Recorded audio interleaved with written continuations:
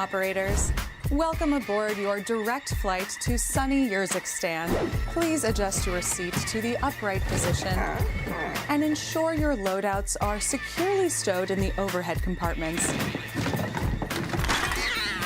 Dude, get off. If needed, gas masks will drop from the compartment overhead, ensuring your safety throughout the war zone. If you are teaming with someone who needs help, assist them only after placing on your mask first.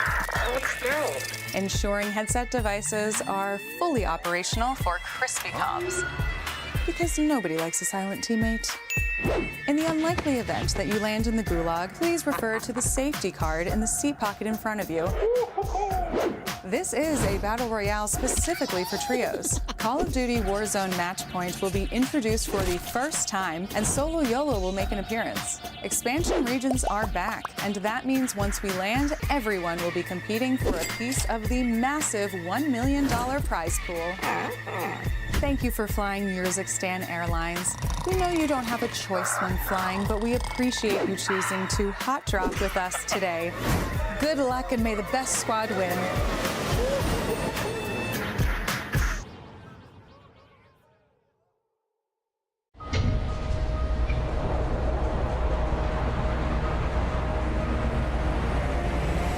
The World Series of Warzone is back. Shortly pushes the fight. No! The best Warzone players from around the world dropping in for a chance to prove their region reigns supreme.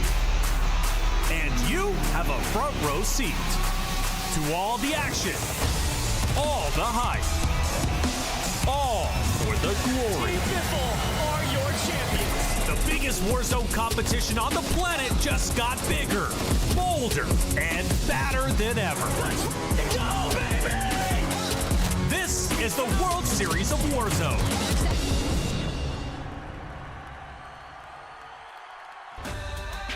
And welcome, ladies and gentlemen, to the Call of Duty World Series of Warzone North American Last Chance Qualifier, the final chance for North American teams to punch their ticket to the global finals. Only 5 will move forward today, a tall task as, well, many want to be up there in the upper echelon of Warzone competitors. I'm Taylor Reflections Noble, your host, joined by Dream Crazy and Dandro. Dream, great to see you again. How you feeling?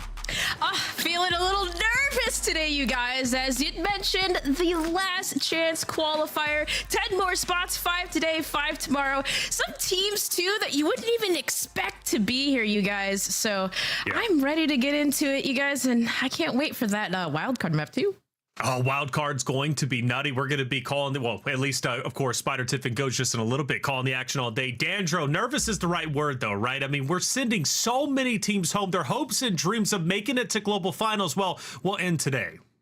Yeah, some of these teams, this is your last opportunity to really show out. Some of them, they played through the NA finals. Others, they kind of are barely here from that lower round 2. This is do or die for a lot of our teams. But as much as I'm excited about seeing who our top 4 squads are, I'm right there with Dream, man. We had some of the best Warzone clips ever come out of that wildcard map from NA last year. Gooey guy with the 6-piece PA. I don't know, man. We got a whole brand new map, whole brand new arsenal. We could see something absolutely crazy, and I'm locked in for it, baby. I'm getting flashbacks of that PA, and I'm sure PTSD for some of the competitors who got struck down by that PA.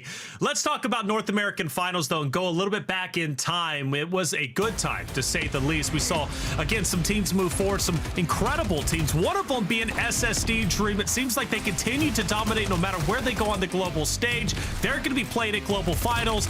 This was their route to get there. Yeah, and I mean, in a dominant fashion, too. I mean, but of course, some teams didn't make it easy for them as, again, we had some unexpected teams not make it as well.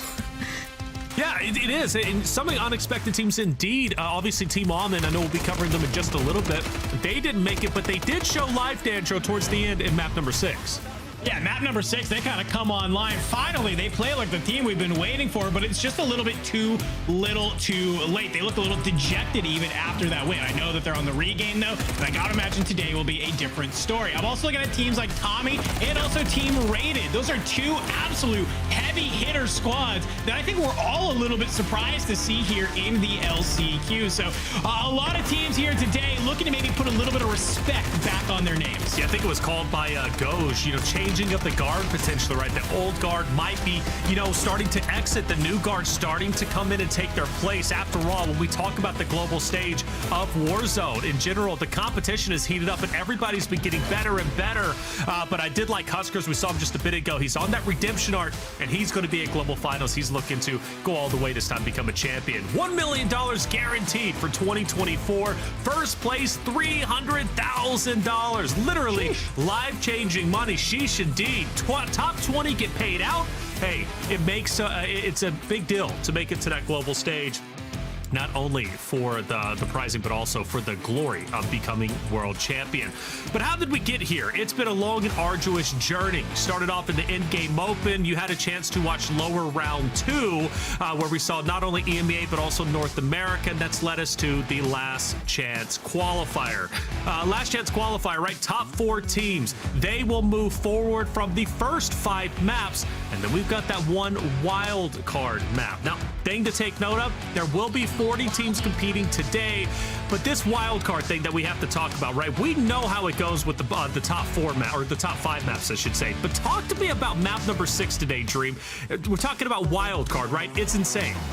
Yes, wild card, winner takes all. It does not matter how many eliminations you have, who goes down, as long as one member stays alive. The last remaining person is alive. And I mean, my goodness, how crazy was it last year, right? We saw replays, right? The world champ, like him go, who doesn't even play Warzone. And I mean, as you'd mentioned, that crazy ending water play with that 6-piece PA was insane.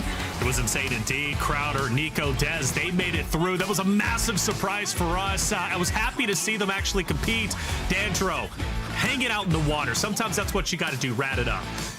I mean, hey, that kind of was the start of my tagline, a shiver of sharks, right? Yes, They're in the water, hunting for blood. They're able to clutch it on up. It was a really cool play, right? I think that's kind of always the thing I take away from that map. It was never just a cheese moment. It was they really had to play their life, and hey, they win. They made it to land, and maybe it wasn't the best performance on land like they like, but I like the storyline, and that's what matters. You know, the big thing is making it there, right? That's an accomplishment of its own, and making it now today is imperative for, well, all 40 teams competing. Dandro, there's a lot of teams to be watching out for. Let's move into Dandro's deep dive. Who are you looking out for?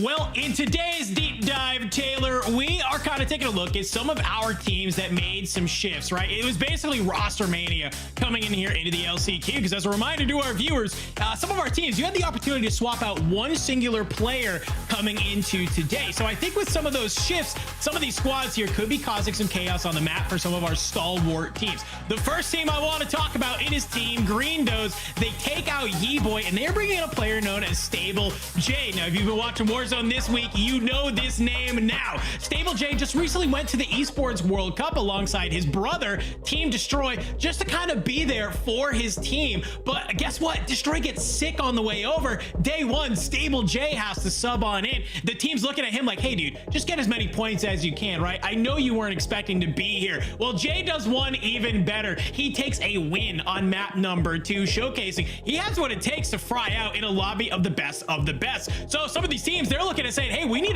potentially a new third for LCQ. Why not bring in somebody who performed on land? Why not bring in somebody who is just kind of coming off this wave of confidence? And I think that this is a squad that maybe could find a lot of success. I got a chance to hang out with Jay, and he's just a ball of energy, just like his brother, okay? I think that he could really infuse this team. But that's not the only squad that I think made some changes here today that absolutely could make their way to the top of our leaderboard. The next one, Team Picnic. Yeah, Picnic and Oak Boy, originally playing with Scripta. It kind of didn't really work out. I know that Pick and Oak, there's this long-time duo, but it's so hard to find a third that can slot in with your team. Well, when you find Ryda's a free agent, you bring him on in, and it has just been an absolute surge of energy for this team. Even recently in scrims, you might have seen it on the timeline, Ryda's 1v3ing big dog teams like Fnatic, okay? So feeling himself, you pair him up, of course, with this duo. I think that this could be a team that really comes online here today. A lot of different substitutions questions though here, Dream and Taylor, and I think that a couple of these teams can make some surprises happen. Picnic, a name that was said consistently last year throughout the qualifiers, and then also Stable J. Love that you brought him to the conversation. Seeing Destroyed genuinely be so happy for his brother getting that solo win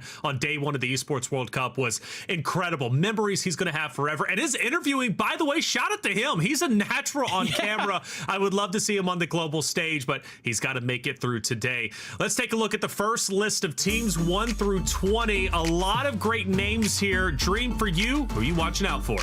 I mean, we had kind of talked about, instantly, of course, to go to Rated Squad, Prospect and Mayapo, who, again, just missed that by a margin just to qualify. It was like 0.2, but a quick shout on that because Rated was even saying all of their games, I think, stressed across. It was like 23 points in one. So kind of disappointment there from him, but that was a squad that I was like, man, you see Rated like in always qualifying. So it'd be devastating if he doesn't.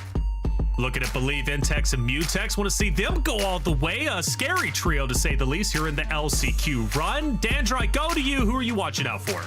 Well, it's got to be that squad number 3, Vombot, Devo, and Shiro. This is a very interesting team because last year this team actually played on land, Devo and Shiro, with Puro Jackal. Hey, it's only, I think, an hour or two before the open started, and they actually dropped Jackal. They pick up Vombot. Jackal goes and joins Huskers and Brolic, and well, they're finding some success. Seems like this team change, though, maybe hasn't found its mark for this squad. They bring in Vombot, and okay, yeah, they're first in that lower round 2, but they come in 15th in those finals, just barely not making it to land. So I know that here as a team, they've taken the break. I hope they've been able to kind of mesh a little bit, work out some of the kinks as a team, because you're going to need it in a lobby like here today to be one of our top teams qualifying to those global finals. Hey, scary trio. I think all of them, right? All of them really wanted their chance at glory, and I hope they get that opportunity. Unfortunately, for 35 rosters, they're not going to have the chance to make it to the global stage. But who is the top dog today? Well, Dream, I pass this over to you to talk about your dream team, because I got to know who we really should be watching out for. Well, listen, as I was kind of saying, I would have been stupid if I didn't pick this squad in Skullface, Almond, and Noobs. Of course, I mean, a team that you wouldn't even expect to be here today. A lot of speculation since, the pickup of Skullface, it's the swap out of Tommy, as we've always seen TBE in the past. They got 24th in finals, not the best placing, but they really started to pick it up, as we'd mentioned earlier, in that game number 6. So for Skullface, we've seen him in the past play with Hisoka Mayapo, always sit in that second place spot, but also too for TBE, they did place 3rd last year in that global final. So for these guys, they are champions in their own right. They just needed some synergy to put it all together, because a lot of what we were seeing in finals is they weren't winning their fights, their team fights. They were looking pretty ass, as we were kind of saying behind the scenes. They're just not like themselves, but really got to give credits to Almond, who really was able to step it up that IGL role for the squad, making those calls, and also being under Fnatic too. Being in that boot camp has really been able to elevate their game, give them that extra buff, and they are looking good. They were able to win a 2nd place at EWC, recently just 1st place in WTF tournament, and also that solo YOLO champion in Skullface in his own right. He's got that energy behind him. Very easily one of the best players in the game too, as well. One of the smartest. And man, when you look at all 3 of these players, you guys, it's almost devastating for them to even be here today. But just some time, some synergy to put it all together, and they have been looking phenomenal lately. So I would expect them to maybe even win the whole entire thing. I mean, we did predict that with SST. That wasn't hard, right? But for these guys, not. They've got what it takes. They will definitely qualify. Yeah, they woke up in map number 6 in the NA finals. They get 2nd place when it comes to the Esports World Cup. They're truly coming into full form. If they do not make it to global finals, I would be absolutely shocked. Today, I would put them up at number 1. I think they are the number 1 team. And Dream, I'm with you. I think that is the dream team to go all the way today when it comes to the LCQ. After all, they want to go against SSD again, right? And they want to get revenge from the Esports World Cup 2nd place. Let's take a look at our final list of teams competing today. Obviously, a lot stand out here. You got Tommy there, you got Colony, Waldo, Nicole as well. Another talented trio. Dandra, what about you? I mean, it's got to be Team 21 for me. Fallnets, Nico, and Swish. This is a team that over the course of the World Series of Warzone, we've seen some real improvement, kind of stage over stage over stage. Swish, I know, is a very fierce competitor. Back against the wall, I think that she's about to come online here today, not only just to kind of prove her worth as a competitor, but also being one of the only women competing here today. Last year, it was Smixy kind of carrying that burden. This year, it looks like it's all eyes on Swish. We also have T here as well, looking to kind of do something similar. So I think that team, if they can manage to kind of bring it together, have taken a little of this off time to kind of wrap it on up, they could be a formidable foe. Big fan of Swish. Always got to pump her up when she's out there. T as well. We'll see if they can join the likes of Smixy right on the global stage. Dream, what about you? Who are you looking out for? Instantly, my eyes go to Team 27, Reed Boy, OP, Martin, Shaded Step, and kind of we were looking at this squad too in that lower bracket round 2. They were second place, putting up 63 eliminations, but had a little bit of a drop off during that regional final, getting 39th. But for these guys, they've been playing together for quite some time. They have the experience, and you always find them in those end game moments. But you know what was really kind of the struggle, it seems like, in the regional finals were their placements. That map number 2, they were able to take 6th with 8, I believe a score of 8. But with that, you know, it just got to place that consistency, setting the bar high right away. A lot of eliminations, though, when I look at these stats down low, right? And also they're hitting the snipes, which is pivotal in a lot of end zones that relatively are open, which we see quite from time to time, Dandro. And not to mention the city plays, too. I know the car had a little bit of a nerf, but it still hits right. I think it's going to be useful today. So when I think about this trio, I think snipes, I think great open engagements, I think wonderful teamwork, I think a team that can go all the way. Yeah, I mean, they are able to kind of play at the top of their level. We saw in the lower round 2, but finals, when the competition rises, they did struggle a little bit. Yeah. That's the only thing that has me worried with that team. We're coming in here into the LCQ. We know the strength of this lobby. Can they match up to their competition, or will they falter again? And I think you brought it up. That Car 98, the little bit of a touch up, right? It's a difference in aim assist. It's a different in sort of your damage range that's there. We know how formidable all 3 of these players are with a sniper, but have they been able to adjust, especially in an environment like this? So a big question mark for me on that squad, but I think they have what it takes to maybe put up some numbers, potentially even take a game here today. Absolutely. Well, chat, let us know who you're watching out for. Plenty of trios, 40, in fact, to choose from. Who will be the top 5 moving forward today? And maybe have a fun prediction. Who wins map number 6, right? When it comes to the wild card, who will be the last one standing? And will we have, again, another shiver of sharks, as Dandro likes to say? Game should be right around the corner. We're getting loaded up. But for you out there, hey, the Out of This World pack is available now. This bundle includes the Spaced Out Operator skin, Rocket Weapon Blueprint, Decorated Emblem, and more. Use these items in both Call of Duty Modern Warfare 3 and Call of Duty Warzone. It's available in-store now using Call of Duty points. Today's a big day. We've been talking about it and how important it is for 5 of these rosters to move forward. This is North America's final chance, and the final chance to see some of these teams. There will be dreams ended today, at least the dreams of going to the global finals, their dreams of making it through all the way, becoming champions of the World Series of Warzone. But that's the way it goes when you are competing at the highest level. We're going to take a quick break. When we come back, drop number 1 coming your way.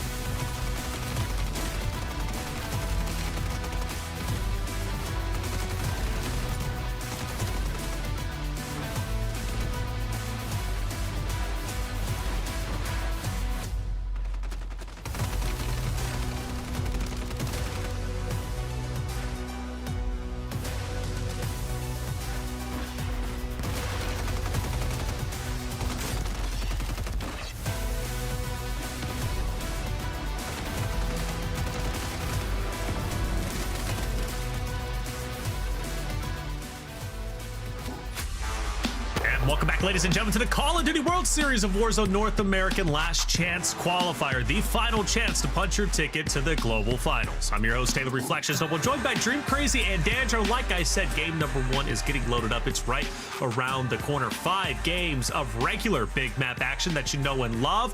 One map, though, is going to be played for the final spot, the 5th and final spot, which is in that wild card map. Let's talk about it, right? Because that's a big deal here and plenty of ways to win when it comes to the wild card situation. Do you want to camp it out? Do you want to be a rat? You know, I will say, though, watching wild cards, watching solo YOLOs in the past, like, Dream, it always amazes me. Like, you would think camping and playing slow is the way to go, but there are some teams that just cannot flip that switch. They can't turn it off. All they know how to do is fly and fry. When the whole point is to be the last one standing, they're challenging everyone, Dream. Yeah, I mean, and that's kind of like the confidence you need to have, though, because you will catch those players off guard that are playing passive, that are playing scared, right? Like, you don't expect someone flying at you or even not at all flying at you, right? And this such a crucial moment, but how important it was, at least in these end game moments, to pick up the pace, and we saw some people do that, you know, but of course it was the water, at least here for Blast Cities, that was just not in their favor, as you see, kind of just staying alive was key, and no matter the situation. Yep, staying alive is key. And again, whether it's water, whether you're corner camp, it doesn't matter. The point is you want to be the people going to global finals, be that trio. So again, to reiterate, we have 5 big maps, okay? Only 4 teams will move forward today to the global finals. For everyone else, well, now they have another chance, right? So it'd be what, 36 teams now will be dropping in for that wild card map. The last one standing, whether it's a full trio or whether it's you as an individual, you are the one who are going to then bring your team to global finals. The last one standing after all. So it's not necessarily, it's not, you could have 50 eliminations. You could set a world record when it comes to elims. Doesn't matter. If you're not the last one standing, second place, hey, close but no cigar. You do not have a chance to go to global finals. So that's what map number 6 is going to bring. Dandro, the nerves hopefully are out of the way. We covered some teams in a Tapas show who played very well during like lower round 2, right? Or maybe lower round 1, I should say, but didn't have the best success whenever it came to finals. Nervous energy needs to be gone. This is the time to solidify your spot at the global finals. We've talked about some teams we were looking out for. Was there any more that was on your radar from those lists that we didn't shout out yet? God, I mean, that's such a good question, Taylor. I think when I look across, I'm looking at a team potentially like Sly, B-Mark, and J-Tech. I think that this is a team that's gone a little bit under the radar for a lot of people. And when I kind of look at Scrim's performance, it kind of tells the tale to me, right? Because some people haven't really been kind of trying to hone their craft. They haven't been trying to be able to be better. This is one of those teams that literally since day 1, the World Series of Warzone was announced, they've been every single day trying to get better. It's no surprise that we see this team sometimes be in that top 5, top 8 scenario and kind of causing a lot of chaos for some of our other teams. So I'm kind of looking at a squad like them to potentially, kind of come online. But I love that you bring up nerves, because I think that's sort of my thing that I want to look at. For some of these teams, this is the most competitive lobby they have ever played in. And while that's great, cool, guess what? It only gets harder from here when you get to that global finals. So I feel like the teams who are looking at this lobby and are feeling confident, they might start running this lobby here, Taylor. We've seen teams like SSD just be dominant. There's potential for some of our squads here today to have a Team Falcons, a Team SSD like performance in this lobby. Fnatic, we talked about the top of show, they've been really frying out. They've been hitting those top placements with 20 plus eliminations that we've seen from our top squads. I think they might be licking their lips looking at this lobby saying there's a lot of free blood here. There's a lot of free points on the map. And when that happens, you kind of suck up all the points underneath one team, and the rest of the squads, you're kind of looking and you're like, oh, we're making it to top 5 with like 8 eliminations. I am not finding anyone. Well, it's hard to do when you got Fnatic dropping double digits every single map. Yeah, Fnatic. So who are we talking about? Almond, Skullface, Noobs. A trio that is just so powerful, and I'm a big fan of them, really. And my prediction, actually, to win the Esports World Cup, my prediction to win today, obviously Dreams as well, right? Being her dream team. They're just a trio that plays so well. It took a little bit of adjusting, but I think they realized, Dream, for that roster, Team Fnatic, they realized, like, man, we should have made it through when it came to the finals. This is quite literally our last chance. They understand that the pressure is on not only for them, but also for their fan base, right? There's a lot of fans that want this Fnatic roster to move forward. They've got to be able to handle that pressure and do it well. And I think they can, because the thing about this Fnatic roster, Dream, is they played on the biggest stages in the world. In fact, they just did it at the Esports World Cup. So they're coming into this, and I think can handle the pressure a lot better than those who are a little bit newer, or those who haven't been on the big stage, those who haven't qualified for the global finals in the past. Oh, yeah, no, that's a good shout. And I mean, you know, we're kind of just looking at some teams as Dandra was talking. Another team I'm looking at is Rob, right? You talk about coming off of Esports World Cup. They have Teenix now, who just maybe can provide more confidence to their squad. Also with Lawlet, too, being like a young gun. You'd mentioned kind of like those players that maybe might catch a top team off guard, right? I'm instantly looking at players like that because they will play confident in these moments. You've seen, you know, some of these young guns play super confident against some of these top squads, but as for today, obviously it being the last chance, you have to bring that confidence into your A game, into your game here today, because yeah, all hands on deck, like all types of confidence is needed here, you guys, moving forward. But for some of these squads, I think that we're gonna actually be caught off guard, especially Dandro. We were on the same synergy page with Greendoze, right? Picking up Stable J. So you have two rosters that are just picking up two players that just came off of land. You know that they have to bring some type of energy to those squads. Yeah, Stable J, again, a big addition to that team. And I can't wait to see what he's going to do. His energy's palpable, much like his brother of Destroy. He's going to be bringing his A game today. But Dandra, what about Believe, Intex, and Mutex? A team that, again, I expected them to move forward in the finals. They were close, but not close enough, right? They compete today. How well do you think they're going to do?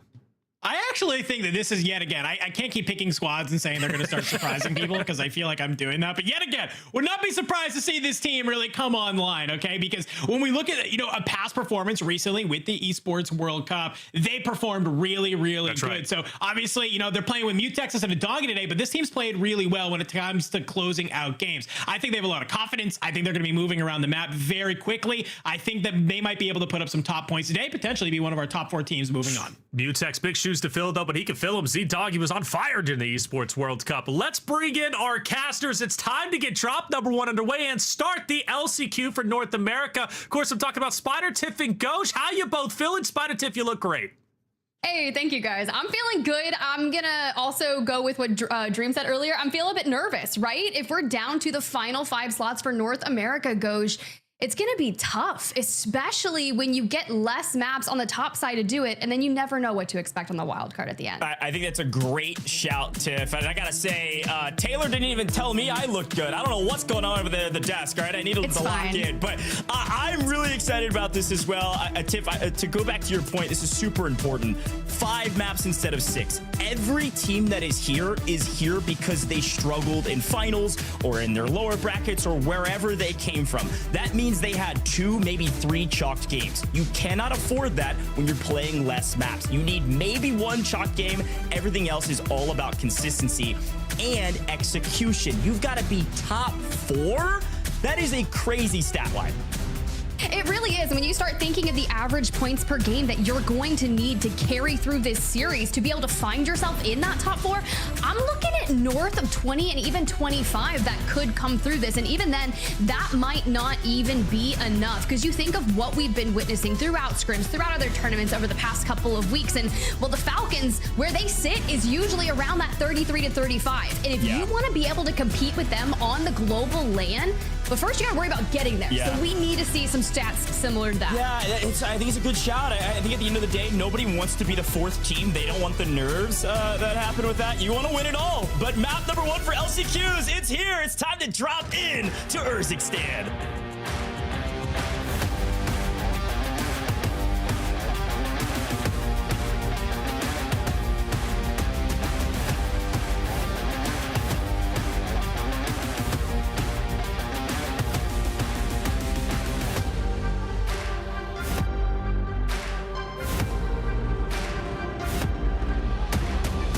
You know, Ghosh, there's something so crazy about seeing every one of those screens of players looking to drop it into Urzikstan. Then you start wondering, what's that plane line look like?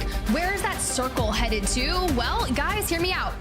We're going to bring it back because you got to hear everything on the desk about who they're looking for, but what we didn't get to do was we didn't get our chance to talk to you about it, okay? Sure. All right, Coach, Hey, so let's have that moment. Hey, yeah, we just get more airtime, which I love. No, we're going to reset that lobby, get back into the map as fast as humanly possible. It does give us a second to talk about some tangible math, Tiff. I love that you called out 20-plus points. That's really what you're looking for, especially if you want to win today. I heard Dandrew talk about this as well, about some of those teams near the top that could be a point sink or a point sponge or whatever you want to call it. If there is a team that runs away with this competition, it lowers the threshold for how many points you need to get fourth place. An example of that, let's look back at North American Finals. 90.4, that's the amount of points that fourth place scored in the North American Finals. In the lower bracket round 2, fourth place was 99.8. So that's nearly a 10-point spread on where fourth place will be. I am thinking we're going to be closer to 90 points, closer to that North American Finals score, because a Fnatic, a Team Rated, or whoever is going to run away with the competition.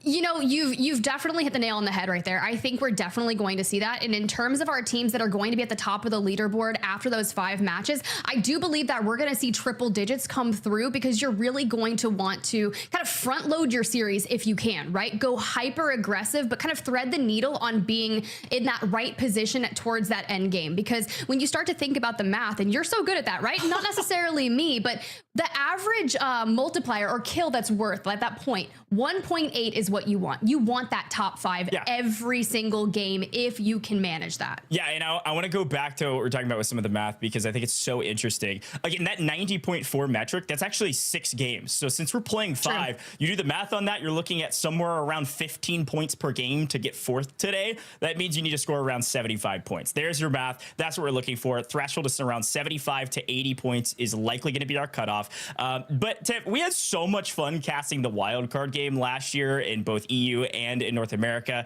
I'm so excited we brought that back this time around, because I think last year one of the big notes about that wildcard match was Taylor talked about kills, talked about rotations. Let's show that moment again. I think, frankly, the most exciting part of this was just we had no idea who would win until the final fight. And when we thought it was going to go towards a team like a GUI guy or like, a team Huskers or whoever it was that was last alive on that dock, we look back on it and it's just so much chaos that one PA could change the entire atmosphere of this final circle. Because this is the squad. Squad 45 was the team I thought would win it based on positioning.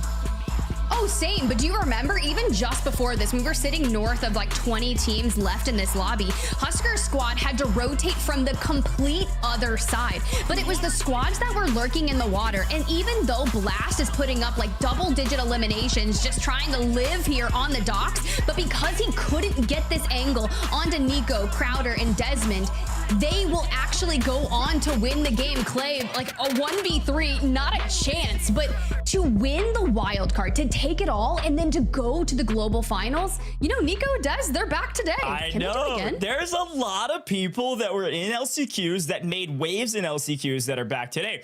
Of course, you've got Nico and Des, different teams, could win the wild card map. Frankly, neither want to have to play it. A reminder, you get top 4, you're not playing our wild card map. So they don't want to have to do that again, but they are back trying to make waves. Speaking of making waves, Believe Intex, the duo last year, different teammate this time with Mutex, they won LCQs last year and they did it in stride. So watch out for that team near the top of the leaderboard as well. But again, Des talked about it. I think every single person, their mother, their dog, and everything in between all think that this Fnatic squad and this Rated squad are going to run away with this competition. And the problem with that is when the onus of responsibility is entirely on your shoulders, and there is basically just it's really a lose-lose for both of those teams. If they don't make global finals, it will be the biggest day in Warzone history. If they do make global finals, it's like, oh, well, we expected that. You know what I mean? So it's a tough position to be in. However, we've seen teams be in that position before with that SSD or Falcon squad with Shifty's team. And, well, they did it. And it was exciting. So who knows? I don't know. I'm really pumped to get into the games. There's so much we could yap about in this first game's right around the corner. It really is. Can we just take a step back? Because I also want to talk about how we've seen an influx of organizations kind of get that interest into Warzone, given all the things that have been happening this year. But when you think of that team, on the Fnatic's roster, is it contingent on them making the global LAN? Will they keep on extending that? And then I feel like you have that added pressure going into the last chance qualifiers to say, okay, well, not only do I want to make LAN, not only do I want a chance to play against the Falcons and potentially take them down, but I want to make sure that I'm keeping it with Fnatic, you know, Gosh? Yeah, no, it's really fun to talk. Like, it's fun to say Fnatic instead of just saying Almond, Noobs, Skullface. Quick look at this squad. Again, kind of top dogs today, but only because of what we've seen them do in competition since the finals. Let's be very clear. They got 24th in the finals. They weren't close. Yeah. It frankly wasn't even kind of close. We knew they weren't qualifying even down to the final moments when they were one of the last teams alive because they needed a monster effort. Things have not been going their way, but they get picked up by Fnatic. They head all the way over to London and do a week-long boot camp and come out looking like totally different players. And so I'm so excited that an org has taken interest in a team like this and then help them get to where we knew they could be. They still have to prove it here in LCQs if they want to make grand finals, but I think they certainly will. But this team, a dynamic trio, all individually super skilled, some of the top earners in Warzone history. They just haven't been able to piece it together until very, very recently. Well, here's the thing, Goj, and as you see this like lower third here, average place of 20.7, average of limbs 5.3. You cannot have that level of performance, which granted, I don't think is going to happen. But Dandro and I were having a conversation this week, more in particular surrounding this squad because of the roster mania that occurred, right? Almond and Noobs historically from that TBE roster played alongside Tommy. We all know that, right? But when you kind of look for a new third and you bring in Skullface, and when you compare Skullface and Tommy, their playstyles, in my opinion, are so starkly different that it's wild, right? Skull is used to playing with Hisoka, who kind of, in a sense, flies and fries at absolutely everything. Is very vocal and can get hyper aggro. But when you throw him in a team and you want him to kind of play that role of Tommy, it's like, no, you can't do that. So I think maybe on those initial moments when they were kind of trying to iron out that team chemistry, maybe they were getting a couple of hiccups there, and they've solved those. And now coming into last chance qualifiers, they know their roles, they know how they want to operate, and I think it's only a matter of time before they lock in their ticket to the global LAN. And if I'm wrong, well, I'll deal with that later. Everyone wants to make it, and they've got to prove it today. Speaking of roster manias, Dandro broke it down in his deep dive. There were a lot of subs going into LCQs. The only place you could make subs, by the way. There was roster switches, people traded teammates. It was chaos. But I have the big question today is who's going to be the X factor for those teams? For instance, Dez subbing in with Grev and Sin, subbing in for Kruger. Is that going to be a difference maker to a point where it's going to be an X factor where you make top 4? Or frankly, Vexo, Rabizi. They got 14th in the upper bracket, into finals rather. They really did pretty well and missed out on global LAN by 2 points or something like that. And they're subbing in Rabizi even though they're right there. So I don't know what's going to happen. These subs have to be an X factor if you miss out on grand finals when maybe you on paper were going to make or going to be close to making, but you made a sub anyways. Swapping out some chemistry for maybe this big X factor player. I'm just excited to see these subs prove that they are supposed to be here. Yeah, we need some super sub action today. Let me just tell you, we want to see you kind of lock it in for the team, because honestly, when you think about knowing what that first map is going to look like, and you and I, we both talk about it where I was like, this is the litmus test. What is the quality of this lobby going to look like? What are these rotations going to be, right? Especially when you already have those teams that have qualified from North America out of the lobby, it frees up a lot of POIs such as Pop Off Power. Yeah, I think that's a great call out. The other question is, hey, if you're maybe that OP Mark squad, I think they're a great example of this. Some teams just thrive in lower quality lobbies. OP Mark's team, they were second in that lower bracket and then get into grand finals, get absolutely slammed. So I don't know what's going to happen to them today. Yes, it's a lower quality lobby, but it's not low quality. We've got some heavy hitting teams here today, and I think you made a perfect call out.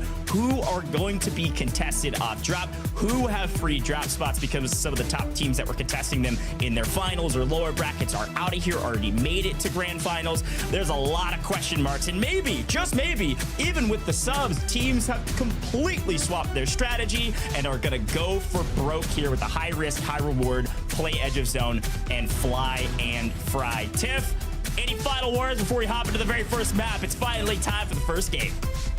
Nothing is given and everything must be taken. So drop it into map number 1 and fully send it. I like it. Map 1, it's here. We're ready to drop into Urzikstan. The last chance to make grand finals, folks. Here we go. All of our players flying into the map.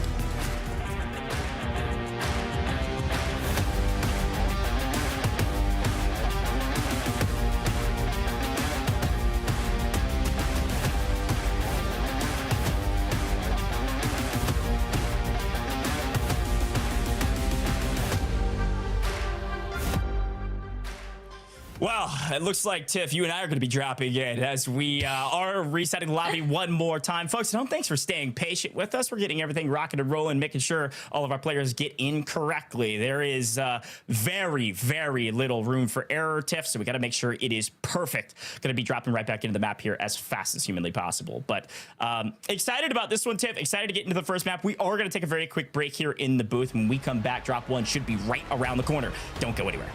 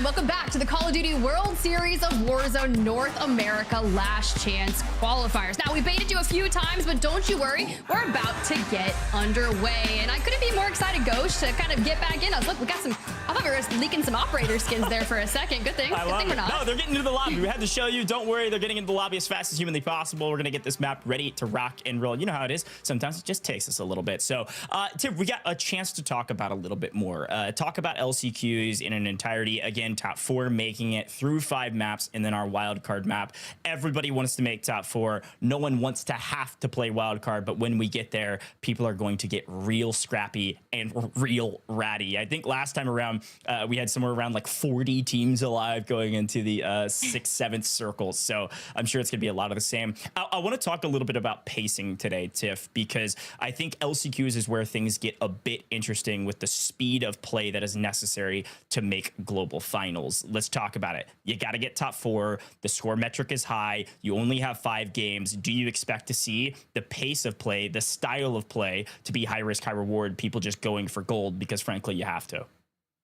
I think we'll see it in the earlier maps, obviously 1 and 2, right? Because we have 5. So I think you can afford to maybe drop your map early on if lo and behold you do. So I would full send, or maybe kind of try to gear what that quality of the lobby is going to look like on map number 1, and then maybe go hyper aggro on map number 2. That gives you kind of one in pocket just to make sure something, if it does go wrong, we can correct that. Now, granted, you cannot afford to fall early. And a lot of the things that we were chatting about were like, okay, cool. When you've already sent teams on to LAN, what POIs are opening. We know Falcons, they love pop-off power. Well, this week, you know, Rated typically goes Manor, right? Well, they kind of moved into that pop-off power industrial area, and we're really focusing on rotations out from the northwestern side of Urzikstan. And I was like, if you're going to bring that here to the Last Chance Qualifiers, it'll be quite interesting to see how that pans out for them. Yeah, I think, frankly, a lot of these teams think they're the best here, shouldn't be here, or what have you, and so they're going to ego everything. And so I think that's a great call. I think that Fnatic squad is definitely in this category. Rated's team definitely in this category. If we know anything about that squad, they like to yap and they have a bit of an ego in a good way. All very talented players. I think they're going to fly at everything and dominate this lobby. However, if they go for gold and they miss, they are going to be way out of contention because frankly, you're right. You really only have maybe 1 chalked map. Otherwise, it is so difficult to make top 4 without it. Now, we saw plenty of teams win maps and not qualify, and that was when we had 12 spots. Now we have 4. If you win a map, you have to make it count. You have to find a ton of eliminations. I love a lot of our teams. You just can't win with 8 kills. It's not going to do anything for you. It's not going to be enough. And that's probably the one. Maybe you'll get 2 if you're really, really lucky or very skillful, but you probably only have 1 2x multiplier to play with if you win a map today. Winning 2 maps out of 5 is going to be very difficult in a quality lobby like this. You've got to make it count. I mean, we're talking, we need like a 30, 40 point game. That's got to be way above your average to drag your points up in terms of raw score. Top 4 is going to be super difficult. I expect the metric today, Tiff, and you can mark my words on this. I think the metric between 4th and 5th is likely going to be less than a point.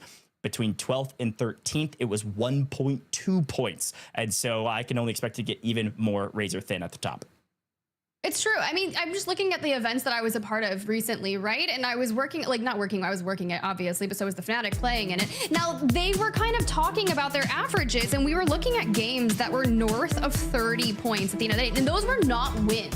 That was them just focusing on getting those eliminations, getting the points on the board, and the outliers were double-digit games. They were just in the teens, so it was very different, but it helped get them to their points that they needed to. So they're no stranger to racking up as many high point games as possible. And honestly, I just want to see someone that we least expect kind of throw it down here today, Gersh, because we talk about all the subs that came in. Maybe they're going to be super subs. Maybe someone's going to take this day by storm. Only time will tell. Yeah, on paper, if things repeat themselves from North American Finals, it's going to be Rated, Vexo, Devo, and Sitrep. That's a lot of names that are maybe newer to the competitive scene, and a lot of names you expect to be there may not be. A lot on the line, folks. We're going to redrop into map number 1. Let's get this thing underway.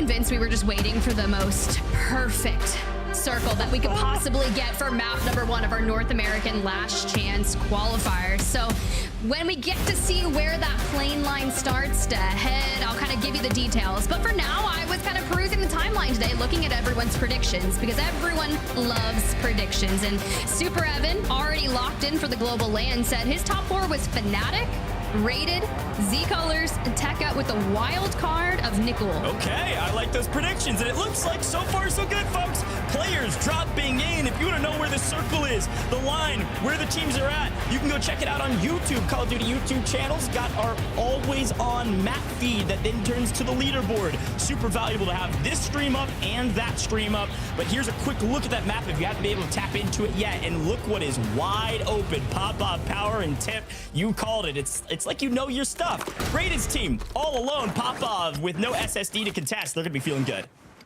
They just woke up this morning like, fine, I'll do it myself. I'll be the one that claims Pop-Off Power. And if you've got the majority of that map by yourself up on that northern side, especially with where the plane line was headed, think of all the teams that are going to be rotating on in. Not that many, but for now, the one that's on everyone's mind is the Fnatic roster, kind of separated out by this Opal Palace area. And this is a very typical location for them to drop in. Yeah, this Opal Palace area is wide open as well for this squad. Nobody even very close at all. So 2 of our top teams, at least in a lot of people's minds, are at the top. So they are wide open, and as we head over to what would be some early contention, it looks like Mop getting mopped up as the seaside area is wide open now for the taking for DSAB. And speaking of DSAB, that's a fun team to watch out for. Talk about a true underdog story. Make it in, because a couple teams drop out going into LCQs, and so we open up one more spot when in theory leaving their last round they thought they were done for. And that's exactly where this roster steps in, right? Psych, you got Crisscrossed and Tommy. They were a squad that likely wouldn't have gotten to play in the last chance qualifier, but because of all the subs and everyone kind of moving around, they crew into that very final spot. And what a story this would be if Tommy decides to kind of lock it in here today and find themselves in that top 4 or even the wild card. But when you've got that iron sight right there connecting onto Omega, you love to see it, but not necessarily going to push the issue. You got Scythe and Big Man kind of locking down the high ground control across the way. Look, if there's anything I know about Warzone, there's always an underdog story. There's always something that surprises everybody. It's not going to go according to paper. There's going to be a team that makes global finals today, mark my words, that we did not expect. There's going to be some of the top Warzone competition out there that will not make. But a fight finally on our hands, slowly but surely trying to find an opening knock, and there it is. Cross goes down. Well, the trade. They're going to trade at least one out, but I don't know if Psych can clean it up. This is going to be a full loss on the side of Squad 40. Needs to get out of dodge as fast as humanly possible. May try to make a hero play because, well, it's LCQs. Why not? Goes for the nade, push. Nope, not going to have a chance for it. Goes down.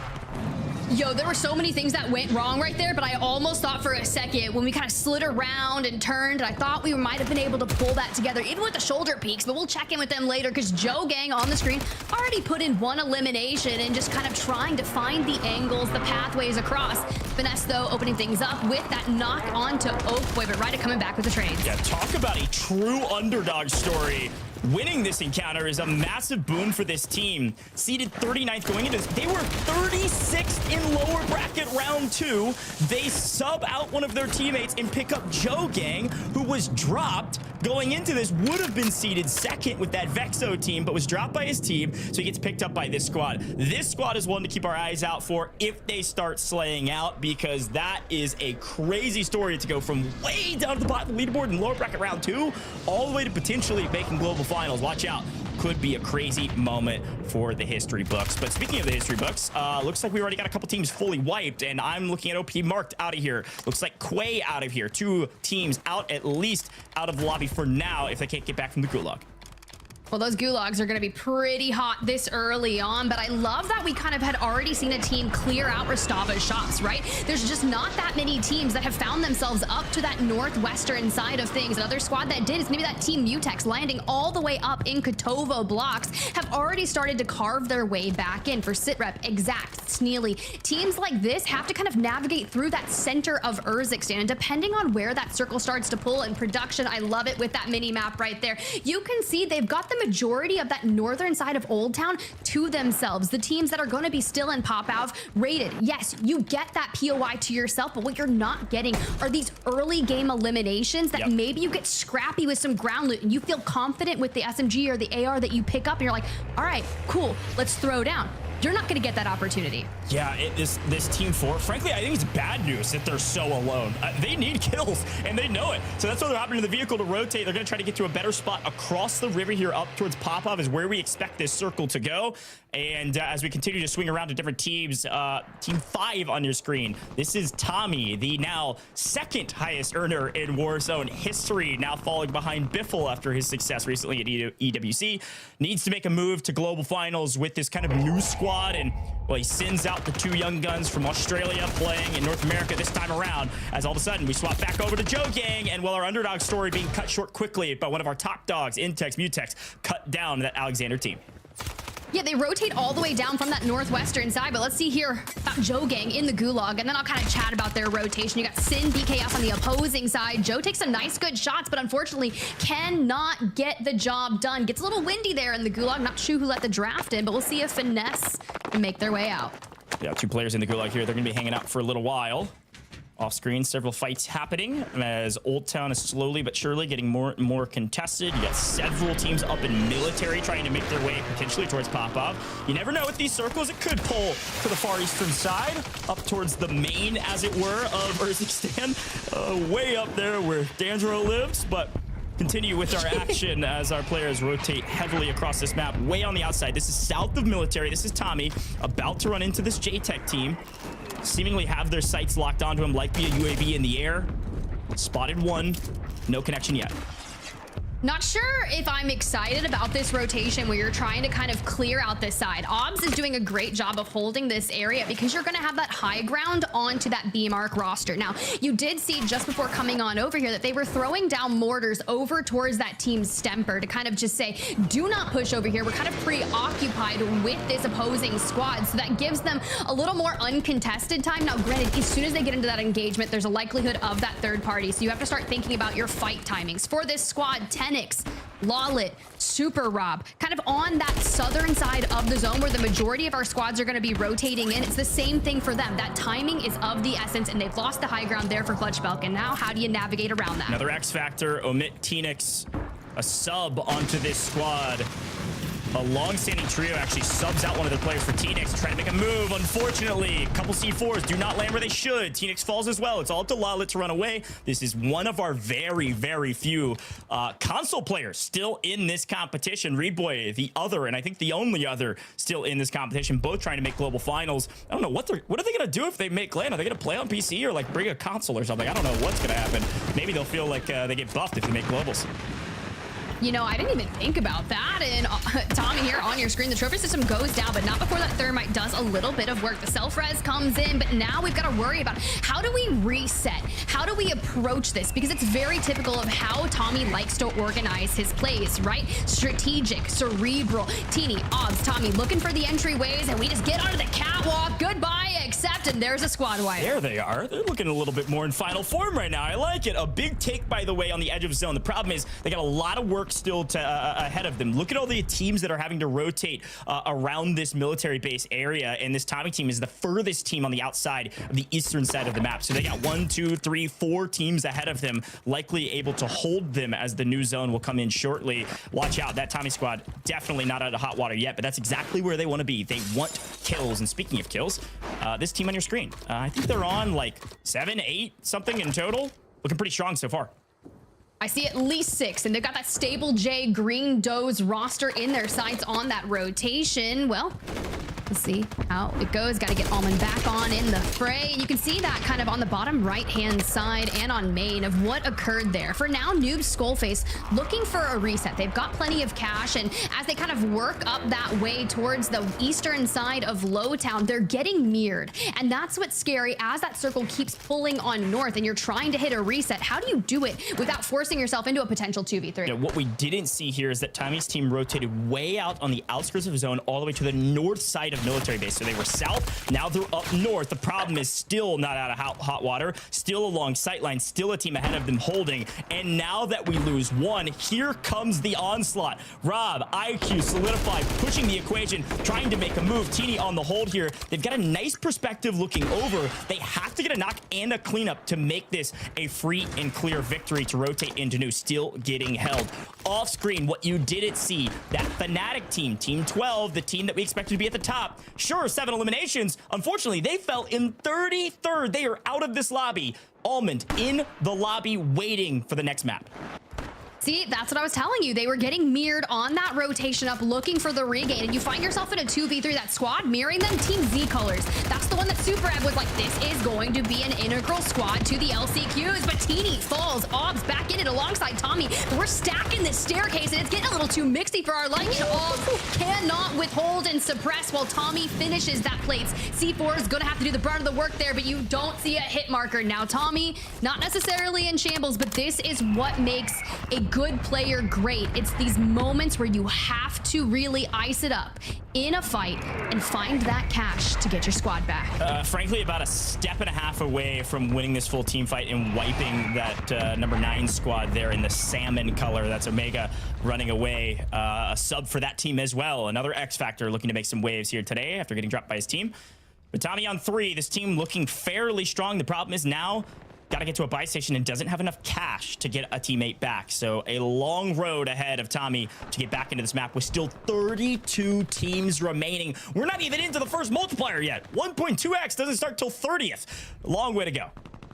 Oh, and then you see that prospect knock occurring, right? They just got into some of their first fights over in Pop-Off Power, but DSAP, Collat, CK, they're a squad that's going to be making their way on in. And if you notice, there was one player floating across their mini-map. That's the last member of that team-rated squad. A lot of our teams here in shambles early on. Yeah, we're seeing Lollit get fully eliminated there as well. So a squad, again, we had just shouted out, not going their way here as we near this fourth circle. No. Now 30 teams. We're into the first multiplier, but look at this circle, Tiff. Top left-hand corner of our screen. It is all pop-off all day. And who's been here the whole time? It's been this rated squad. The problem is there are a ton of teams here, and Rated's team gets pushed out and fully eliminated. Just getting here first doesn't mean you're going to be the last team here.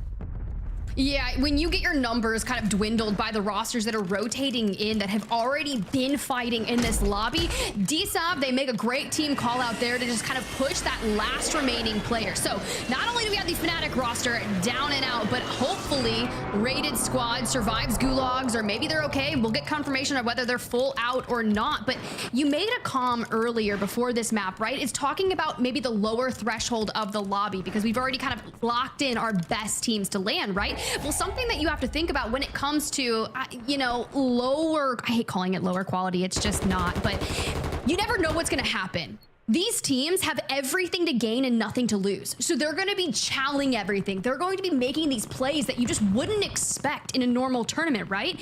Because they have nothing to lose. Yeah, nothing to lose, everything to gain. Got to make a move and got to make a move now. Some of our top teams fully out. Now, again, go check out that map view over on YouTube here on the Call of Duty channel. I got to say, some of our top teams fully eliminated, Rated fully out of this lobby. Vexo, Ave, they were second seed. They're seeded second into this competition. That's that number 2. They're out of here as well. Fnatic gone. We've got Team Grev with Desmond gone. There's a lot of big teams. We expected to do big things, not doing it in the very first map. Still 4 more to go after this. We'll see who takes the top spot after map number 1. Several teams in the area. Who's going to strike first? Well, for now, Sunny, except Rudy, the squad number 6, they're kind of in that lower side of Pop-Off Power, kind of neighboring that coast on the right.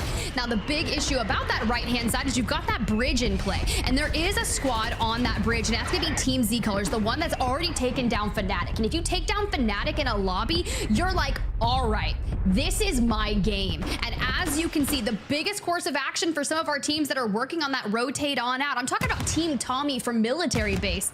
You've got to get over here towards the Pop-Off Power side. but it's looking scary because a lot of the prime buildings that I would want to play from have been taken. Yeah, quick look on the edge of zone here. Still Tommy deep into zone, being held by a full team. Again, a very long road ahead of Tommy. Not sure he's going to be able to do hardly anything for it. Does apparently get Oz back, who immediately gets eliminated as well. So Tommy's just going to hang out here for a very long time, trying to play with a PDS to make a rotation. And now that it looks like Team Impurity has somebody else in their sights, maybe he can make a wrap here.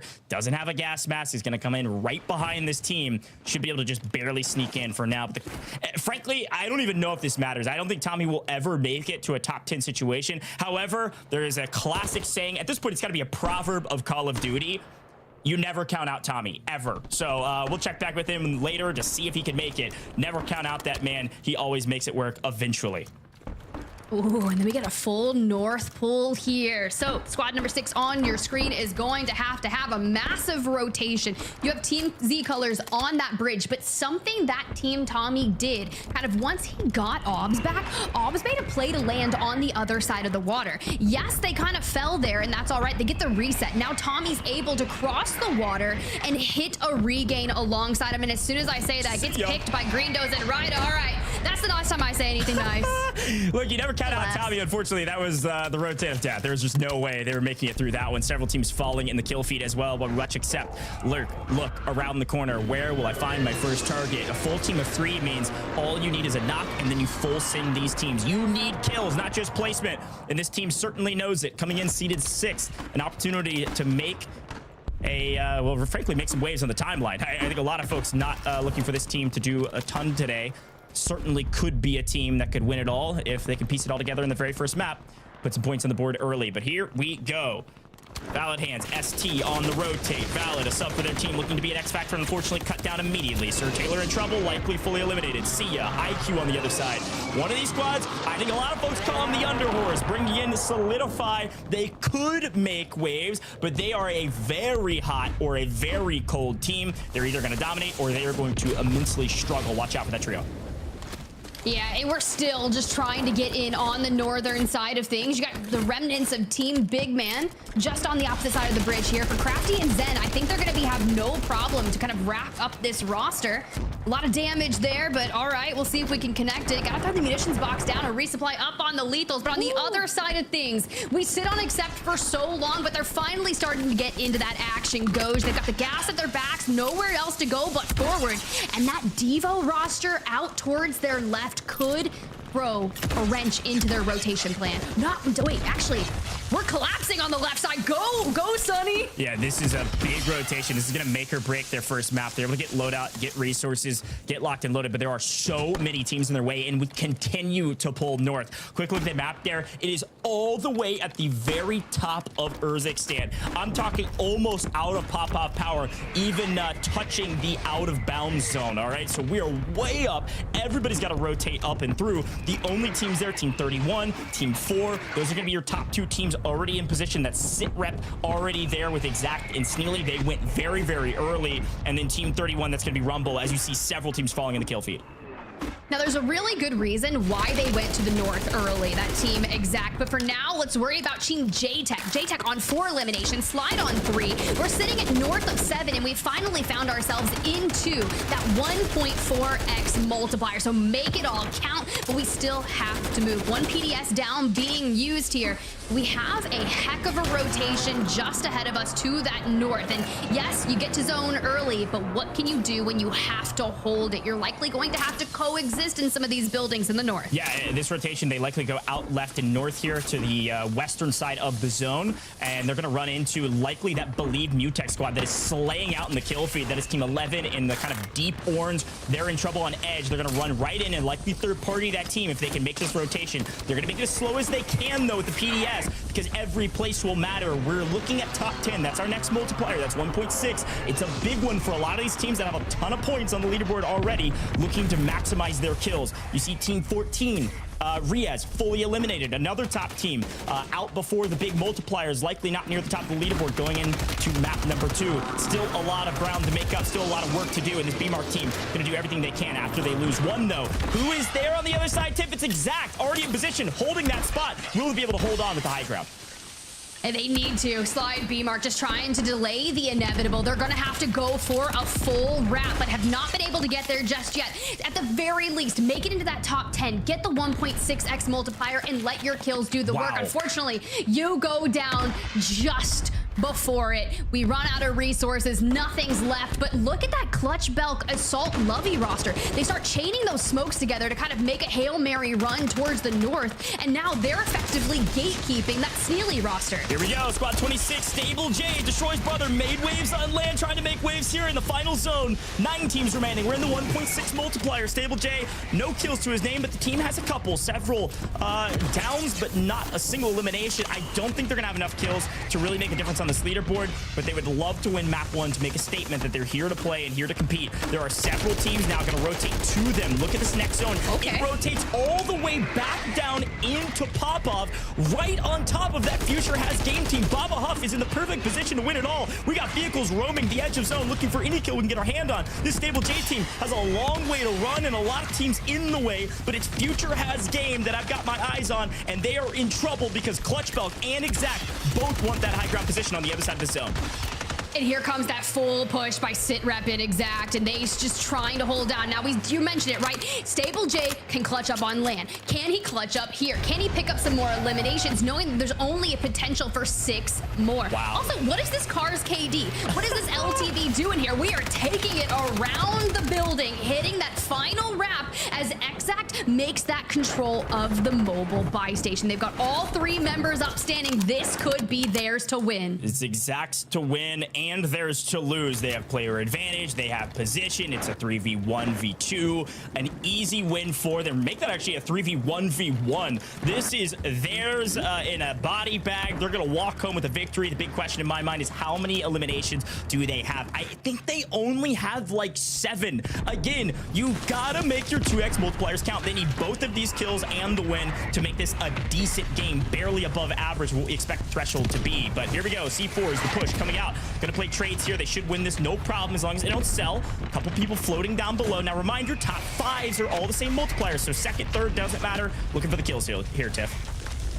Starting from the high ground, we're just kind of peeking over the edge, but not for too long to find that information. You wrap up CK, and now it's a 3v1. So here we go, straight onto Oreo season, regardless, that 1.8x multiplier. And hey, you're almost thanking them for hitting that rest to give you those more eliminations, because that's a nice solid 2-point right for you. And even if Get Picked goes out into the gas to try and throw it away, we still claim that elimination. A beautiful map 1 victory there for Sitrep squad. I gave them a task, Tiff. I said get all the kills and the win, and they got all the kills +1 with the buyback there. That's a total of 10 kills and a victory. Folks, that's a 20-point game. We take those. They're excited, I'm sure, and I think a 20-point game is about minimum what you needed with a win here. Should put them near the top of the leaderboard, if not at the top. And again, they were 4th seed coming in, Tiff, and they don't want to be 4th at the end of this. That is just way too close for comfort. This team wants to win it all.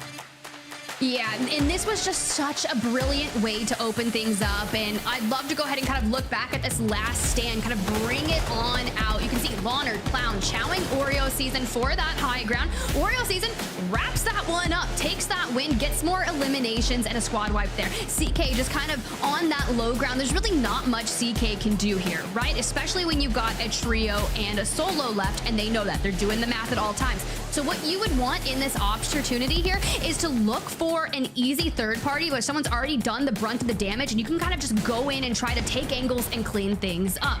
But just by being patient, and even Oreo season, like, what realistically can you do? Do you call in streaks? Do you just kind of try to shake things up? We got smokes in play. But at the end of the day, you know that powerhouse, that player advantage squad is just going to kind of clean it up. Yeah, you know this Exact team. Their comms were just no scam, no scam, no scam, no scam. Like, let's just play together as a team, spot them out, gets one. They know it's a 3v1. Now here, a lot of players during our other stages of the competition would run out into the gas and not give away points. But at this level of the stage where you gotta get top 4, you need every single kill. So even on the off chance that Get Picked could pick off 1 and get the kill, that 1.8x multiplier could be all the difference. Here's a quick look at the victory moment. Yeah, last one's under. 3v1. I'm laying down waiting. We just hold it. Just literally hold it. I'm not. You went left. On me. I'm looking up.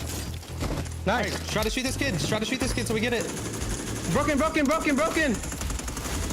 Let's fucking go, baby. Good fucking shit. Come on. That's a job Good well shit, done. baby.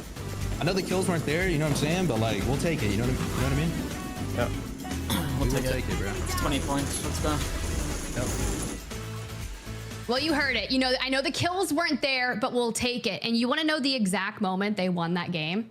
Besides the very end, obviously. So they were in pop-off power at one point, and they were one of the first teams that raided squad ran into, Goj. And what does SitRep's team do? Instead of kind of dealing with that entire roster after they maybe got an elimination or two, they kind of went up to the north. They go up to Industrial, and that's where they make their stand for. And then all of the COD gods, RNG blessings, the circle just keeps on pulling to them, and they just stay in control the entire time. And it was just wild to think that them going north kind of saved them. Yeah, it saved them. And when the one time they didn't get the zone pull, they had a car and nobody's going to shoot at them. So they just roamed around. Let's take a look at what the desk has to say. Taylor Reflections Noble, take it away, my friend, because a big win, but not the biggest. Not the biggest, right, but it is a win, and it's a great way, I think, to start LCQ. After all, there were a lot of teams, top teams, in fact, who didn't have a good game one. So I'd rather be in the position of getting the 2x multiplier right, getting 10 eliminations, taking the victory, and starting off strong, as opposed to, well, starting off weak, and now you only have 4 games left outside of the wild card map. Dream, an exciting game one, though, and I think a wake-up call for all the rosters, right, getting in there, just wanting to start slaying out. And some slaying out did happen, and off the rip, right, Dream, we took a look at Fnatic, and Fnatic was a roster we hyped up, and rightly so, but they burned out so early.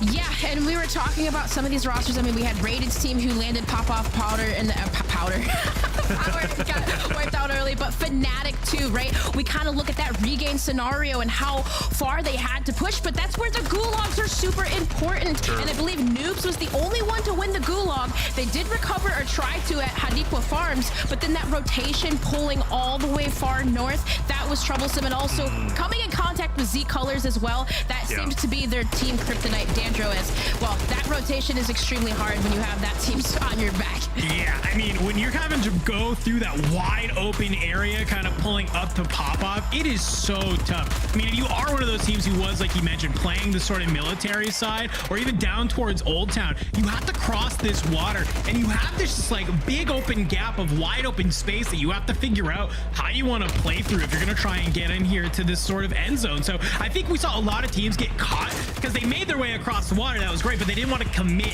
to moving into pop-off. And then you had just some of these teams that were really able to gatekeep kind of there at the end. And that even kind of leans into this, right, Taylor, where like you get to this point where we're even seeing right now where like Stable J is live. This end zone is just wide open. So just so much space between some of these rotations and the end game that really kind of didn't allow players to just hunker down and play their position.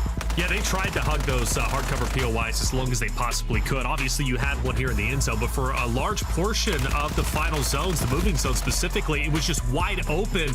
Stable J was forced to, take recovery just behind the boulder that was out there. Unfortunately, he doesn't finish off the strongest, I believe, 1 elimination, but it shows that they can last a long time. The only thing for Greedos, his roster, and with Stable J and co, I want to see them get a little bit more eliminations, but it seems across the board, nobody really stood out when it came to 20, 30 eliminations that we saw in the final. So a great game. Still, I stand by it from Exact SitRep as well as Sneely. They take game number 1, puts them that much closer, and a team that did not relatively new, right, when it comes to coming together, Dandro, a team that is looking to make it to global finals, and all 3 of them would be the first time at global finals. So this is a great start as far as I'm concerned. Yeah, I mean, you mentioned it. Not a lot of kills, but I look at a lot of intangibles, right? And when you're able to take game number 1, it kind of gives you a real solid confidence boost. You even kind of heard them in a little bit of the comms right after they won. They said, yo, we know this wasn't the most kills, but that's exactly how you want to go ahead and play that game. And I think for them, that was what the important part was. Let's do a little bit of a flashback to lower round 2 for this team. It took them a couple maps to heat up. They kind of were dropping stinker after stinker. And it wasn't until map number 3 that we really saw them come online with that win that let them kind of coast through to then try and, you know, be able to get there. So the fact that they're kicking off the day with a win, with not maybe as many kills as they would like, still kind of lets me know that's where their brain is at. It's in that mindset of how do we kind of navigate these end games, because that's where you want your head to be in a lobby like this. So, Dream, just real quick before we go to break, I wanted to ask you about the Kryptonite once again. You mentioned Z Colors being the Kryptonite of Team Fnatic, you know, Skullface, Almond Noobs. What's going on there? Is there like a deep story? Is it just happening now, or has it been happening consistently throughout the qualifiers? I mean, at least in that last game, it seemed like it happened twice. But I mean, I'm sorry, I was still actually stuck on the fact that when Dandro said stinker twice, I don't know, did your guys' room just start smelling out of nowhere? I got a candle lit, Dream, so it's nice in here. Listen, for some of these teams, though, speaking of stinker, I was just going to point out and highlight Almighty's team, Babahoff and Future, with how crazy that zone pulls. Right, that was such a wide open area, but for Pop-Off Power, right, they were set up, one of the teams to be set up in that final zone. You almost have to wonder, like, kind of what happened for some of these teams. Regain, recovery, it seems to be hard in those moments. But yeah, no, stinker plays cannot be happening here today, you guys. We only have 4 more maps to go. 4 more maps when it comes to the regular big map play. Of course, the wild card to follow right after that in game number 6. But you're right, not that many opportunities left. You've got to take the bull by the horns and be willing to commit everything and, well, not have any poor games. That's game number 1 done. We're going to take a quick break. When we come back, we'll continue with game number 2.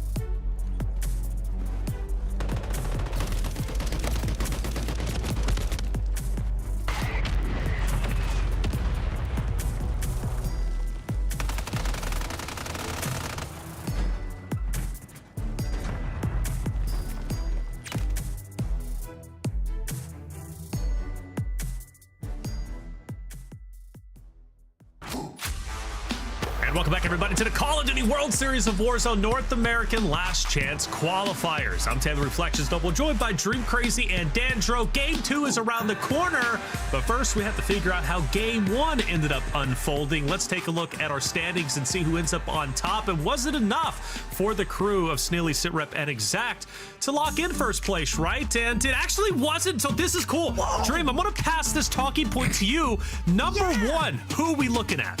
Yo, I shouted them out. It's DSAV, CK, and Colette, the Regimen boys, because that was the other team that we had shouted out, right? That's your team, Quay and them. Yep. But for being number 1, being able to tally up those eliminations, but also getting, you know, a little bit of the placement with it, that's amazing for first. Yeah, amazing for first indeed. I know Regiment's going to be proud of that one without question. Dandro, 3rd place IQ and co. You know, a big name, obviously, looking to make it to global finals. A chance to do it. 3rd place, they'll take that. Yeah, I mean, they swap out Dez for Solidify, and obviously whatever they did, it's feeling great. I'm a little bit surprised, though. We got to talk about this. We have our map 1 winners. We're like, all right, hey, pretty solid. You get 10 eliminations. You win the game, 20 points. And they got 3 teams ahead of them. I think that just goes to show how, much sometimes these multipliers can come into effect where, we're seeing 13 and 14 eliminations, and it even allows you to kind of leapfrog some of these other squads. So that's something we have to keep our eye on as we go through the day. But as I look at this, hey, 7th place, we got Believe, Intex, and Mutex 16.8. A very solid day to have them start, right? We're always kind of talking about consistency when it comes to these teams, and I love that really decent game number 1 is how they started off. So obviously Green Does, they made it far when it came to game number 1, but they didn't have the eliminations, only 4, and that's a cause to pause. You need to be top 5, right? Game 1, still very early, 4 more games to go for Big Map, but I am going to be looking at them to step up their slaying out game. Vonbot, Devo Shero sitting in 13th, another heavy hitter that we're watching before. Now, I do notice Colony in 11th there, Dream. Colony, Waldo, Nickel, a trio that could go very far. Pick up 10 eliminations. That's a pretty solid game 1 from them. Yeah, just need the placement there from them. Right. Another shout out too that I wanted to give to T as well, being in 16th place. And I know Danjo had highlighted Swisham earlier. Got to give some love to T being hopefully one of the only few.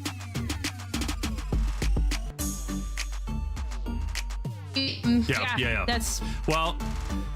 And I look at names that aren't here, right? Well, actually, let's go to them, right? Let's talk about Team Tommy, which don't see Tommy here at all, which is definitely a bit of a concern. Obviously, Danjo, we look at 21, right? Skullface, Noobs, Almonds, only 7 eliminations, which was great because they started off as one of our top elimination leaders, but fizzled out too early.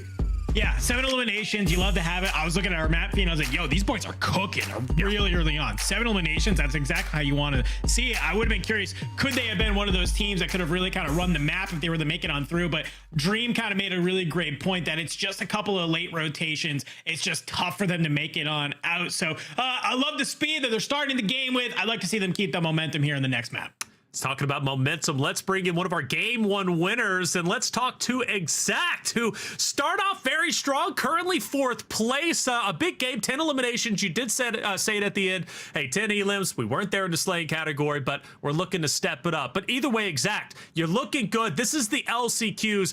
Talk to me what it would mean for you personally to make it to the global stage for the first time.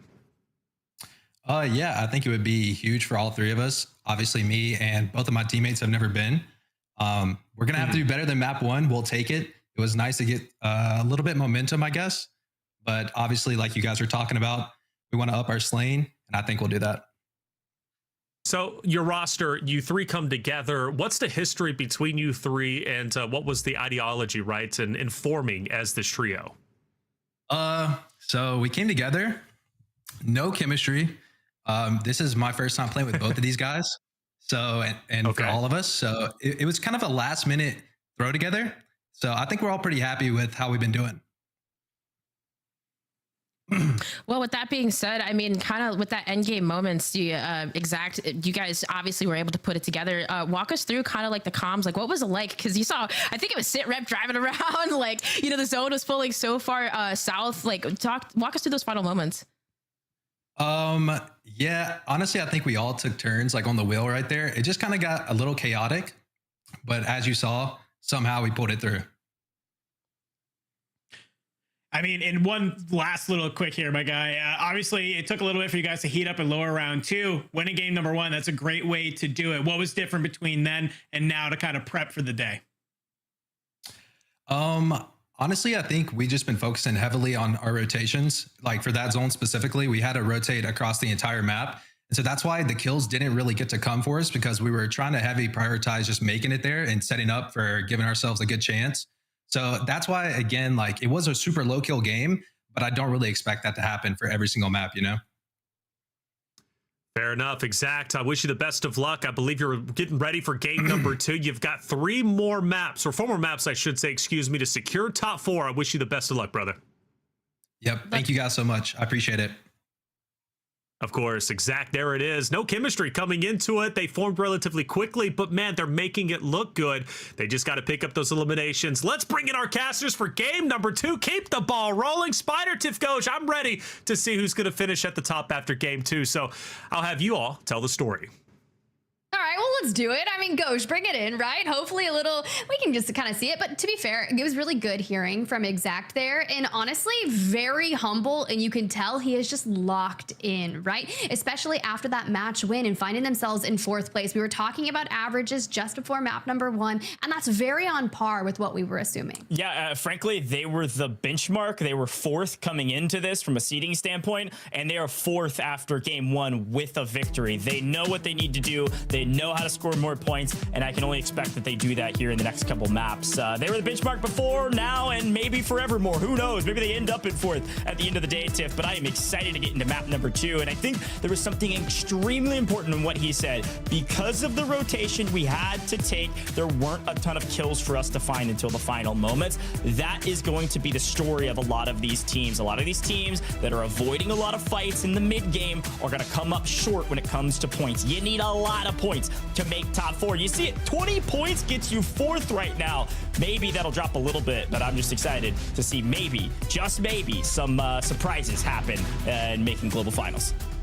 That's true, but honestly, the team with the highest eliminations there, Goj, only had 14. A couple with 13, but that team almighty TJ, like 14 eliminations, they had 7. That's the current top player with the most individual kills. But only 4 more maps to seal our top 4. Well, if map 1 was the litmus test, it came off extremely acidic, Tiff. I'm talking like a 1. It is getting wild. Not a single favorite is at the top of the leaderboard. Let's hop into map number 2.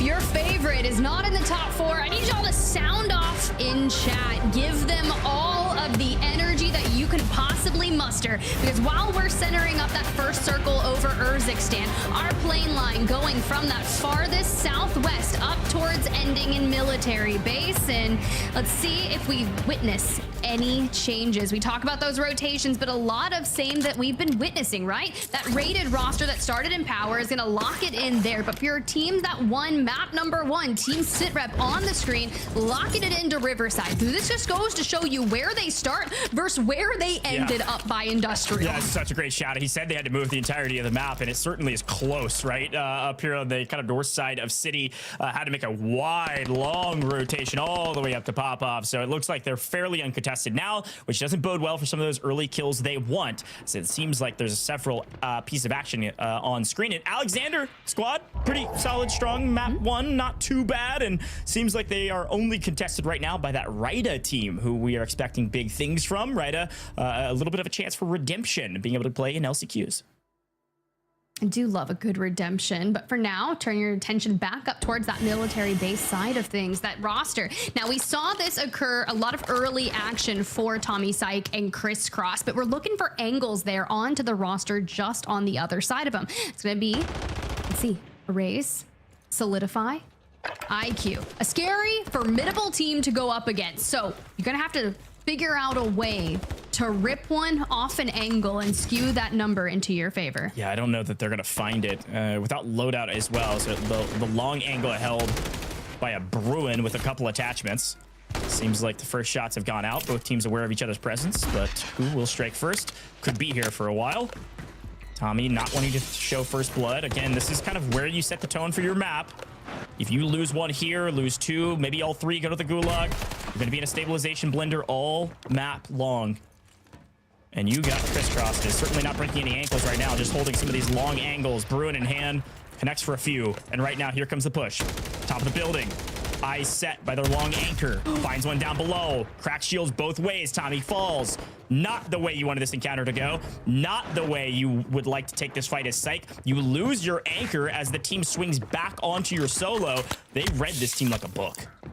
Yeah, my only qualm here is that I feel like Sight could have hopped this res immediately, right? No one's got angles on them. They're on the low ground. IQ is trying to parkour back up, and yes, we're baiting it. But it's like, okay, cool. Someone's gonna have to full send this ladder, but not before the timing is of the essence. We drop one, and we get the shields cracked on another, but we still end up in the gulag. Flawless. I don't know if Dez sub out was the right move or not, but I gotta say, with solidifying this roster, they look like a totally different team. Something is working, and maybe it's just reps and time in at this point. That was a perfect execution. They broke down that team limb from limb and sold them for parts to some droid army. I don't know what they're doing, but right now it is working. Top 4 as we swing over to a team. A lot of folks expected to be there, but not quite. Just outside of the top 5, inside of top 10. This team dropped very early. They did, and when you think about it, that map number 1, they had 12 eliminations, but to fall this early, Tommy just kind of separated back, trying to hold that anchor. It's going to cost a lot of time to try and get that res off, and unfortunately does not come through, finding themselves in the gulag, and now, well, actually, wait. Right back. Okay. That was a quick right back into the lobby. Not sure what happened to the Gooch or what have you, but Tommy right back into the mix. Might have already been to the gulag, so as he fell, they immediately bought him back without even a second for time, because they cannot risk being pushed. But as we swing over to another fight, back into the mix, we've got T, a sub for this team.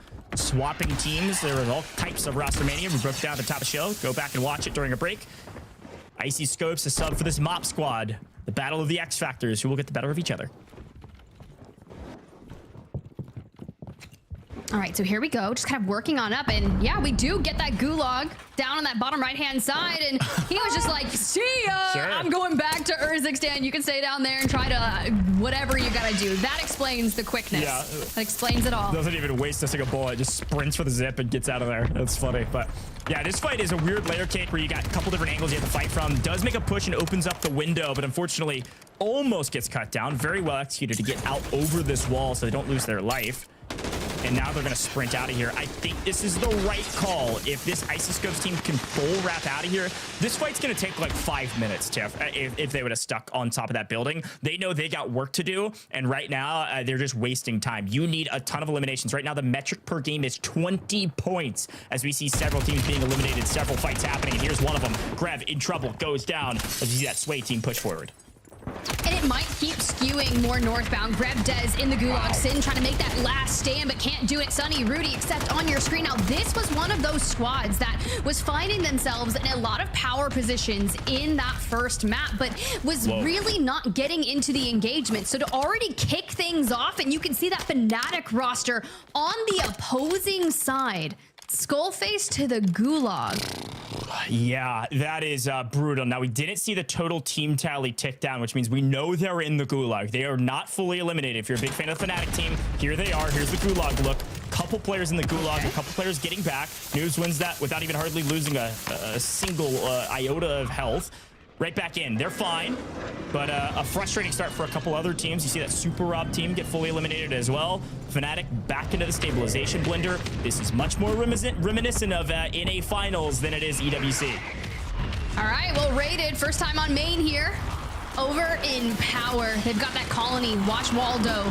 Nickel squad on the other side and just trying to find that angle, right? Playing along these fence lines. And when you start throwing in these smokes and these mortars, things get very hectic. But you just have to find that information and do what you can, because it's still very open. You're on that inside of the ring here. And sure, people are going to want to push this area, but for now, this is very isolated. Woo!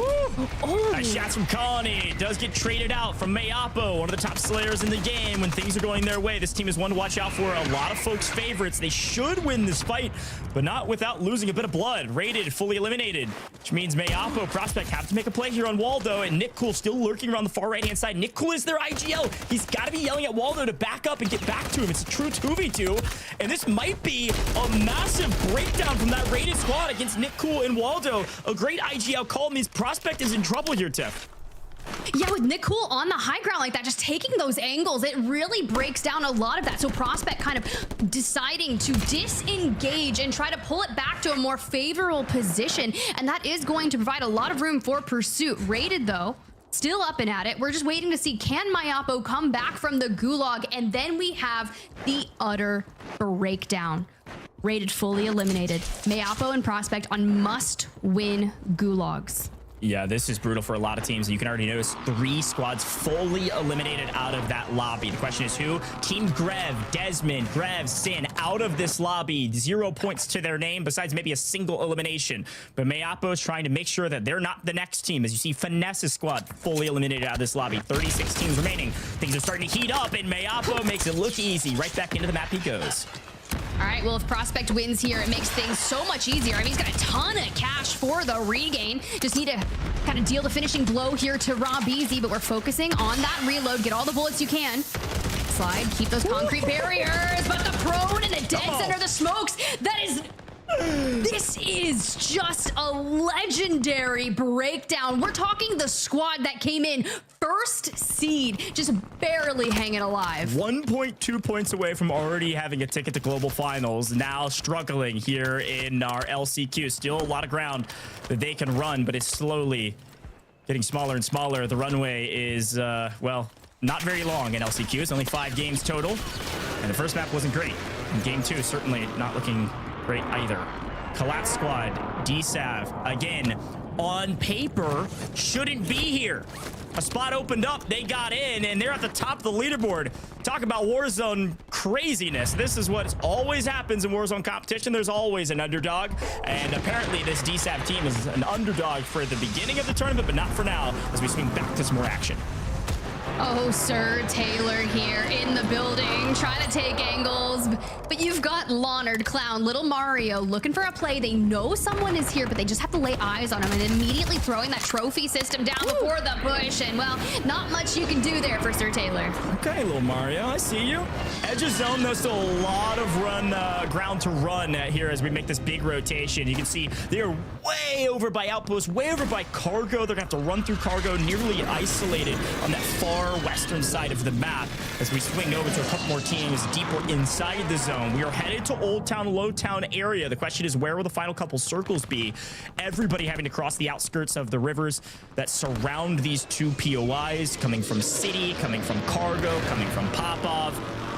His Vonbot team is spread thin. Maybe just Vonbot alive. Taking a look at the map view here, it looks like maybe, yeah, it looks like Devo, the only other player, and likely floating or somewhere else on the map. Vonbot in deep trouble.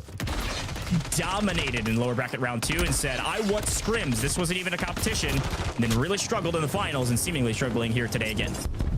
Yeah, I love that we were preemptively throwing those smokes to try and cover our angles, but by that time, the likelihood of you've already been live pinged and just kind of continuously tracking through that, it's really unfortunate. You do still have 1 member of your team up, but we do see that full reset in the background there of that team rated squad. Before we get there, though, turning tides back to Bizarre. That Team Tommy squad on the opposing side. Reed Boy gets cut down from the high ground. Tommy trying to crawl back to Teeny, but not before Obs puts the finishing touch. OP Mark squad, man. It's so tough. See you later, OP Marked. They thrived against lower quality lobbies. Apparently this one not lower quality enough. Goes down early, I think 33rd. I think they're fully eliminated. I'll get a fact check on that as soon as I can. But Tommy's team wiping up the edges of the lobby and slowly making their way in here over by Bizarre. Now there's only 1 team over here in Farms. That's Team 14. That's the only squad that can contest them here the next minute or 2. That's Attract, Colors, and Riaz. And they're just now buying back their teammates. So this Team Tommy has a nice position to wipe up Farms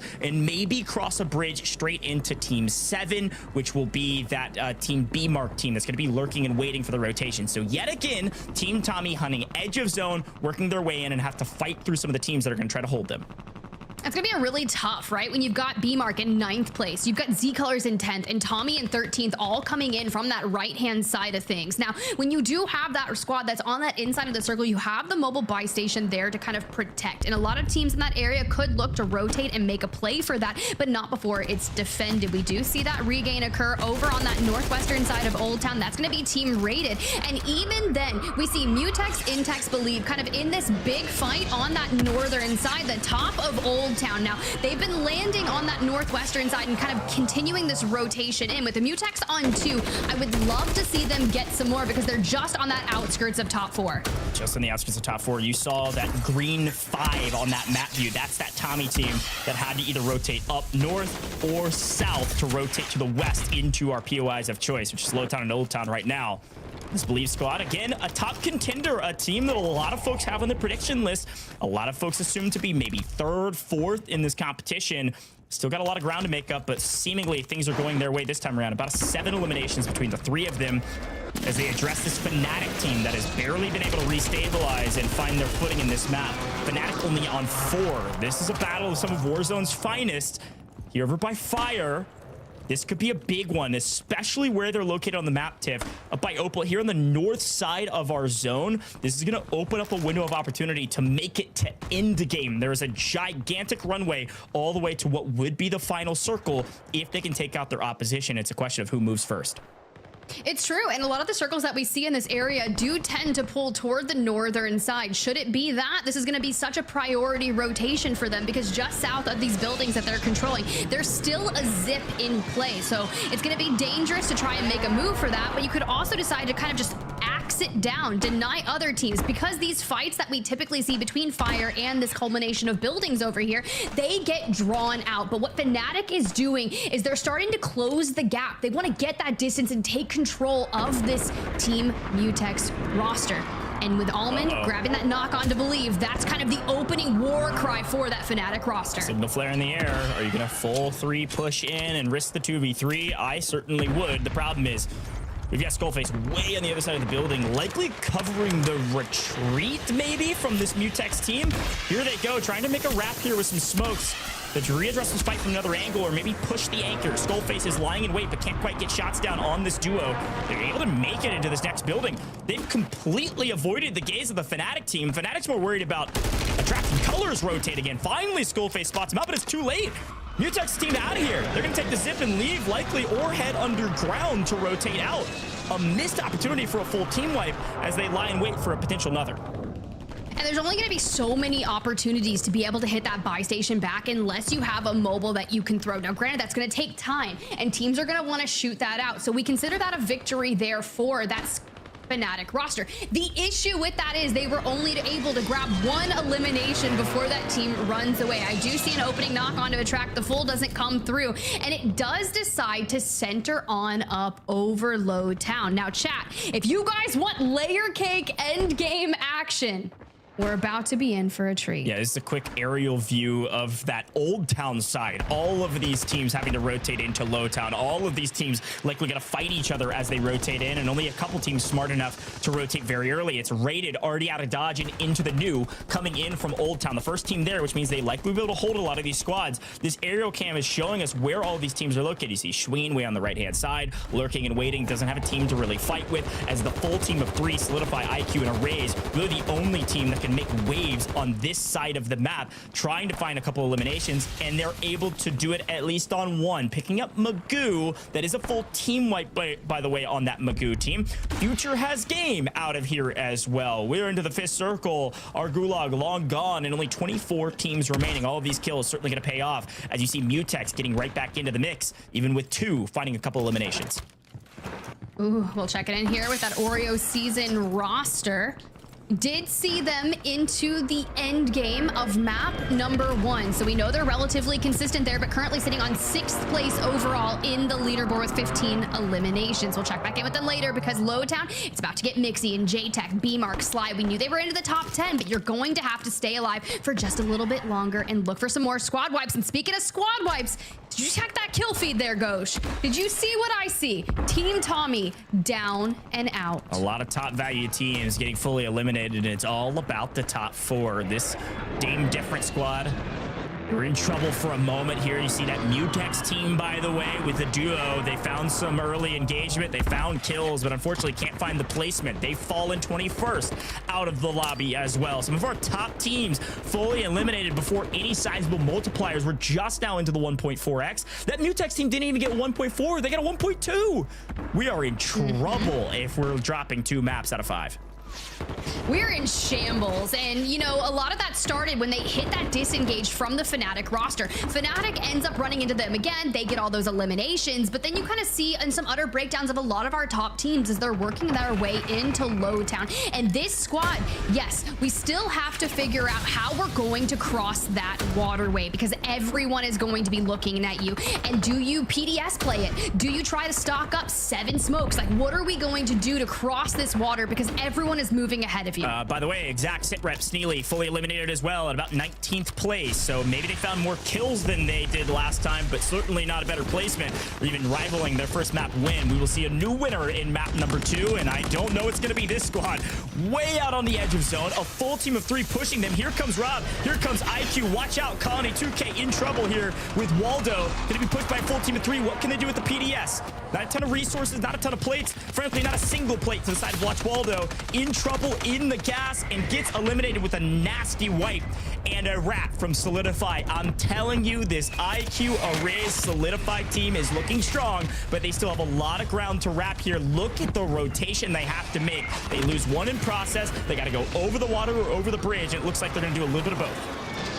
Look, as soon as we get over this, because you think about it, they're already into the top 4 here. You can see it on the right. They're in 2nd place with 28 points. Now, with 16 squads remaining, even if we can just make it into that top 10, can we secure a 1.6x multiplier? They've been in fights since the very beginning, kicking things off over in sub base, and now we're looking to kind of see if we can gatekeep that little Mario roster, but we have to worry about our flank now, because here comes all the incoming lethals and utility from this squad, and we don't have a lot of angles to work with. Big push from Clown. Mario pushed the equation when you have the advantage. Very well executed to grab another team wipe and a couple more kills to boot. Here's a quick overhead look at our new zone. We head deeper into Lowtown. Everything on land, no more water to play with, as this Fnatic's team is just holding on by the skin of their teeth. They have been just waffling about this map. We're going to take a quick listen into this duo and see what they're able to pull out here in the final moments of map 2. Oh, I need a corner bottom, just in a fucking corner bottom. Inside. Only one. That kid's a solo, okay? You're 12th right now. He's getting held, that solo. Yeah.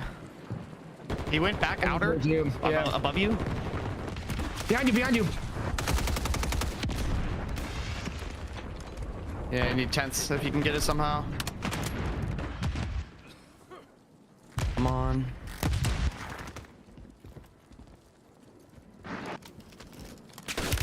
Oh, bro, that one's just ratting for the placement. Dude. Skull just play down next time. Holy gosh. We need 10th, and they're the 11th squad to falter. For now, let's keep our eyes on kind of what's occurring here in Lowtown. You've got Twitty with that ultimate high ground. That Green Nose Freddy, Stable J roster is still reaping benefits, but Clown, Little Mario, we already saw them kind of eliminate 1 squad.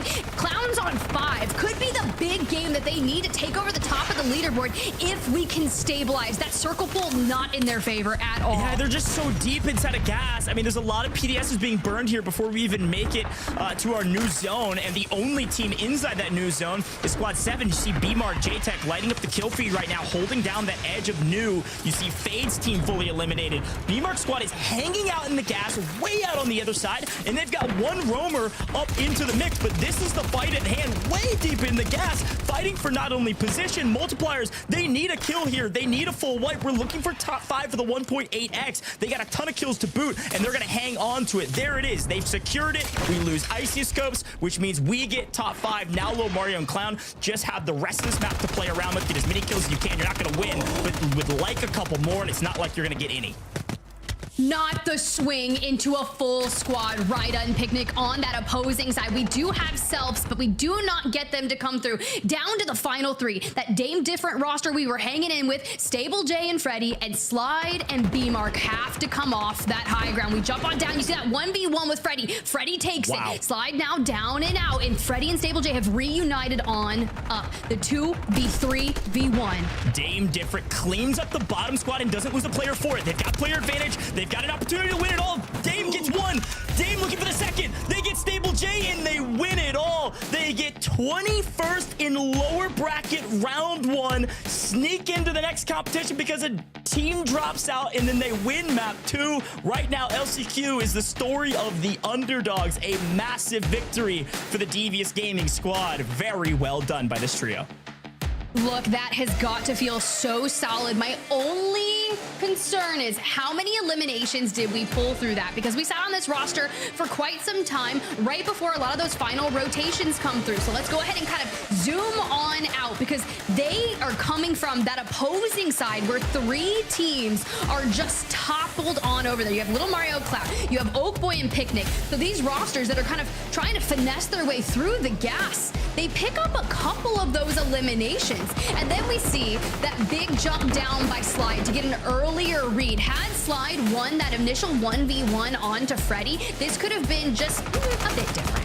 Yeah, and frankly, I think this B-Mark, maybe if he would have saved on some BDS, he rotated so early to this new zone. It was out of resources in the final fight. If you could have saved 1, B-Mark probably picks up 1 or maybe 2 there in the final moments, and we know the difference. 3.6 points, if you can get 2, can change the tide of battle when you're looking just for top 4. But the final kill and a final victory, Dame Different has got to be feeling different after map number 2. Again, an underdog of all underdogs, barely made it into lower bracket round 2, and then barely made it to this stage, but is here and is going to be near the top of the leaderboard after that one. The question in my mind, how many kills, how much was it multiplied by, and where is everyone else? Where is Fnatic? Dropping 11th is a huge frustration. Top 10 is a 1.6x multiplier. Could have been the difference for them to make global finals. This Fnatic squad's got to show up in these final 3 maps. A lot of squads that we had in our predictions or that we thought would be in our top 4 just not seemingly being able to find their flow just yet. And we had already talked about it, Goj. You cannot afford to drop any maps. Yeah. So let's get our desk back in, because I'd love to hear their thoughts on what's been occurring. Yeah, love the quote, by the way, Goj. When it comes to LCQ, a story of the underdogs, right? This is the final chance to make it happen. I think for a lot of teams, the old guard, as you called it during, I believe, NA finals or EMEA finals, was, the old guard is moving out, the new guard is moving in. Warzone has never been this competitive as it currently is, right? So you've got to be on the lookout for each and every team, even if you've not heard about them in the past. Let's take a look at our highlights, and we start to paint a picture of some teams that, well, started off a little bit slow, but also some decent performances. Dream, we go to you first. Rated Prospect Mayappo, how did they look?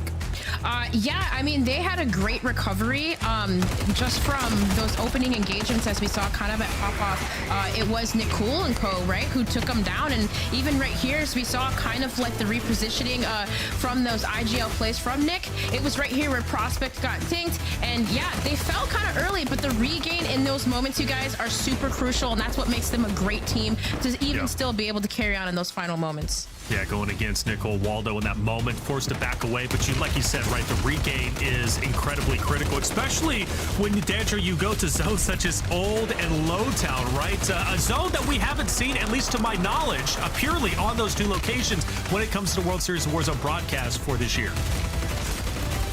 Yeah, it's a really weird zone, Taylor. I mean, when you kind of think about it, if you're one of those teams in the center, you're feeling good, you're feeling great, right? But if you're any of these teams that's kind of pop off power into the west, it can feel really awkward. You have to make that push in from cargo, over the water, through ruins to kind of even just try and make it to land. We even saw Fnatic was one of those teams that was trying to be able to do that. But what happens is it forces like so much of the lobby to kind of play this northwest side of zone. I'm sitting here looking at our map view and I'm like, southeast is wide open. Like, there's like one team here.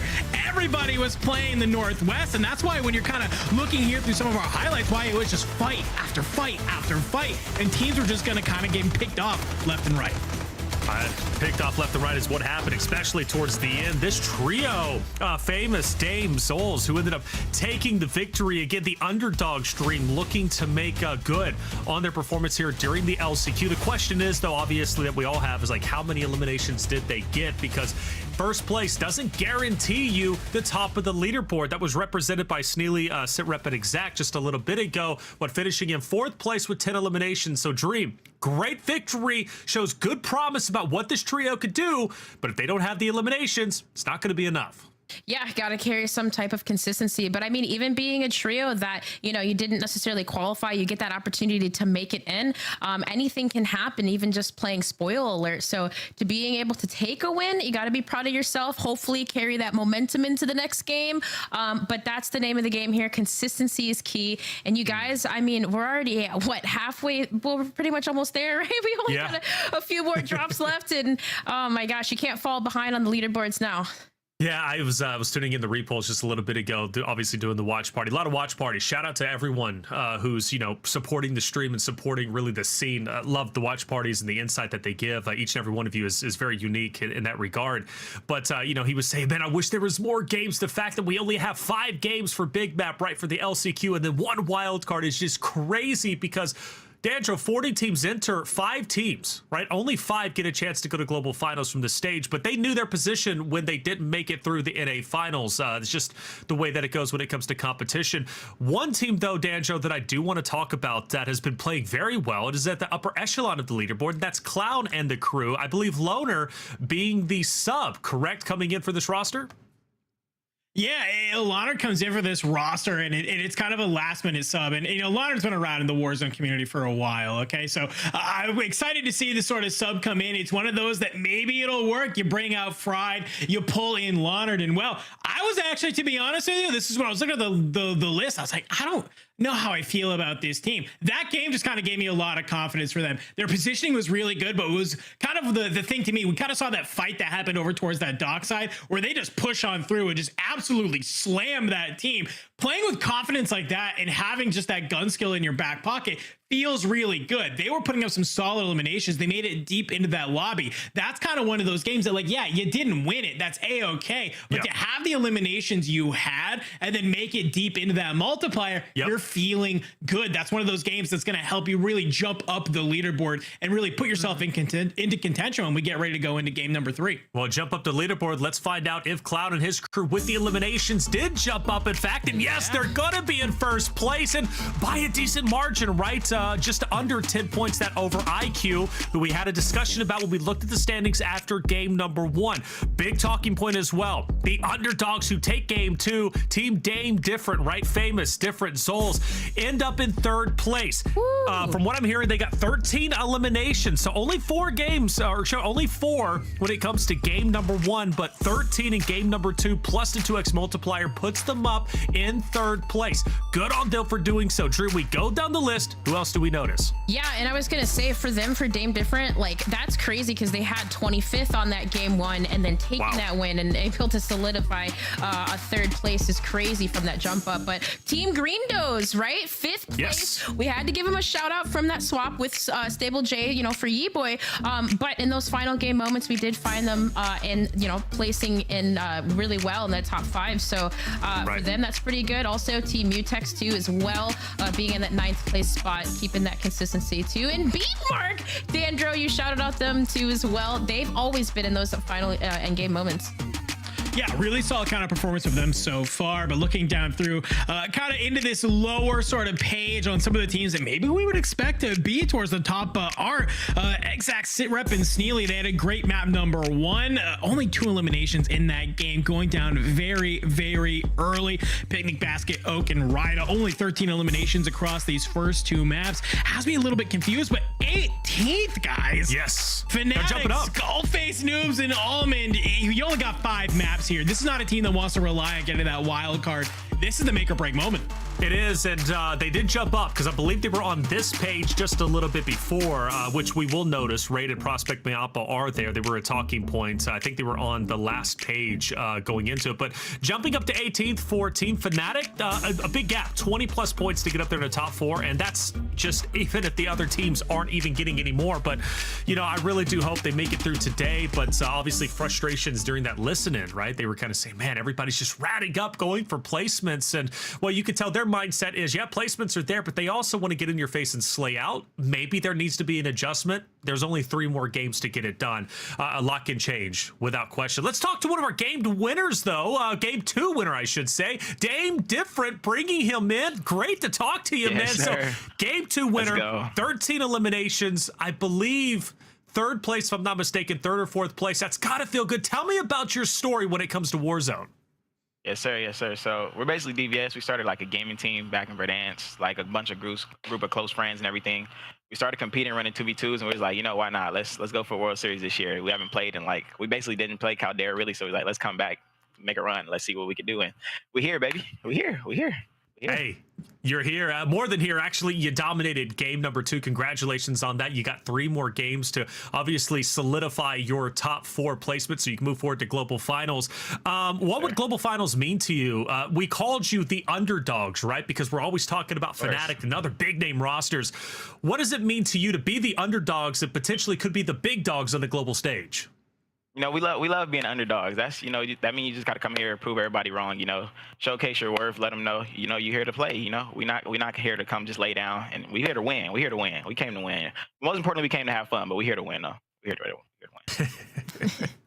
You gotta have fun when you're competing, right? Always keeping that energy up and the vibes up. Speaking of which, just from that game number 1, you guys were in 20, like you guys got 25th. Obviously not the best performance, but going into that game 2, able to take that.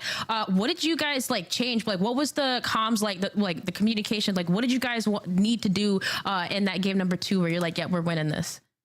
To be honest, our whole problem, the whole World Series, was just having comms, being talkative, just talking. So the last game, we were really just being patient. Like, let's get to zone. We already know most of the kills coming in game. We don't have to force anything early in the game like we were usually doing. Just keep the comms and energy high. Energy is everything when it comes to this. So in game, it was just all energy, vibes, screaming. 1 down, let's slide, let's push, let's go. It's just energy, comms, and vibes. But yeah, as long as energy up, we here. Dude, I love the energy. I mean, I'm even right through here. I'm loving it, dude. Talk to me about your 2 teams. Come on. I'm turned up, but you got me turned up, man. Right? There we go. Right there with you. Ready? Okay. I want to talk a little bit though about your 2 teammates, right? Because you're kind of hyping them up, right? This is a team game. You guys are having to gel. Talk to me a little about the roles, your 2 teammates. What are they bringing to this squad that kind of lets you be in these high intensity situations? You guys are like, yo, we're bringing the energy and we're clutching up. Yeah, it's really, with us, it's really come down to all just trust. Like, we play with each other all the time and play with each other for years. It's just trust. Chemo was like, me and Chemo are usually like split IGL, so we both make the comms. We just got to agree with it, but we also got to make the decision pretty fast. And Zul's literally got the best gunny in the game. I promise. Zul's is the gunny. He's like the shooter. Like, Zul's has the best gunny in the game, 100%. Me and Chemo, we basically making the comms. We make the rotations, and then from there, we just play as a team after everything. Man, dude, your energy is great, man. I feel pumped up. I'm energetic already going into the next 3 games. I would love to see you on the global stage because I want you to be bringing that energy in front of the audience. It's something you just have to experience. Obviously, you have to earn it, though, and earn it you're looking to do. Anything you want to shout out to your fans out there and maybe, you know, solidify a name, right, as one of the best players out there? Yes, sir, for sure. Shout out DVS. That's our gaming team. Shout out everybody in DVS. They supporting us the whole way through the tourney. They support us in the chat, in our group chat, everything. Shout out DVS. Shout out everybody that's got us as the underdog. You know, we love that. We're here to prove people wrong, and we just here to get to the big stage. We just want to travel, get to the big stage, have fun, y'all. That's all we're here to do.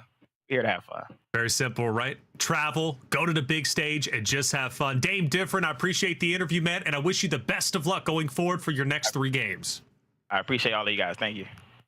Good luck. Absolutely. God, energy was just, you know, honestly, that was probably the most energetic interview I've had throughout all of the World Series of Warzone. You could tell that he's just excited to play. And at the end of the day, you know, World Series of Warzone, it's a lot of competition, right? And it's the biggest stage in the world.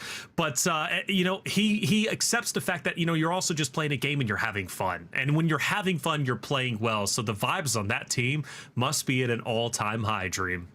Oh yeah, most definitely. I mean, I was getting energy too, I'm telling you. But carrying that momentum, that's going to be key.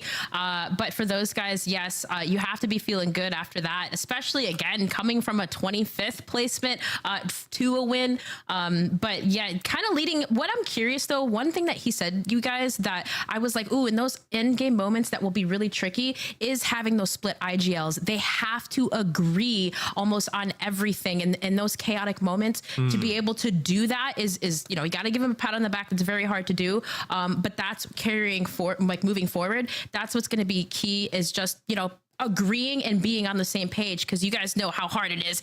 If you're chaotic and you're like, okay, let's push this way, let's push this way. No, I don't agree with you. You know how hard it is, especially Taylor, man. I know he's reeling them in when you're playing rank play, right? You're better than me, listen. Andrew. Look, I'm a demon on the battlefield, all right? And I got to take you up on the gameplay because people I'm playing with right now can't keep up. Big Rig, I'm looking at you, man. You're too slow for me, all right? He thinks he's incredible. Big, you are. But man, I need some Dandro and Dream in my life. Okay, so we're gonna push it up. I'm looking for Iridescent. I'm looking to go all the way. All right, maybe we can make that point because Diamond 2 is where I'm at, and I want a little bit more. But I'll never be Dame different. That's the reality of it. Okay, Game 2, 13 eliminations is pretty great. 3 games left, right? And I keep saying 3 games. There's 4 games left of the day, but 3 games for regular play for the first 5 maps in terms of qualifying the 4 teams moving to global finals, and then we have that wild card map, which will be the last game of the day, and that's just a one and done. Think of it like a solo YOLO in a way, right? The winning team or the winning player will qualify their team for the global finals, and it could be anyone. Once the 4 teams have already qualified, 36 enter onto that final map, and it's going to be spicy. And let's keep that spicy level elevating. Let's hop into game number 3. Bring in Spider, Tiff, and Goj. I want to see how much further we can go with these underdogs because I'm loving the underdog story that you two have set up. So Spider, Tiff, Goj, take it away. Hey, let's do it. Honestly, I am officially a Dame Different fan. Yeah. I was sitting there watching that interview and I was like, my God, he's got that energy. And they said a lot of different things that made very much sense when we were seeing their gameplay on screen, right? You think back to that kind of mid-map center of things. They were patient, let those eliminations come, and they hailed from that side where everyone was kind of collapsing and just trying to get out of the gas. And they were like, all right, well, that's 1 elimination here, 2, 3, and let's see if we can keep it up and grab some more. Yeah, look, that win jumped them all the way up to 3rd place, by the way. And I want to be very clear on this storyline. A crazy stat to say you just barely missed the mark in lower bracket round 1 to make it to lower bracket round 2. A team couldn't play, so you were 21st. You make it into lower bracket round 2. You get 29th in lower bracket round 2. You barely make it to LCQs, and now they're in 3rd. The story of the underdogs continue. Who's going to come out on top? Our metric has dropped, by the way. Our threshold coming into this map, we're right around more like 15 points per game now with 29.2 as our 4th place team. Look, and that's one of those things where a lot of our teams are so used to that, but they can just not get anything going for them here today. So if you are on the outside looking in, it is time to lock it in and let it all fly. We got drop number 3. Let's get into it.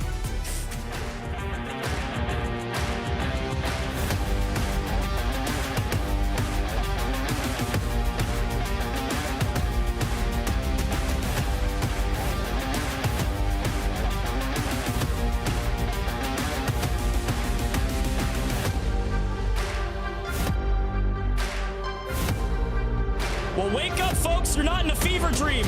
Tommy, not even in the top 10. Fnatic, not even in the top 10. We still got 3 more games, but we are running out of runway. You better take off, and you better take off now. 3 more games to go, and you got to come out swinging. You got to get top 4. And a quick look at our map. Tip, we're headed to the west. Maybe Cargo, maybe Seaport, or maybe the north side of City. And you've got that battle yet again over at Bazaar. Teeny, Obs, Tommy, B-Mark on that opposing side. You know, these are squads that are both kind of sitting on the outskirts of that top 4, and they just keep running into each other at Bazaar. Tommy gets all that early damage, and when you swing a 1v3, where's your backup? Obs gets fried, and Tommy trying to hold on for dear life. Brutal start for Tommy. No team fights this time around. You got to get out of here, Teeny. You need to run. You need to run away now. Hit a zip, whatever you need to do to get out of Dodge. Maybe the vehicle, I don't know, might just go by foot, not to give away his position here. Likely we're going to sneak out of there, and we see Tommy head to the gulag immediately, fighting Lullet, console player on the other side. Very talented player. See if Tommy can get the better of this one. We'll get back into the action. Tommy finds it, gets opening shots and loses. How? What? Lullet snaps and hits the headies. Uh-oh. We've got trouble here on main stage. What in the world is happening to this squad 5? What is happening? Teeny all alone, and there's no help coming.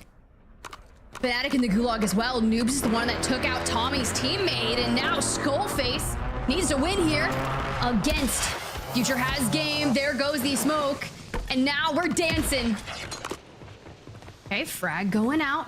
Patience is a virtue. We've essentially traded our spots. We're flipping to Scrap and Skull. Ice is up, but it was looking scary at first. Hopefully, Allman could do the same. They do. 3 for 3 on Gulags. And yeah, that's 3 eliminations, but that's not going to be enough to get you into the top 4. Wow, that was a crazy one. Swinging to Allman's Gulag there just to see somebody swinging a left hook, then a right hook, both missing, and then Allman barrel stuffing to win.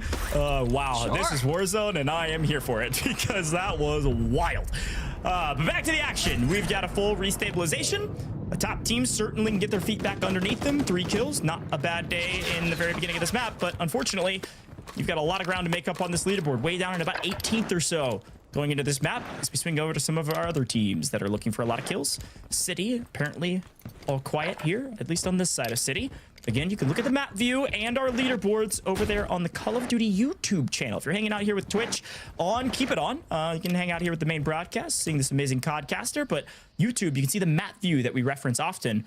And this Team 25 on the north side of City, mostly by themselves. Ah, Gosh. I mean, look. My hands are starting to get a little sweaty here because I'm really nervous for a lot of our competitors because I thought the last map was the wild card map, but now our entire last chance qualifier is looking like a wild card. Exact, Sitrep, Sneely, yeah, this is the squad that won map number 1. They got 20 points and have officially fallen outside the top 4. Yeah, and this is the problem, right? You need a lot of kills to maintain that position. Again, our metrics slowly dwindling down to about what we thought, about 15 points per game. Right now puts you in 4th place. They're at 29.2. 4th place is the threshold to make it to global finals. Need a lot more from this trio. Same kind of deal. They've got another squad, only one, kind of contesting them here in the first circle. And right now, they're just biding their time. They can't risk full sending on this team and losing their teammates. They've already lost Picnic right now, so they don't have an advantage. And with Pick losing that Gulag, they're going to have to spend some of that early, well-earned cash to get him back. They have plenty to go around, about 10K in pocket. As Rumble tries to find an angle, it does look like we'll see some shots fall, but I think this fight's going to take a while, Tiff, unless maybe Rumble's team just going to sprint up the stairs. Oakboy doesn't have loadout. I don't know what they're going to do here. They're going to stay and just try to play this fight, or are they going to back up? Looks like they're going to stay. Here's the encounter. Bruin in hand. Able to drop 1. Should get a trade there. You can see Ryder cleaning it up. Couple more falling. Loadout guns, we don't need them. How about some ground loot right to the face? See you later. Well, they ripped 2 of them. Rumble still not back up. The last member of Rayski still in the stairway, but they've already set the trap. However, all this noise opening the door for rosters to hit the rotate in. This is a very normal rotation here for that squad number 11 on your mini map. That's going to be Team Mutex. They land up in Kotovo blocks, and as soon as they can, they hit that rotate down into Rostava shop. So hopefully that squad hits a reset, but a little more chaos here for Exact, Sitrep, and Sneely. Yeah, they said they're going to try to rotate and get some more kills early. Apparently, they're trying, but it's not working. Another team struggling, by the way, this Devo team. A lot of folks expected them to at least be close. And right now, not even in the top 10. So both teams on our screen need it. One a bit more than the other. Over here in Riverside. It's the very north side of City, right on the edge of the river. You can see it on there with our beautiful free cam. Both these teams lying in wait, seeing which team will scam first. No angle there for VonBot means, well, we're just going to take our time on this fight. This could be a little while. It could. We can just kind of pause it and maybe one will send the other, but even then, not even sure. It's like a big standoff, and as soon as I said it, Devo just hits a rotate over to the top to claim high ground. Shiro kind of on the low, looking for angles into that doorway onto Sitrep, probably giving comms out there. They know that Devo has moved on to their rooftop, but how do you kind of rip him off from there? Like, what does that look like? Because right now, we've got to wait and see. Can Exact get out of this gulag, get Crafty on the other side? Yeah, you really need this win. Come in, give a lot of info by floating in the air. Go help your teammate, but you gotta win the gulag first. 1v1, smoke, push, here's the footsteps. He's gotta know Crafty is close. Knows Crafty's likely in mid, might go for a zip plate here, and he knows it, so he pushes the equation, shoves his barrel in the face, and this time the melee gets the better of him. Unfortunately, just couldn't quite land enough of those bullets. That is a brutal way to go down for Exact, and now you're down in player numbers. Devo gets traded, but luckily teammate's gonna come in for Devo, and now Sneely on the rotate out. This is so brutal. Even if Exact comes back there, I don't know if he gets back in time to help out this duo. Does get to a buy station though. They're still in the map, just not in the map in a good way. Yeah, I mean, Exact just got Michael Myered, and then you start kind of falling apart. Luckily, we get the buyback, but for now, we just kind of say, all right, cool, we're gonna chill on that one later. We're gonna rotate on out, and honestly, they get a full reset. Now, VonBot has to contest over there with Clutchbelk, Lovey, and Assault, who have moved on to hear the shots. So, good free cam, setting that up right there, and Assault, Clutchbelk, Lovey, this is the same position that Shero, Devo, and VonBot had found themselves in just moments ago before Devo grabbed that high ground. Lovey, though, has that Car 98 in pocket and is just probably looking for angles. If they can grab a knock, it would really change their trajectory. But there goes Sitrep, cleaning up that gulag on that pip. Yeah, at least somebody on that team's winning one. Gonna get right back into the mix. Help out his team, hopefully. The Squad 8 team, frankly, we probably haven't chatted enough about, and I think it's because we're kind of waiting to see them prove to us that we need to talk about them. I think they got 5th in lower bracket round 1. They got 20th in finals. They've been kind of hot and cold. Another team that, like, hey, if they were on today, certainly could make global finals. Clutchbelk's been there before. High-valued player, high-valued teammate. Like, frankly, has earned a lot in Warzone. Lovey was there as well. Assault, a kind of FPS demon in a lot of different BR genres. And I don't mind this trio at all. I think they're actually a really good team. They just haven't quite been able to piece it together and seemingly not able to do it today, at least not yet. With only 3 games in total to go, including this one. Seriously running out of time, and we're gonna keep saying that over and over again because there's just no room for error. You gotta get top 4. You can see the score now. Dame Difference team, who just won a map in 4th place, 30.8 now the new metric to beat. Good luck the other teams, and good luck Valid Hands. Yeah, let's see that interrogation come through so you can get that information where the rest of the squad is. Colony on your screen. Now, I'm looking for if you want to change the trajectory of your success. Maybe you were on LAN last year and you want to run it back. Imagine what that's going to be like when you're sitting at home and you're on social media and you just see everyone that went to that World Series of Warzone global LAN. You're like, if only I had iced up. If only I had gotten one more elimination, because it's going to come down to that. When we're into that 5th map, someone's gonna miss out on LAN by 1 point.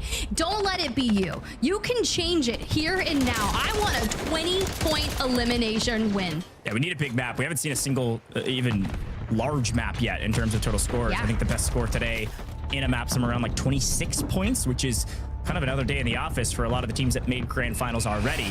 Seemingly, this lobby playing a bit different than a lot of the teams expected. Trying to pivot and adapt on the fly. That is Warzone, that's for sure. Who can think on their feet the best? And right now, it's not going to be Waldo. Goes down early. Colony trying to play trades. Has an angle. Couple nades. Could zone off. Will still lose the teammate. And doesn't get a knock. So they're going to have to back off here. Maybe a knock there. Nitcool could have made a play.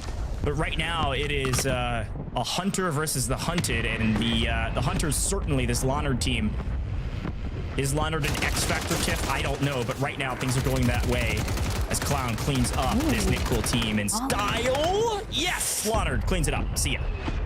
Colony looked a little lost there, I'm not gonna lie. It just seemed like he could not get a grasp on where Leonard and Little Mario, they just kind of kept flying at them. And that fight is in that northern side of that Seaport district, the closest that you can get towards that upper circle. Now, there's a couple of teams that are gonna be running into each other, and that's gonna be that Team Mutex and Rated Squad. The big battle for the northern side of the open area between Cargo and Seaport, knowing that there's still not a lot of teams in that area because the majority of them are trying to come in from this lower side, such as Nico Infinite, Swish'em, and Foulnets. Now, you think back to their group stage performance, coach, and they were phenomenal. Nico Infinite was one of those squads that did take the wild card map. So let's go ahead and jump into it and see kind of where their game plan is.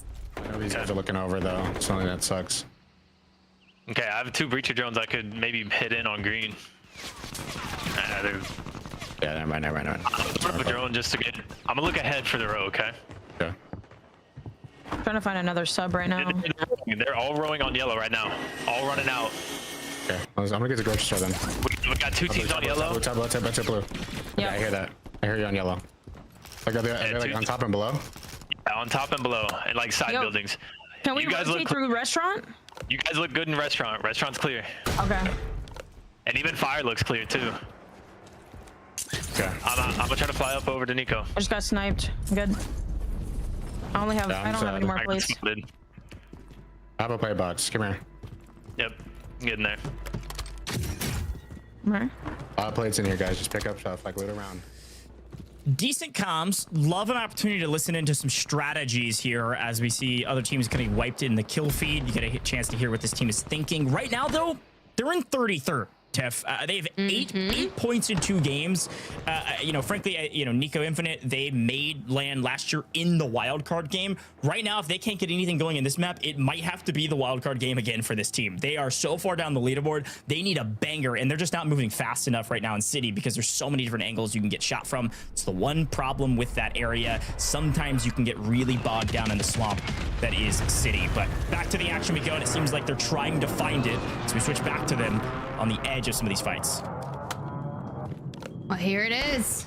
We just need more eliminations out of them. It's going to come down to the wildcard map for a lot of our squads that were in predictions for the majority of the players on the timeline. Now, we did get a good free cam check-in after kind of what was occurring. Intech squad, they wipe raided, right? Send them all straight to the gulag. And now they've got to hit a regain. And as this circle kind of keeps pulling on back towards where that stadium is, if this squad can go third party, these 3 rosters out to the right, it looks like that's what they want to do. They're going to smoke on forward, but you've got that Z Colors roster that wants to kind of hang towards the north, knowing that if they stay here, the likelihood of them falling is going to be astronomical because it's not just 3. There's 6 rosters on that southeastern side of things. Yeah, this is going to be tough for a lot of teams here in City. I think it's a great call out around that stadium area. A quick look at those maps, see where some of our teams are located.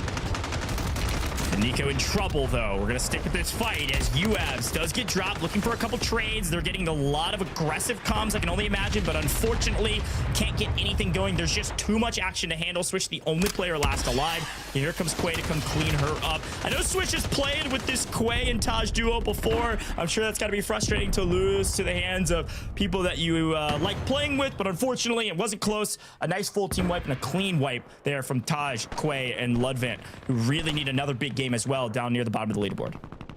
This is tough, right? Team Rated squad is just looking for buybacks and they get ran out of cargo, forced across the water, and then you've kind of got everyone that's already here.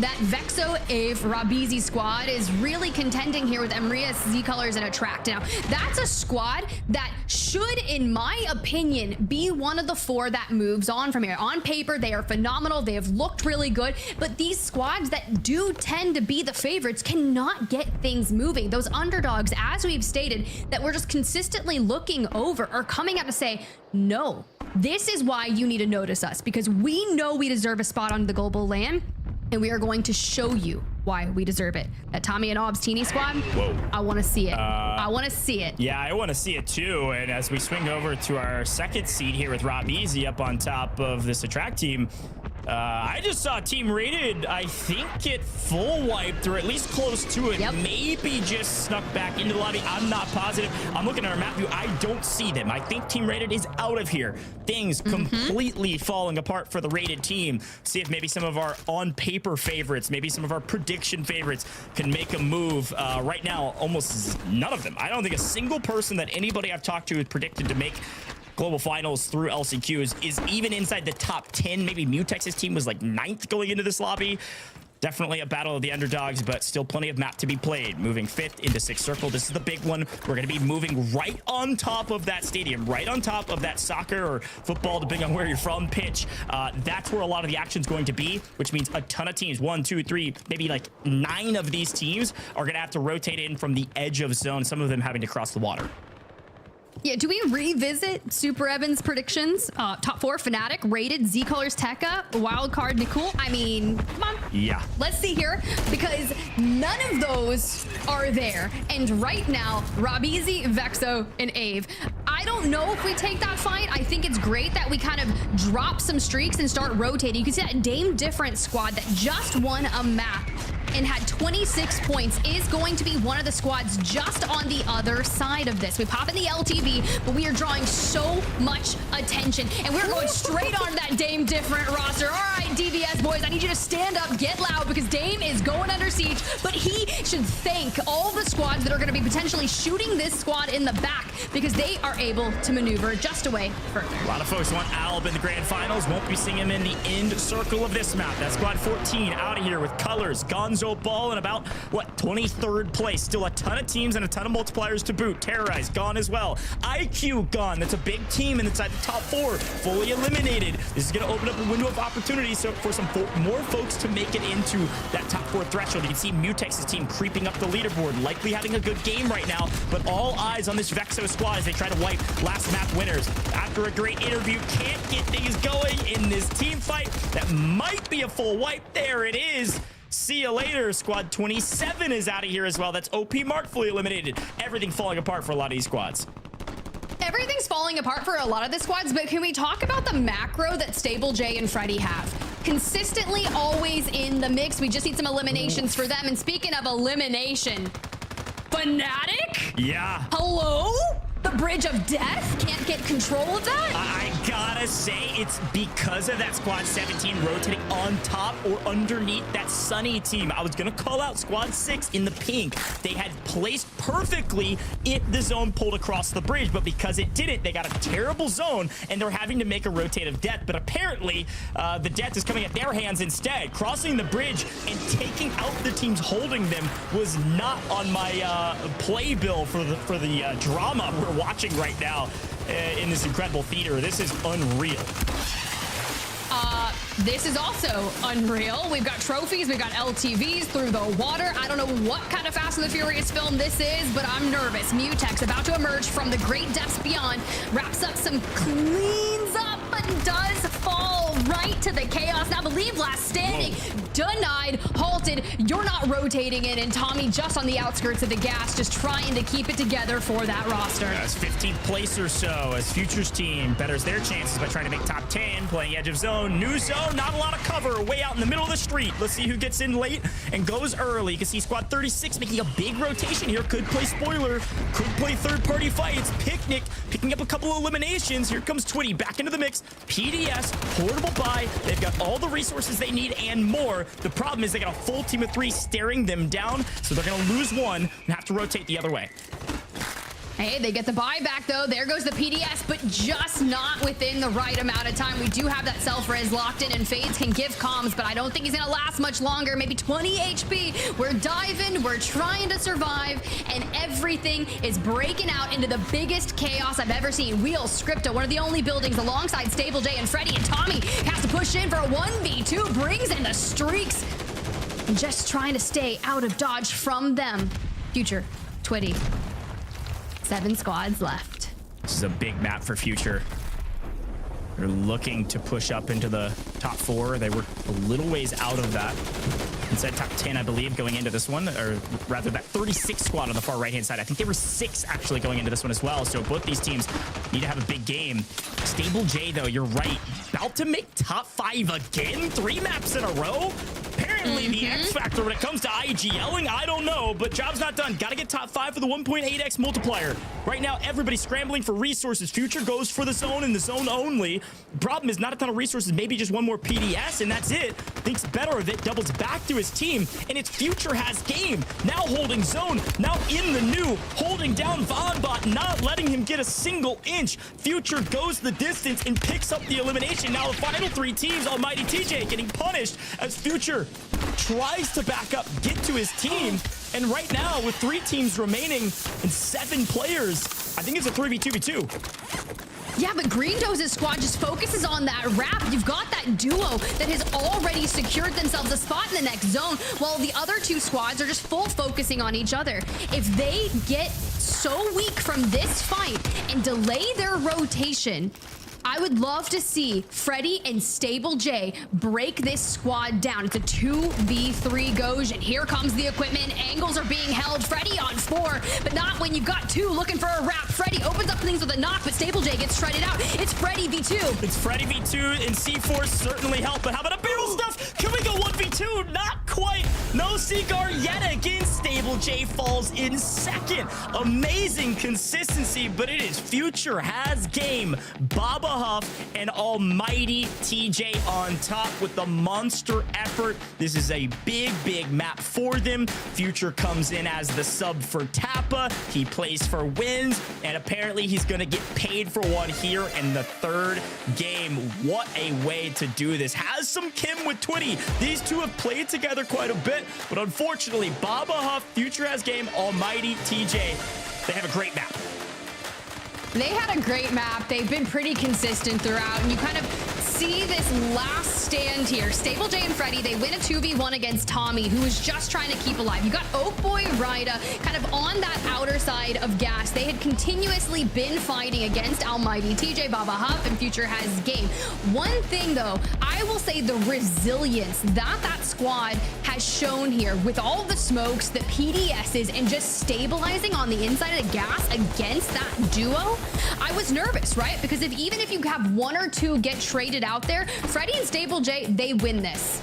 Yeah, I think it all came down to the perfect rotation and the perfect time to take the fight, right? I got to give Ryda some credit. We needed Ryda to be an X factor on that team. They get top 3, but once you wipe that squad, you know you have player advantage, and they push the equation. They push it fast. Stable J and Freddy could not hold off an advance of 3 players with a perfect split like this, with Future Has Game swinging around the corner and getting the wipe. They didn't even lose a player for it because it was a perfectly executed trio push against a 2. This is the classic Warzone fight we love to see. Future Has Game, big difference maker for this team. Now, not a sub, by the way. Got a little confused from before. There is the Future in the game, and Future Has Game. This squad's been together, and finally the chemistry paying off. So congrats to this team. I believe a keyboard and mouse player as well. So hey, show off, King. All 3 alive in the final moments of that map. A big one. Certainly puts them in contention near the top 4. You said keyboard and mouse, and I'm just like, oh, really? I do love to see a keyboard and mouse player kind of just standing out in a controller world. Let's be real. But regardless, I'm curious to see how many eliminations they had, because they had a good chunk of them before coming into map number 3. And we say map number 3, but there's only 5 maps in our series, so we got to bring our desk in because I want to see that leaderboard. I know not yet, but soon. Yeah, leaderboard, we got to see it, right? Because at this point, as you've been saying, and I've been watching several watch parties too, they're like, dude, nobody had predicted, right? Is at the top in the top 5. It's truly the underdog story. Go set that up after game 2, and man, I gotta say, it's turning out to be true. Baba Huff, Future Has Game, Almighty taking game number 3 after, we watch Famous, Dame Different, and Zols take game number 2. You can tell, Dandra, how hungry these competitors are, right? To be the underdogs now, but try to be the top dogs on a global stage. This is the LCQ after all. They understand they've only got 5 games plus that additional 6 wildcard game to make some magic happen, and well, they're making it happen, Dandro.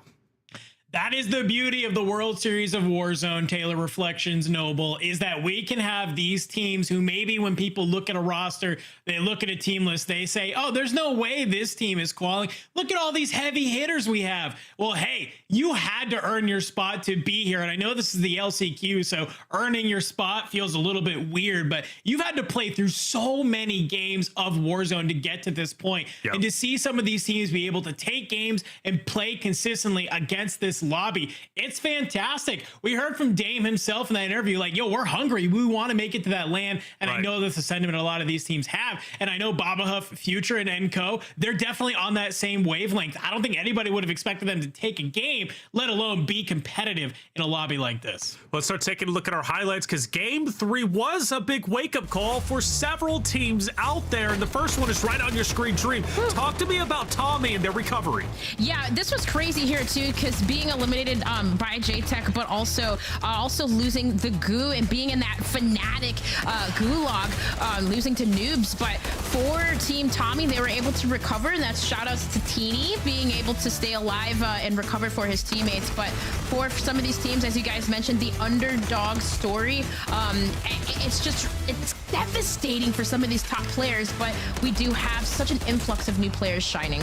That's the thing, right? And I think, again, you know, as the World Series of Warzone on the global stage has grown, the Warzone competition has really increased. You got to think about how many years now we've been doing this and how many years in general Warzone has been competitive. It's these younger players, they're hungry. They really are, and they're coming through and they're really making a name for themselves, which is great. And that's just a natural progression of, you know, a competitive game such as Warzone at this time. Swish'em not having the best of time, right, with their crew. I believe top 28, they ended up falling here. I do believe in them, though, in the next two, and potentially that wildcard map. But there were other teams outside of Tommy & Co. who were heating up, Dandro. Who were they? I mean, it's got to be kind of one of the squads on your screen right here as well. I love that they use this LTV to just fly on forward, and they are just moving and grooving. But obviously, we're seeing Mutex, Intex believe a little bit of sort of veteran plays coming out there to try and move on through, because we got to talk about this zone, right? So you're one of these teams. It pulls all the way to the left. You're like, okay, cool. We've kind of been able to play this before, but we saw like 5 different squads that were towards the north side of that when it pulls to this lower side, it just causes all of them to have to collapse onto each other, and it kind of just lets the teams who are already over here just really play their game. And that's exactly what happened. We're seeing Future, we see Stable J and Freddy. They kind of all just understand they can play around this sort of soccer pitch, like he said. Sorry, Enigma, we are calling it soccer here today in NA, to be able to clutch it on up at the end of the day, right? So yeah. I kind of, it's this zone that you kind of make this raid. You're playing those 50-50s. For some of these teams, the 50-50s just aren't working out for them when they're trying to make those plays. But for the others, it's obviously feeling pretty good. Feeling pretty good indeed. Good stuff coming out from Almighty and his crew. Almighty, from what I was reading, maybe $7,000 in earnings, right, when it comes to Warzone competitive. Shooting for a guaranteed $1 million tournament, right? $300,000 from first. That would be a big increase when it comes to your earnings as a whole. So obviously that's the main goal. Still a lot of work to get to that point. Dream Crazy Von Bot & Co, though, also had a decent game in terms of eliminations. A team that we've been looking out for. T as well. A lot of big names, you know, starting to come alive a bit, right? 2 more games still to go. A lot can change in those 2 games, Dream. Oh, yeah, for sure. And I mean, Dandro talking about the zone was perfect, too, for a lot of those eliminations. You got to talk about Lil Mario and Clown, right? Just picking up a lot of those first engagements at City, too, as well. Being able to keep up that consistency, though, that's going to be the name of the game for some of these guys. But, you know, even though we have a couple left, you guys, I have a feeling someone's gonna there's got to be one of these teams that's gonna have a crazy pop-off game. Like something insane is gonna happen in this next one, right? Dream, you feeling it? All right, I might be feeling it too. 2 games to go. The pressure's on. Are they going to be able to handle it? We're going to find out. Let's take a look at our standings. And, well, Dandra, you mentioned Lil Mario, right? Lil Mario up at the top. Clown and them have been so crazy consistent. Have they got a win? Well, no, not yet. But they don't need that because they're slaying out, sitting at 33 eliminations, Dandro. It's got to be the story for today. We've seen this time and time again where it's not always the team that's getting dubs, but if you can place well with eliminations, you will find yourself at the top of the leaderboard. I think Baba Huff, Future House Game, and Almighty TJ, they're another great example of that. Sitting at 32, right? Look down this eliminations column here. There's a pretty big gap between some of our top teams and some of the other squads that we're starting to see sort of where these points are lying. So that's what I'm going to kind of be looking at when it comes to these last 2 games here, folks. It's just like, who is who is finding those eliminations? Because when we look at the second page here, we're seeing some people maybe are struggling a little bit in that department. Yeah, Dame Different, excuse me. We just heard from him. Love the energy, but they need a bit more energy if they want to rise up to the occasion. Now, I do want to point out, Dream, and this is a big thing to point out, right? Well, let's go down to 11th place, 39 points. In order to break in the top 4, they only need to reach 42.2 points. So from 11th place all the way up to, let's say, 3rd place, that point gap is literally 3-4 points. That's it. Yeah, and if you think about that again, like you want to hope that some of these teams fall early, but I mean, taking a look at even 18th for Team Alban, right, for Fnatic, like they still kind of sitting in that 18th spot, but for some of these teams, I mean, at least for T, being able to jump up to that 7th place was amazing. Right. But as we kind of trickle on down, another team that's catching me again off surprise, being first at one point, or excuse me, on the cutoff 15th and that the global regional finals, 24th rated, right? Wow. Would not expect them to be in that 24th spot, but being in pop-off power is where we had seen some of these teams kind of not taking those engagements, you guys. It's going to be the struggle to find those eliminations early game.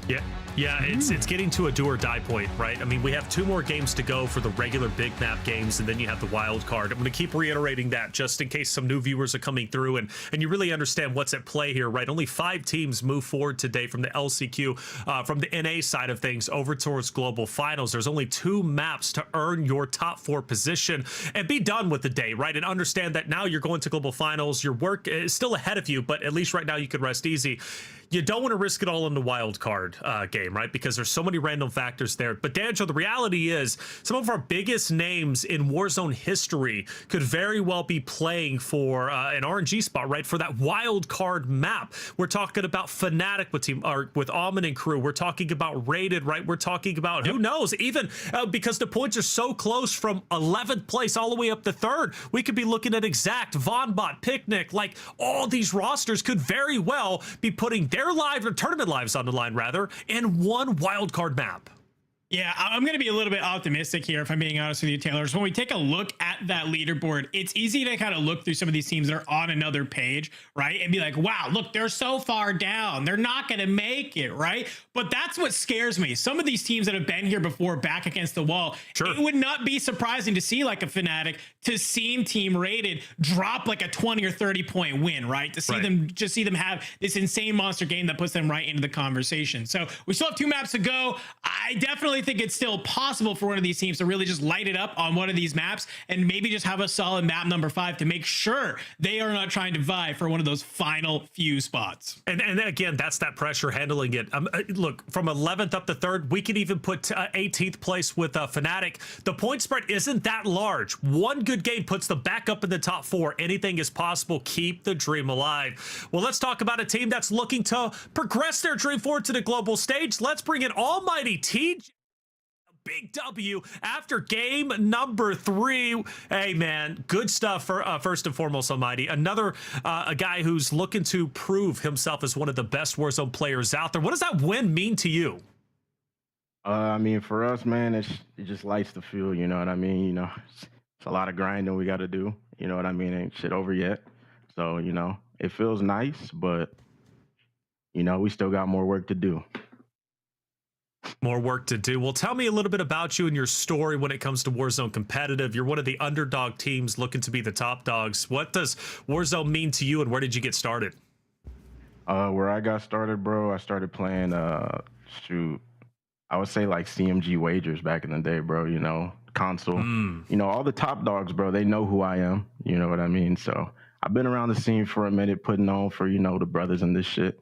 You know, the sisters, you know what I mean? So I've been putting on for a minute, bro. So, I mean, that's just where I started. It's my humble beginnings, you know what I mean? A lot of people, they start around the same place, you know, and, you know, there's a lot of them that blown up. You know, Breadman's one of them, one of my homeboys, you know, Shifty. You know, if you ask the top dog, Soka, they know who I am, bro. So, you know, I'm an underdog in this, but, you know, they know my body. Love that. Yeah, and you know, you have been competing for a while, Almighty TJ, you know, Almighty. I'm gonna ask a kind of a fun question, just because I know Dandra will get a little bit more technical. What was your pregame, you specifically? Because I'm hearing you guys were like top 10 in the eliminations, 2 of your teammates, 2 of you guys. What was your pregame ritual today to get prepared for the tournament? My pregame ritual, get ready for the tournament. You know, I got a newborn son. He's about to be a year old next month. So, you know, I have to make sure little bro is situated, you know, drop him off where he needs to be, you know, kissed him, everything like that. And I look to him. That's my motivation. You know what I mean? So that's my pregame ritual. You know what I mean? I don't need nothing else. So. Love that. I definitely love that. Dream kind of team me up. Yeah, let's get a little technical here. When it came to kind of looking at that zone in that last game, we were talking about it. It's like you're either kind of playing a 50-50 that it pulls up towards the seaport, or you're kind of where it did end up really down towards soccer field. Kind of what were some of the comms amongst you and the boys when it was getting down to that final sort of zone of where you wanted to play, how you wanted to play that end game? Walk me through some of the strategy that kind of led to you guys being able to win and take that map. So me, I'm the IGO of the team, right? But it's a lot more than just being, the shot caller. You know what I mean? You got to have mini map awareness. You got to know where your teammates are looking. You got to know what's the power position to hold in that situation. In which that situation, it was the soccer field. Once we jumped over the wall, if you got the knocks, you got our entries. We got in there through smokes and, just handle business from there on out. You know what I mean? So it's a lot of just filling it out. It's a lot more than just someone making the right call. There really is no right call. You know what I mean? Unless you're Shifty, Ahsoka, and Biffle. You know what I mean? So a lot of it is just, just filling it out, man, and seeing where, the game takes you. Almighty TJ, a father, right? A new father, a chance really to change not only your life, but also your son's life. $1 million guaranteed, $300,000 for first place on the global stage. You're looking to reach that point, and I wish you all the best. Look, that dad buff, it's a real thing, brother, and clearly it worked out in game number 3. I wish you the best of luck moving forward in your LCQ run. I appreciate you guys. Thanks for hacking me. Or thanks for having me. It's full Shifty came in my chat. So he's talking about hacking, but thanks for having me though. I appreciate you guys. Thank you. All right, brother, we got you. Shifty making an appearance too, man. Even when he's not competing, he still has a narrative on the desk, right? That's just how good that man is.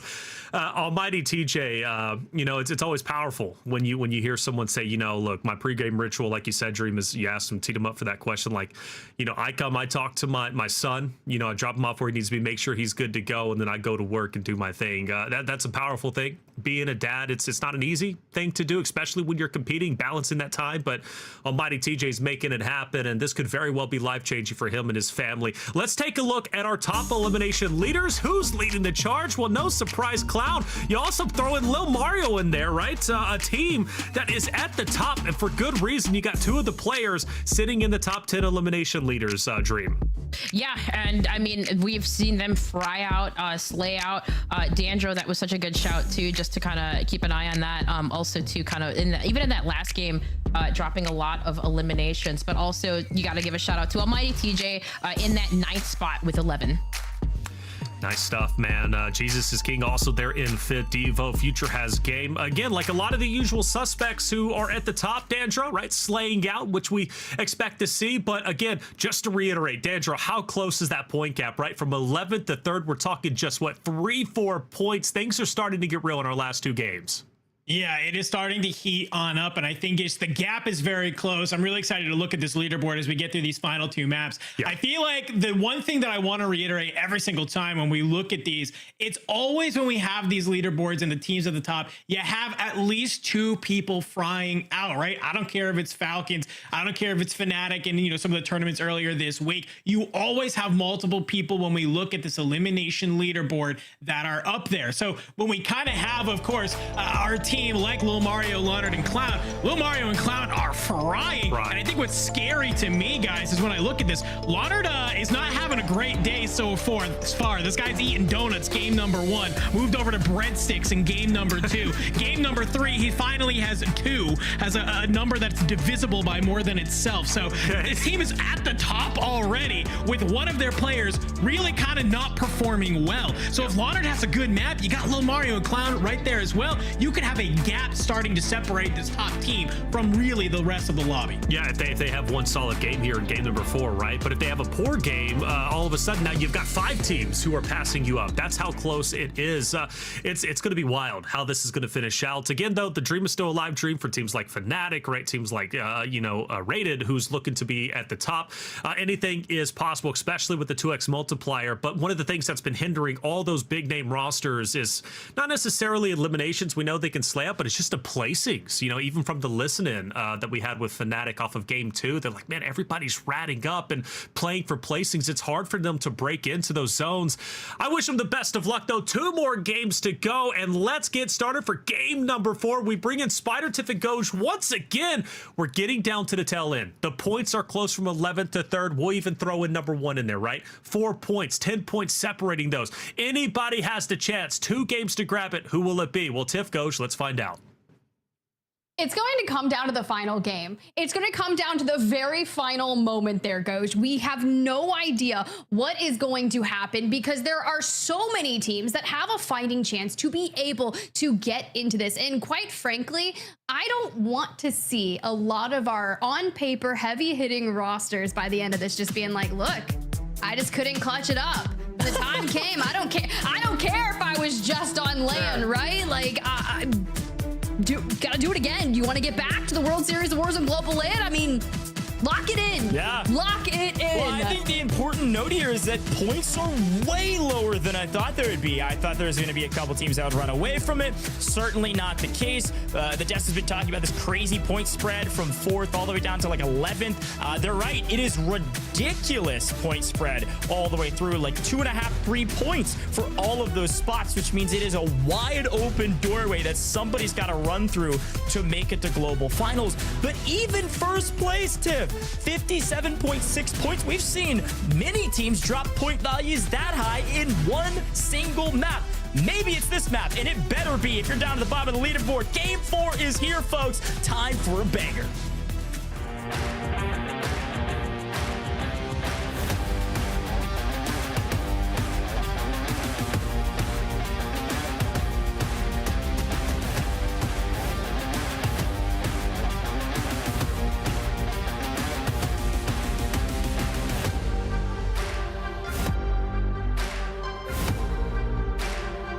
Few things to be said about this, Goj, and when you get a good look at the leaderboard, that top Team Clown, 57.6 points, and with everyone so close, it's actually a low-scoring series, and no one has been able to break through and put down one of the most insane games that really says, you know what, they just sealed their ticket to LAN.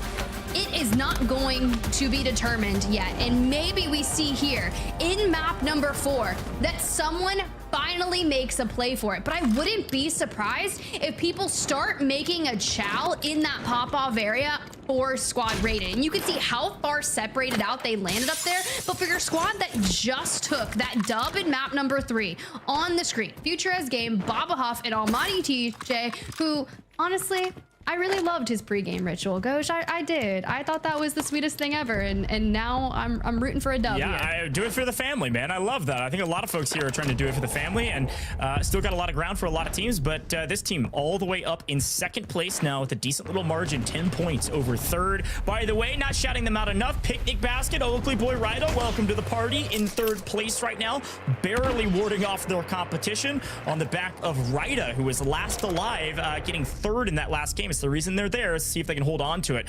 Still, I know we only have 2 games to go. It feels like so much Warzone to be played because it's truthfully anybody's game.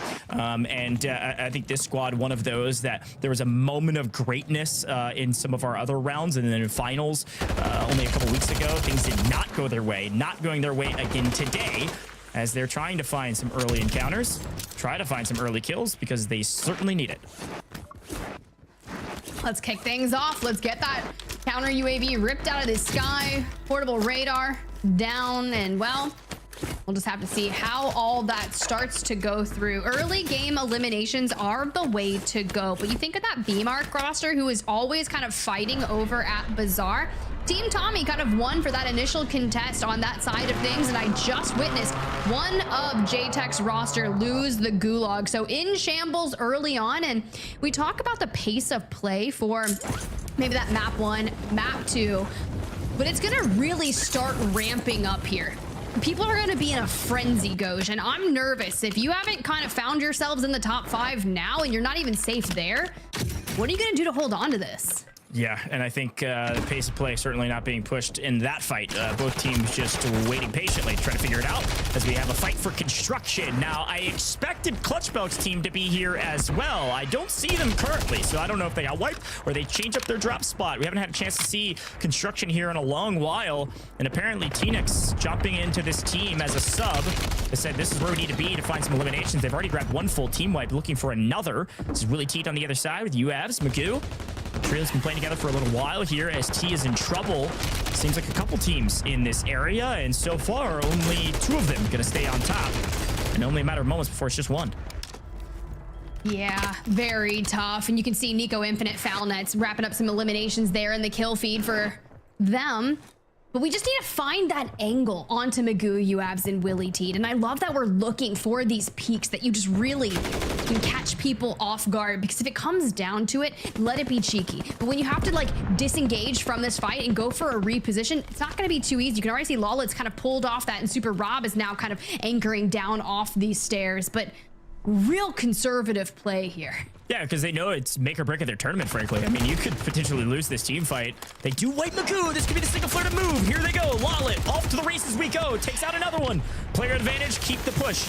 Go straight up the stairs, zone off your opponents. Willie T just trying to get undodged. There's no way he's going to get out. Perfect execution. It's as slow as it needs to be, as slow as it takes, as long as it takes. Every step up slowly, one by one, until finally you get the knock, and then you move. This is the same thing we're going to be seeing all day today across the board. Tommy goes down, and unfortunately for the other team, looks like his teammates are there to play backup, but you got to get up, and you got to get up now. This could be a third party coming in. Colors, Riaz pushing the equation. Teeny barely gets onto his feet, immediately cut down. We are deep into the action, and Tommy again not getting the better end of this fight, yet again being cut down and sent to the gulag. Yeah, that was just 3 squads. And when the team that gets sandwiched gets picked off right in the middle, and Emria, Z Colors, and Co, they just have to push forward knowing that they can clean up this team Tommy. And I start looking at the leaderboard. They're sitting at 14th overall, 34 points. And, 8 points away from a top 4. Every elimination matters. Yeah, you've got Nobu Spartan on the opposing side, a formidable foe. Woof. But when the molly comes through, you're down and out. Teeny gonna have to lock it in here against Mutex. That's my boy D-tier Nobu Spartan. I like it. Nice win with the Molotov. Teeny not looking good in this fight. Does back off and gonna get a little bit of some healing, but no plates to work with. This is gonna be a really tough one to win. It's gotta get first shots in. Does! Breaks him! Breaks his ankles, breaks his legs, cuts them off from beneath. Down, prone, wins the fight. What a win there to get some momentum back on their side. Back to Bazaar, back for the regain, and Noobs over there like Jaws in the water looking for Taj. Skullface kind of on the opposing side. Might be swim into that island to pop on up and see if he can find angles, but that smoke is going to allow Taj to get away. But you can see from the bridge, we're not alone here. We have to contend with Rated. That squad, Mayapo on the right side looking for angles. Yeah, Mayapo has got to clean up his team. I mean, they have to. They want to stay in this fight, and they want to keep Fnatic from making it to land, frankly. And they need the kills, too. Raida's not there either, so they really would have liked to push this fight, and it seems like Mayapo has decided to back off. You see the massive spread, the distance that Skullface and Noobs are putting between them and their opponents. They didn't have the advantage, and they ran. And luckily for them, the Hunter not feeling super confident about the fight either. So gonna get out, restabilize, get back into the map again. All it takes is one. We just need one big map from any team. They could go all the way from 20th to first place easily. It's not even that much to ask, but apparently today, the kills far and few between for a lot of these teams. Can't quite piece it all together from front to the back of these maps. Some teams finding early eliminations and then can't get placement. Some teams getting placement, not finding early eliminations. It's a story of, frankly, a slower LCQ than we expected and a lot of upsets, but still a map and a half to go. Right now, your former map winners. Map number 3, Almighty TJ, Baba Huff, Future, lying in wait for Mr. Nobu Spartan to potentially rotate straight to him. Yeah, let's jump on board. We got Vombot, Chero, and Co on that military base side of things. With the way the circle has been centering up, it's going to favor that northern, but we're really going to get a lot of information once we see that second circle zone pop. For now, you can already see they're looking on that LTV rotation, but Rastava Shops is going to be a hotbed of activity. And even though Intex, Mutex, and Believe have not rotated down this way just yet, but with the majority of the squads kind of finding themselves here, you got Joe Gang, Finesse, Alexander chaining those smokes together to hit that rotation. I'm really worried about the position. You got Colony 2K in right now. Yeah, I agree. Frankly, I think this Rayski's setup is actually better position right now, even with high ground. They can pick off one and make a move. A couple of mortars coming in is going to push, give them room to work with. They've got audio advantage, and they win. They take out one, looking for the second. There's the angle. Rayski's trying to go big. Came in as a sub, trying to make a play. What can he do in this fight? Nothing, not yet. Where's the down player? Found him. There it is. Nick pulled down. Can we get a second? How about a 1v2 2 for Rayskis. We take those to save the day. Well done. One was weak. I still count that a 1v2.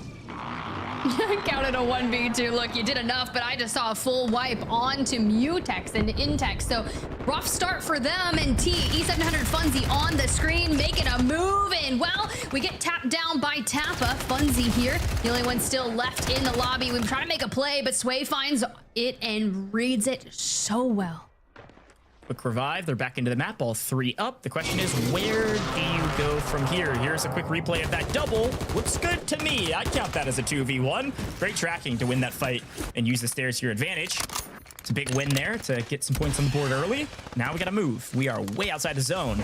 We swap over to this Omega team. Scythe, big man. They have not had a great day today. And subbed in Omega as kind of a new player into the mix. Omega was kind of touting himself as one of the best subs out there that anybody could pick up. It's time to prove it, my man. Become that X Factor. Big map here from Squad 9. I need to see it. So, for now, we just got to see if we can rip this squad just on the other side. You've already done enough to kind of isolate the players. Devo goes running. Vonbot gets ripped. Scythe, though, the angles. Honestly, I could just see them looking to full-on leave this area. Yeah, you have to. When you lose a player like that, you are at a massive disadvantage. You can see Team 3 Vonbot running for their lives. Devo, Shero. Another team, frankly, that I think a lot of folks had in probably top 10, and I think probably even like top 6 or so, is kind of one of those teams that a lot of folks said, maybe. And right now, that's exactly where they sit. 5th place right now, Team Devo, just outside of the threshold to make global finals currently. Look at that. Look at the kill feed lighting up. Rated squad coming online, taking down Ryda's team, at least for a moment. Don't think it's a full wipe there, but watch out. We'll keep eyes on that, and you can keep eyes on that as well with our map view over there on the Call of Duty YouTube channel. Go check it out. We've been watching it all day today. It looks like, according to our map, we are headed to the north again. This is very similar to the beginning of this competition. We're going to be in Popov most likely here, Tiff. So when you start thinking about similar circles, right, you start looking back towards that map number 1 of who was able to find success there. It was the Stable J in the end game. It's Exact Sitrep in the end game. But then again, you've got this team that's already found themselves on the western side of Pop-Off Power. They're at the top of the leaderboard. They're feeling confident, and they're not afraid to chow anyone at this point. They're grabbing that knock and full on to 8th, and Rayski is just trying to make it out. We saw them clutching up fights earlier, but what can you do if you're down to the last member standing and everyone's rotating into this area? No buys will be safe. Yeah, speaking of Exact, here they are. Going into this fight for a third party, looking to clean up Rayskis for themselves. How about we steal a kill away from our opponents? Rayskis winning fights on screen. Holy, just open up the door of opportunity for the team at the top to win this fight. Now they have player advantage on the back of Rayskis. They may not make global finals, but they're setting up the team at the top to certainly do that. What a win over there with their X-ray vision. And now, because of that, Exact's team can't push the team at the top. It's a 3v2. They've got to go regain. Ooh, regains are scary. I'm just kind of like looking at the lay of the land, like who is going to be coming in where. You still have this kind of isolated area over here where Little Mari and them have found out. And I think they're going northbound. We're looking for an industrial wrap. You think back to where it came down to the line in map number 1. It went out above industrial, then pulled kind of back towards the buildings. So this wide wrap to clear, yes, it's going to be brilliant, but this squad number 37 on your map, they're split. You got 1 member just ahead, and the remainder of this roster is inside the zone. Tiff, I got a couple really big updates for you right now. Currently, Nick Cool's team fully eliminated. Mutex's team fully eliminated. Believe Mutex, Intex likely not making global finals without a monster effort in the final map or through the wild card. I believe we had squad 5 go down. Last remaining players into the gulag. That's Tommy's team in trouble. Maybe actually fully eliminated as well. Some of our top teams out of here. There goes Oak Boy, fully eliminated. All hell is breaking loose here on main stage. Some of our top teams on paper no longer top teams as we turn our eyes to the true top teams inside the top 10. Devo squad currently around 7th place or so, and they got to make a move with only 2 alive. They need to restabilize and get some cash in hand ASAP. I don't know who has the script It's not me. I don't know who this is ending or how this is ending, but someone is out there just with like a voodoo that's just like, all right, I'm gonna just kind of stab this doll. We'll see what happens. For now, Debo, Shiro, holding down as a duo, trying to hit a regain out here on this eastern side, but we know what a late game rotate out of the military base side of things looks like, especially when you have that waterway, right? And you know who's got a chokehold on that? It's going to be Rated, but Cloud, Little Mario, Loner, they're from that western side, and now we've got a couple of top hitting teams here that we've got to get through. This has been the story of this top team. 2 players inside the top individual limbs, and they're winning this one. No, they're losing it. Loner gone, Clown gone. Mario, they felt confident hunting the edge. This time finally get punished for it. And who's there to frankly save the day? It's Exact's team coming into third party, trying to clean up this Sway squad, who yet again is winning on the other side. Sway and Tappa will not fall. Finally, there's a trade-off screen, and we're getting it from Little Mario's perspective. He wants a little bit of the action. Let's shoot some bullets down range. Let's maybe pick up a knock if we can. Playing edge of zone does have a bit of resources. Now thinks better of it and says, okay, all right, let me relax. I need to get to zone. I gotta stay alive. We need our multipliers. We're a top team, but the best way to prevent any team from catching you on the leaderboard is to play the best offense, getting eliminations. I gotta stay alive.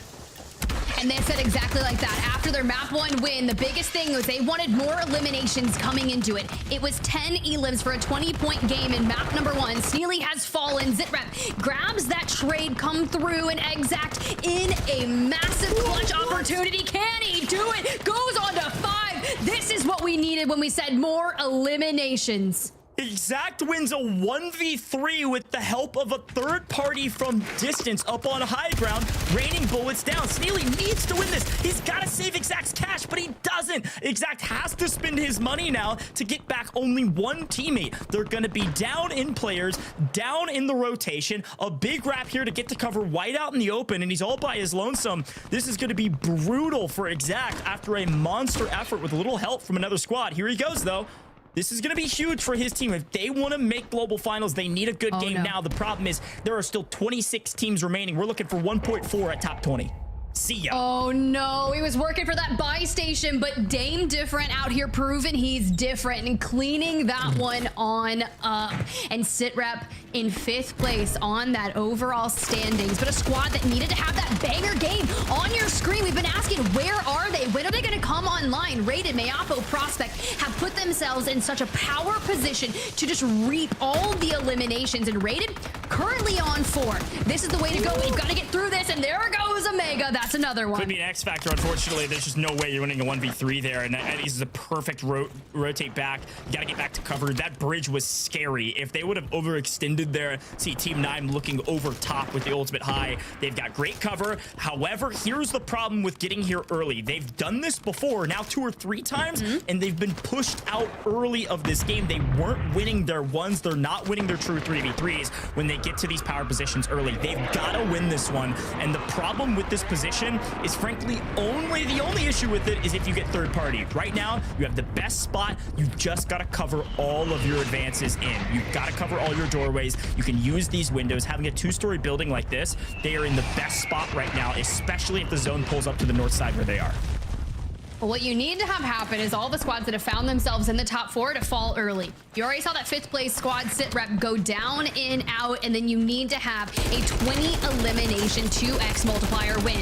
But for now, you've got Abe on the opposing side. You've got the cracks coming through. You're pulling everything. There's another squad wipe. So now you have to turn your attention over towards that Clutch Belk roster. Assault, Clutch Belk, Lovey do not have the best positioning in any way, shape, or form. If I'm then, I want to kind of go back into the water and maybe push behind that other squad just south of them, because we have streaks here. We are going to keep putting that pressure. They just need to isolate one. Yeah, they listened. They're listening to the broadcast. They're going south. Look at them swim. They're going to have to go through that squad number 6 in the pink there. By the way, we got the zone pull we wanted, Rated. Congratulations. Let's see what they can do with it. This is a big map for them. We've been waiting for them to come online. They have 11 kills right now. We are in the makings of the biggest map of the day thus far. If they can at least get 1.8x and a couple more kills to boot. Right now they are isolated, and they're okay with that because they have some kills. Remember, our point spread, it is tiny. Off screen, Fnatic is falling to the hands of Riaz. Where have you been, Colors? Not here, but finally getting some eliminations. Finally wiping Fnatic. It was Fnatic trying to eke their way in with the longest rotation through the south, but they fall at the hands of Alv and Colors. A big team to watch out for. If they're having a banger map, that's Team 14 and the near maroon on the south-hand side as we watch Squad 6 hold on to their power position. That is just scary. Well, there you got Clutch Belk, Assault, Lovey trying to hit that rotation towards the south and accepts the challenge here. Rudy and Sunny now still looking for angles, but guess where that pool comes through? Rated and Cove, they're gonna have to move, and they're starting to focus on that early. Just have a few more seconds left before we start really having to deal with it, but on 4 will be Accept. This could be a good game for them also. You see that attract team again, that maroon 14. They're up on power position on high ground. The problem is they have to move, and they gotta move now. Here comes the circle. Zone begins to move. Top teams in zone looking at team 9. That's Big Man, Scythe, Omega. They did restabilize. They are still alive, and they're dead center of zone. Maybe one floating. Rated's team having to rotate in, but this squad on your screen having a little bit of a game. They've got 11 kills, PDSing in zone. They might try to make a mad rap here. They're looking for multipliers, and right now there's just not enough teams falling here, Tiff. They need top 10, and they cannot cut anybody down. No, if they're just trying to hold on. Dame Difference squad, they've had map wins, get wrapped, and they get squad wiped here. So for Z Colors and Emrius, we need a killer rotation out of this, because you're right, no one is falling. We're still at 13 squads, and we're looking for that top 10, and even then, that's only a 1.6x multiplier. Squad 15 out, squad 33 drifts out of here. We're into top 10. There's your multiplier. You're going to expect to see Team 14 make a move. Accepting trouble, and who's it at the hands of? It looks like Rated right around the corner into New. That is Team 1 in red. They are in New. They are prepared. They're in the best spot. They're going to get top 5 unless they sell. This is their game to lose right now with positioning, but they don't have player advantage. More kills falling, more teams falling. You're looking for top 5. That's your 1.8x multiplier, and we got a lot of floaters. And who's floating? It's Attract. Can we get him out of the air? We do. Mayappo's a demon. We've seen it on map before. It's time that they're showing up. Team Rated in the final hour. Make you move in this leaderboard. Flying out of the sky. Can we get a second? Stop. Come on, Mayappo. This is how you change your trajectory. This is how you put down enough to get to that global land prospect. And Mayappo just absolute gunnies, cleaning house here in map number 4. Now, granted, one squad away from that 1.8x multiplier that will do work on their numbers, but we're starting to lose out on resources here. Plenty of plates, though. But if we had a mobile buy station to be able to get Rated back, but honestly, Rated can use this time to sit here and be like, hey, guys, fly and fry. You're doing great. You got the circle pool. You've got the high ground. Your biggest threat are going to be the 2 squads underneath that are still 3 pieces. But Future has game. That squad that just won, Almaty TJ falls. Numbers are dwindling, y'all. There it is. Top 5. They've got it. They secured the 1.8x with 15 eliminations so far. Right now they need to make a play. They take out Future. There's another one. How about 16 and top 3? No more multipliers to play with unless they win, and they still have power position. The only problem is they don't have all 3 alive, whereas that Sunny squad has all 3, but they have low ground. Who's gonna win it? Only time will tell, as Colors trying to get Mixie, and does get Mixie. Gets one. Uh-oh. Might have just handed the win to Mayappo, taking down one. It's a true 2v2. Mayappo puts in the equation. How about a 1? How about a 2? How about a win? Team Rated, welcome to the party. Team Rated, welcome to the top of the leaderboard. The clutch that was needed, right? Can you imagine a LAN without Rated, Prospect, and Mayappo? And that was looking to be the case had they not stepped up to the mantle and just absolutely did work. And we've seen zones that have favored that pop-off power area where they've kind of switched and made it to their drop spot. Rated alone was on 6 or 7 before he fell. We've got Prospect and Mayappo. You're just combing people out of the sky. You're wrapping up from the high ground. This had to have been such a massive game, Goj. I cannot wait to see it. I mean, they were in like the mid to low 20s in points and in the leaderboard. ridiculous to look back on this moment and say they win this with 18 kills, a total of 36 points, as we get a look back in our last stand view from Baba Huff's perspective, making some waves down below as well, by the way, winning last map and getting top 5. So that's a great map for a team that needed to protect their position on the leaderboard.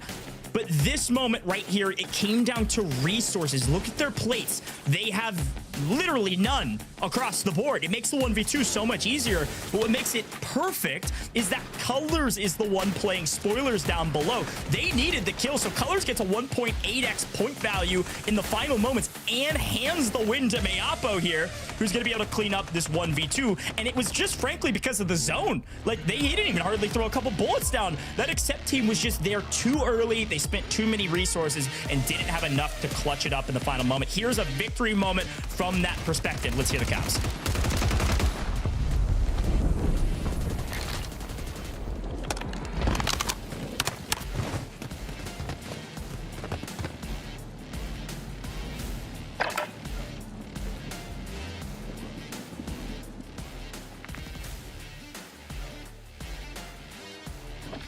Well, Tiff, it seems like no comms filtering through on this final moment, so we get a chance to talk over the reaction. Look at this.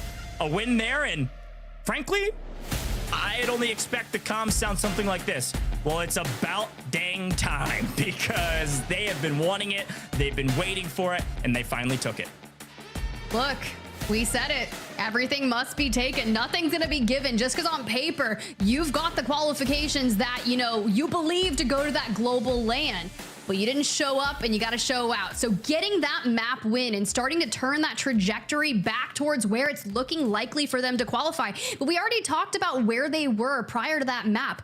Will those points be enough? Let's go ahead and bring in the desk because I've got to know. Oh man, it's close, isn't it? It's a big game from Rated, a lackluster from Fnatic. A lot to break down because only one more game to go for our top 5 games, right? To solidify the 4 teams going to global finals before we have to take a look at the wild card map. So let's get into it because a lot went down in this map number 4. As we look at our highlights, first and foremost to point out a team again that we've been discussing all day long, including top of show. That's Team Fnatic Dream. I was watching them. I was excited.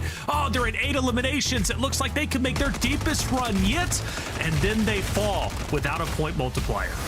Yeah, and it was difficult too because, I mean, we were talking about where the zone is going to pull, and it was obviously over towards that north side. And I mean, even in the early game engagements, Fnatic did come across Team Rated again, who was set up along that, like that shoreline, able to kind of get these teams as they're rotating in. But for Team Rated, having almost one of the best spots in the game, solidifying that dub, even in these end game moments, you guys, that was huge for them. I believe, Dandro, you shouted that out. I mean, just jumping them maybe potentially to 3rd. Yeah, I mean, you're doubling your points if you are Team Rated off the back of that one, which is what you definitely want to see. I love that you brought it up because I feel like that zone and how they wanted to play is exactly what they needed to do. We've seen this team get a pop-off power zone before, but maybe get a little bit too aggressive. They understand if we go out and we can kind of play towards this eastern side there, hold all these people who have to rotate in through water, they're going to be able to find a lot of eliminations. But it's this moment in the map right here where I kind of was like, wait, they have a god spot right now. They are looking at all of these teams below them, and you kind of just see them, even if they're not finding eliminations, they're still just giving a lot of damage in on a lot of these squads and kind of creating a lot of space, forcing them all inside to fight each other. And then at the end of the day, it's just kind of clean up on aisle pop-up for Team Rated because all they have to do is just fly on in, find these last eliminations to be able to end the map. We were waiting for them to come online all day long. Finally here, map number 4, they do it. We can never count out Rated. That is for goddamn sure. No, you can't, right? I mean, he's been on the biggest stages in the world. He understands what it takes to take that pressure in and then output a great performance. Rated prospect Mayapo, a tremendous game, potentially going from 21st to top 3.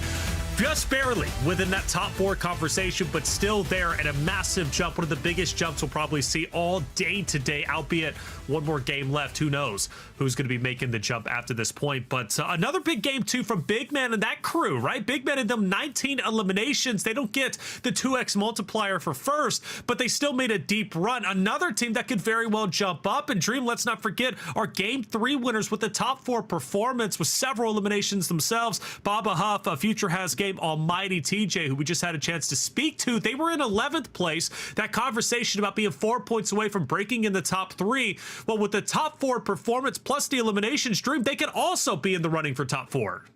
Yeah, of course. I mean, and that's it. Consistency is key. But for that energy just carrying off into this next game, in that next map for Almighty TJ, that was huge in those end game moments. But you guys know me configuring the numbers. I'm going to get all burger brain. I know it's got to be close. This is the most competitive I feel like we've seen Warzone here. Because, I mean, for these top names, right? Rated, Tommy, Skullface, Almond and Noobs, you would not even expect them to be here today. So, I mean, for some of these guys, at least for Rated, you got to be feeling good about that. I think there was a tweet actually from Rated, like from the regional finals, got all of their points in one game, 23 points in over a span of 5 games. And it's like, man, if they're embarrassed about that, doing that here today, I mean, got to clean it up a little bit, right? Well, they're cleaning it up. 36 points is tremendous. I mean, we were talking about a 4-point spread, 36 points, surely top 3. We'll check in just a second. Dandro, another team, though, second place, who's been relatively quiet all day. Rudy, Sunny, except taking second place. Several eliminations again for them. Another team that's looking to work their way up the leaderboard. Yeah, I mean, this is going to kind of be a little bit of what we're looking for. You're going to have these teams that when we get to the back half of the day that are kind of maybe finally having some things click. And that's great if you are a team like this. They were underneath that building, underneath where Rated and then we're playing, kind of trying to reap all the teams that had to push on inside. But the thing, Taylor, is it enough, right? Yeah. Kind of as we get ready to move in to that final game that we have here, at least before we get into the wild card, right? So maybe this is sort of the launch you need to maybe have you feel, okay, we did really great in this game. Let's go back to back. Let's have another great game where we have some high eliminations, at least get into that 1.8 multiplier to really jump up the leaderboard. So like you said, a slow day from them, a little bit quiet, but it has me excited when you're able to make some moves in a high pressure situation like that. You might be able to use that momentum to kind of dovetail into a fantastic final game.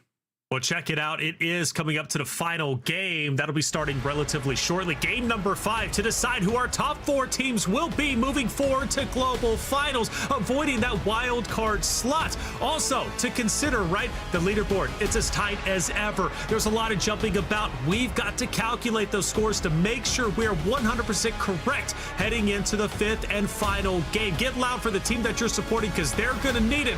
They got to put it all on the line. This is do or die for our top 5 games. We're going to take a quick break. When we come back, the 5th game coming your way.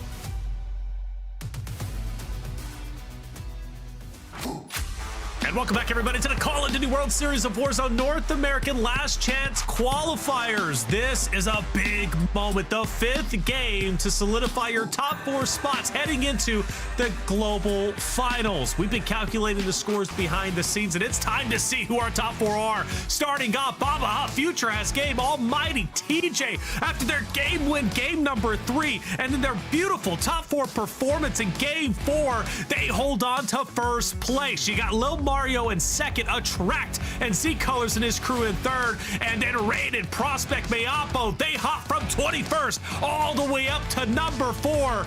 But Dream, they're just barely in the top 4. The spot isn't guaranteed yet. Yeah, it's not guaranteed. It still can be severely changed because for at least for Almighty TJ, they have to hold that position. But I mean, what is that? 5.8 difference from first to second. I mean, that's insane. And I mean, you shouted out Big Man 2, picking up all those eliminations, taking them to 7th. 7th place. We take a look now, and this is where things start to get serious, Dandra. Okay, you've got to break in the top 4. That's where Rated currently sits at 56.6 points. We talked about that 11th to 3rd place, which was once 4 points. Now it's about 10. Big games needed for everyone on this page and down.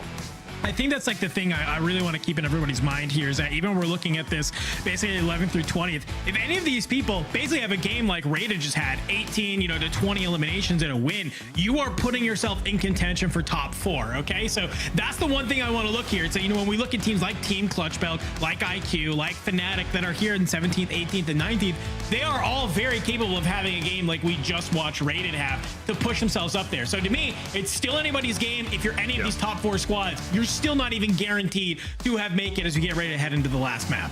Also looking at 20th, Team Greendos and his crew is stable. Jay Destroy's younger brother, very consistent. 4th place, 2nd place, 2nd place. Game 4, they fall off a bit, but they're not getting the eliminations.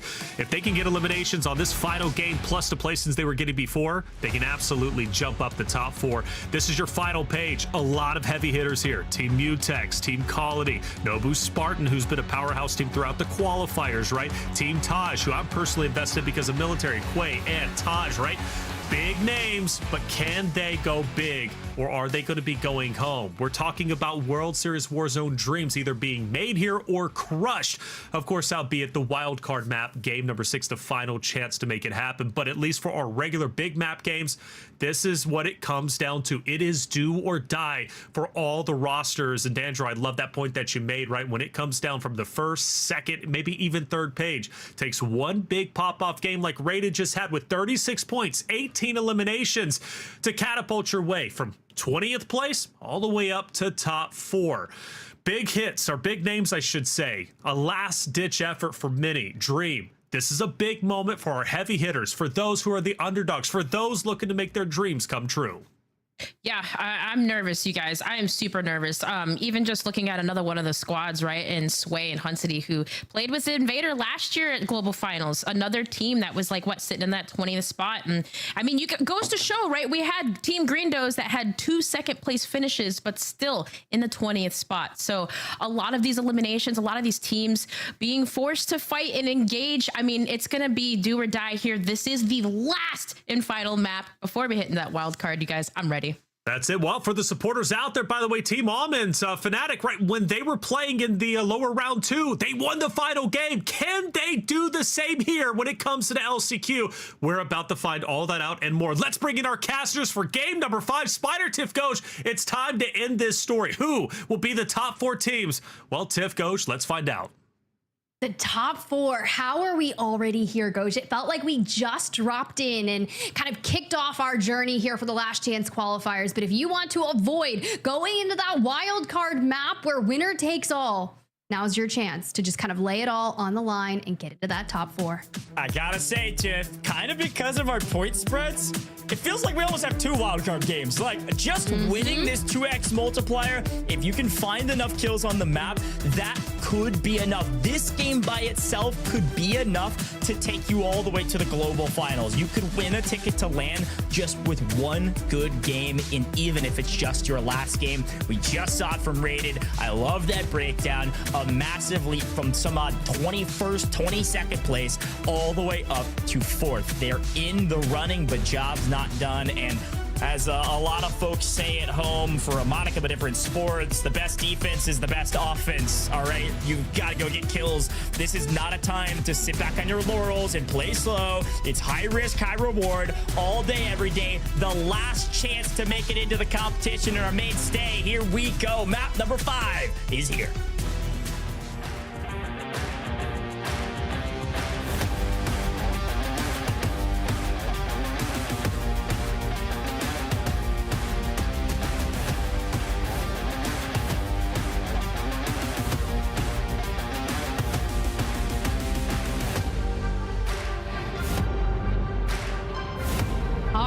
If you haven't found yourself in the top 4, y'all, the time is now. That benchmark 56.6 currently held by your map 4 winners rated. Now, I love that Dream brought up a really solid point. When the majority of their points came from 1, look at the zone though, Ghosh, because you said it. Map number 5 is starting to feel a heck of a lot like a wild card, and if you're rated and you go pop off power and you see this play line with this zone and think you're not getting contested, joke's on you. Actually, they're free and clear for now.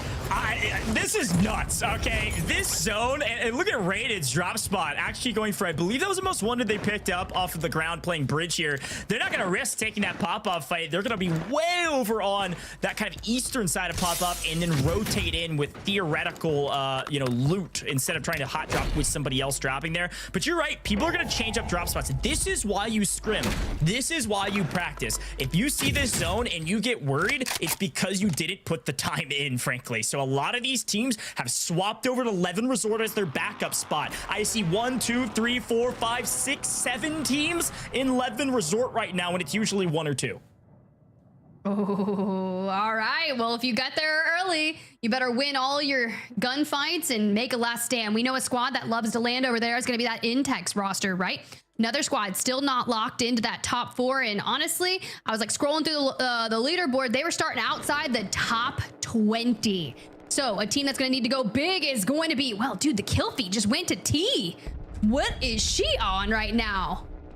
Yeah, I don't know what she's on, but she's on a burner. It looks like, as you see, Fnatic in trouble yet again off screen. As we're taking a look at some of our top teams, they are slow rolling right now. Not a lot of teams contesting a couple of these top squads inside of our top 4 already.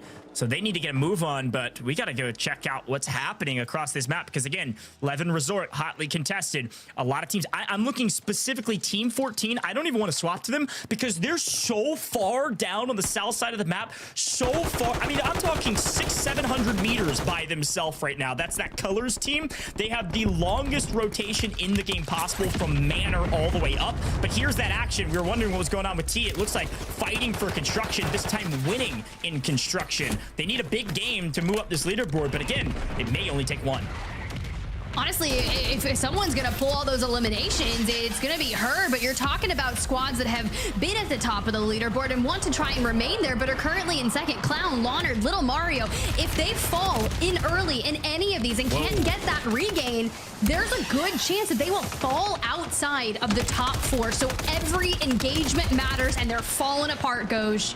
Didn't even get a single one. I think they got a knock, but unfortunately a perfect team play finally from this Vombat team. I feel like this Vombat team been in a bit of a blender, albeit inside the top 10, just not able to stabilize in a lot of these 3v3s.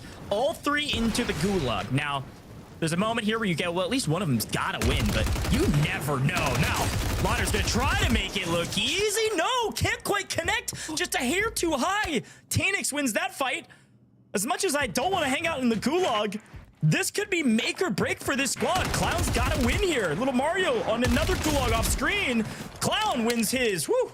Can take a breath for this team. Good. Great. Yeah, but that was a 5th place squad on the opposing side. That's a must win for them on the there. Now Collat's got to go here for Little Mario. Maybe they win 2 of the 3 and that puts them off in a better space, but Fnatic elsewhere cannot get a grasp on this reality that we've got stimming forward and hey, we're sliding around, can't get a line of sight, but finally pull it together. Okay, we got 2 back on the map. We're moving. Now, I'm going to use the same analogy I use often, Tiff. There's a building. It's only for winners. It's only for the teams at the top. And frankly, right now, going into the last map, usually all windows are barred, doors are closed, locked, chimney chutes closed. right now it's like maybe there's a single deadbolt on the front door and all the windows are still unlocked. There is so much room to get into the winner circle, get into that building, that right now we're gonna see if some of these windows get locked down by some of our top teams. But currently it is free and clear for just about anybody to come charging through those windows and grab a win and make it to global finals.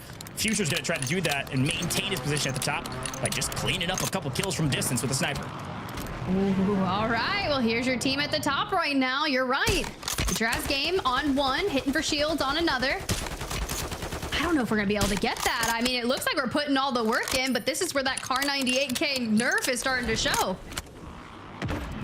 Swing over. Here's that gigantic rotation. Again, they started in Manor, Tiff. We are way over on the western side of the map, coming over bridge into Seaport right now. Finally interacting with a couple teams. It looks like Riaz has lost his life in the rotation, to be expected, frankly. With this many teams in the way, only lost one is a bit of a miracle, but information gathering always key. And it looks like a couple teams off in the distance they might be able to get their hands on. They don't love these fights because they're down in numbers right now, and they have to buy back Riaz, and they only have about 4K, almost 5 in pocket. So they only have enough for one buy. They can't lose their life here, but they've got to take a fight. Here's that fight. A track being called back by Colors. No, being told to run away. And I was going to say, Colors is by himself trying to 1v3. I don't care if they're in the water. That was a bad call, frankly. He's like, I take this, Shal. I take it. Yeah, what do you mean? I don't know about that one, Tim. I don't know. I walked so you could run is what's happening. No, but for real, a team in third place right now should not be doing things like that. And quite frankly, without their comms, I'm just not going to know what the thought process was, because now you got a tracked roaming on their own, and Z Colors goes to the Gulag. Maybe it was, hey, go to the Gulag, get some cash, win that one, and we'll see. We'll talk about it when you're done. Well, battle for Levin Resort off screen as a battle for his life. Colors wins it back into the mix. Seaport District is where we go. Several teams. This is the south side of the zone. Believe it or not, we're in our second circle. We're already like down to maybe a fourth of the map, maybe less than that, maybe a fifth of the map left, as we are way up in the northwestern side. Levin Resort is where we're going to end likely. Teams have seen this during the group stages. Tiff disagrees, but... Okay, I'm not disagreeing. I just remember, and you said it right, we've seen this in the group stages, but we'll reconvene after this, right? I want to see a track try to hold this, right? We just need to piece them apart together. There goes one. Here comes the trade, and unfortunately, not much you can do there. Z Colors has to see what he can do for the regain post Gulag for now. At least they have one left standing. Okay, so the zone that we did have that pulled towards that northwestern side of things that looked a lot like this. Remember that it pulled out between Levin and Kotovo blocks towards that, but unfortunate for Swisham, Attract gets the better of him. Now we're still keeping 2 alive for this roster, but it was a very open end game, and it was scary. But the teams that come down from the north, if they come down and treat it like it's Winterfell, that is the way to find success. Yeah, the Battle of the North is certainly the case right now. Several teams got there early, and it's just been a war of attrition up there near Levin. See Quay drop, maybe fully eliminated. We'll try to get a read on those teams as fast as we can. I think a big hit right now, Tiff. I'm looking at our teams list. Team Accept, Sunny, Rudy, they are out of here. Fully eliminated, which means they will not be making global finals, at least not right now. Maybe wildcard, who knows? They've had a great tournament this far, just couldn't quite piece it together in the last map. We've got 5 teams fully eliminated. And that's one of the squads that I am worried about, because they were near the top, but they just couldn't piece it together. I'm just like looking around, kind of at the lay of the land here. This is going to be a big here for Meapo, Prospect, Rated, right? You got Twitty rotating in, and you can never count Twitty out because very, very solid player. Love seeing all the different iterations. Now, granted, you can see him kind of disengaging with that smoke. You're going to get that information, but once you give Meapo an inch, she's going to take a mile and will probably try to rip you out of that. But we see that zone keep on pulling towards that northwest, and I'd be really curious to see kind of how it pays off. And I was kind of doing some comms, looking at the leaderboard, goes E700 squad in 5th place. That's going to have T on the roster. And I saw her go down in the kill feed early on, and I'm looking kind of for a regain because it looks like she wins the Gulag against B-Mark there, which is massive considering Smixy so far has been the only female to grace the World Series of Warzone stage on that global LAN. Not going to be able to run it back here, but we could see T make a play for that LAN.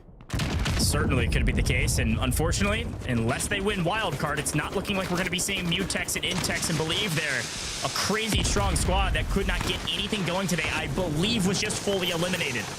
Off screen, more action here. Dead center of Levin Resort. Game different. They had a great map and not much else besides it. Need another big one and only a couple kills to their name as an entire team. They need to wipe some of these squads here in Levin, but it's going to be a really tough fight. When you're sandwiched dead center of a building, couple teams above, couple teams below, like it's like, where do you go from here? If you try to rotate out, you're screwed. If you stay, you're kind of screwed. Yeah. Brutal. When you're 6.4 points out of 4th place, you got to figure it out. I'm calling a Hail Mary for squads that are still trying to rotate out of Levin Resort right now. The one on your screen, Clown, Little Mario, Leonard, they hit a regain, and they're still on that western side, riding that why can I not think of the coastline? Tiffany, hello. A coastline. Brains, Con has fried my brain today. This is wild. Hey, it's all good because this coastline is going to be where likely a lot of the action is. Again, you called it. Kotovo blocks right between Kotovo, south of Kotovo, and north of Levin, right on the north side of that Levin Resort. There's a wide open space there. That's where we've seen this end zone in many times, and it is wide open, and it is all coastline all day. So we're going to be saying that word a lot more going forward as we head back to the south side of the zone, where Levin Resort, the action still ensuing. Colony 2K on top. This squad, T, they are in 5th right now on the back of T. 7 kills as a team. They have 15 already.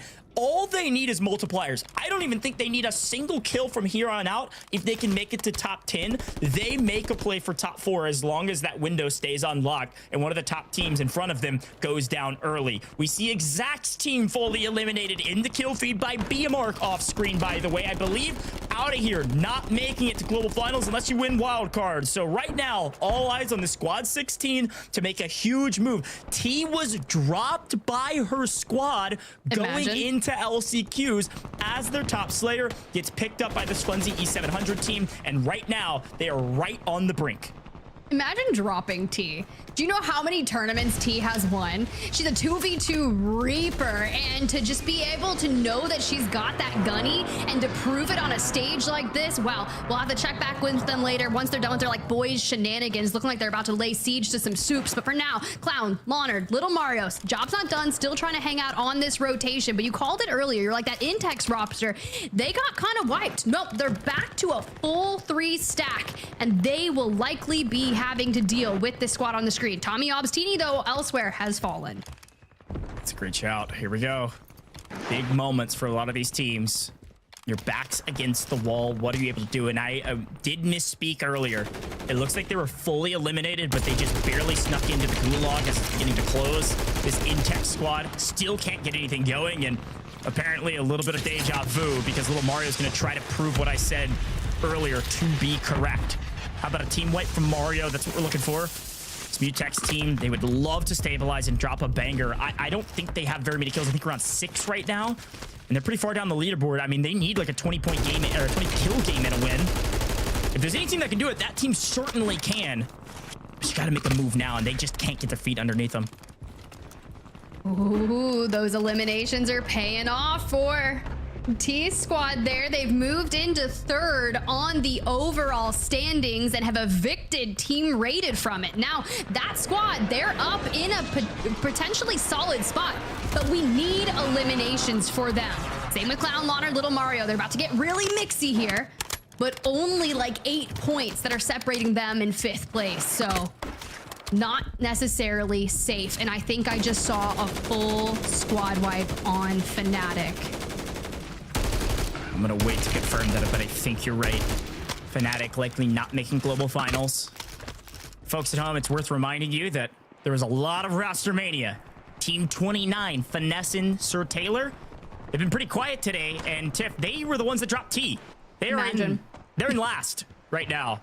Having a decent game currently, but it's too little too late if you're walking into the final map with like 10 points. Maybe if you drop a 70-pointer. We'll see. Biggest map of the entire tournament, who knows? But colors on your screen, Team 14. They need a big one as well to maintain position in the top 4. They had the biggest rotation of the day, and right now it is entirely on the back of colors to stay alive. Both teammates gone. They are in 4th right now with little to no kills in this map because of the rotation. This is really reminiscent of that exact team earlier. Such a long rotate that they can't find any kills and they can't get stabilized. No money. Only by themselves. Everyone's here. 1 elimination. What do you do? Because you have 1.2 points that are keeping you alive in that top 4. This is just not a good look. Not a good look indeed. Colors is extremely good at playing his life. A stalwart in the Warzone scene. Competed in every single map we've ever seen. But here comes the zone, and here goes the Gulag. Well gone at this point. Get ready. It's about to get real mixy real quick. Look at all these rotations, and Tiff, you called it perfectly. Just on the north side of Levin, south side of Kotovo. Basically as far northwest as we can go without being out of bounds. Still plenty of cover to play around with, and as such, 25 teams still alive, and Funzy continues to find kills. That's Team 16. All eyes on that squad coming out of nowhere with a monster effort in the final map. All they need is multipliers, and they know it. They're going dead center of zone. They've got to get some cover, though, because the center of zone right now is wide open. So it's the teams on the edge looking at Kotovo blocks and looking at Future as game. Baba Huff playing for positioning. They've got high ground. This is a great spot for now. It will likely creep a bit further south than this team, so they might hop, skip, and a jump over to a couple more rooftops.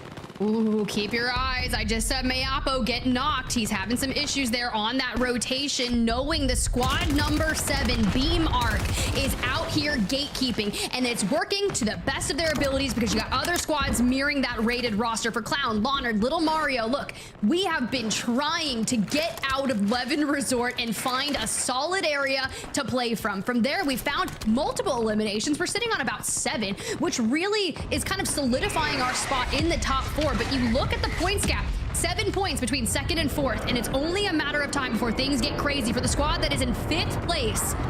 Missed it by 1 position in the finals to not qualify. We're calling in a Hail Mary. We make it to the mobile buy station. Wow. We do what we need to do, and we get out with our lives barely. Now, we do have that self-res. You're likely going to get sent here, but this is where we need to listen and give it to us.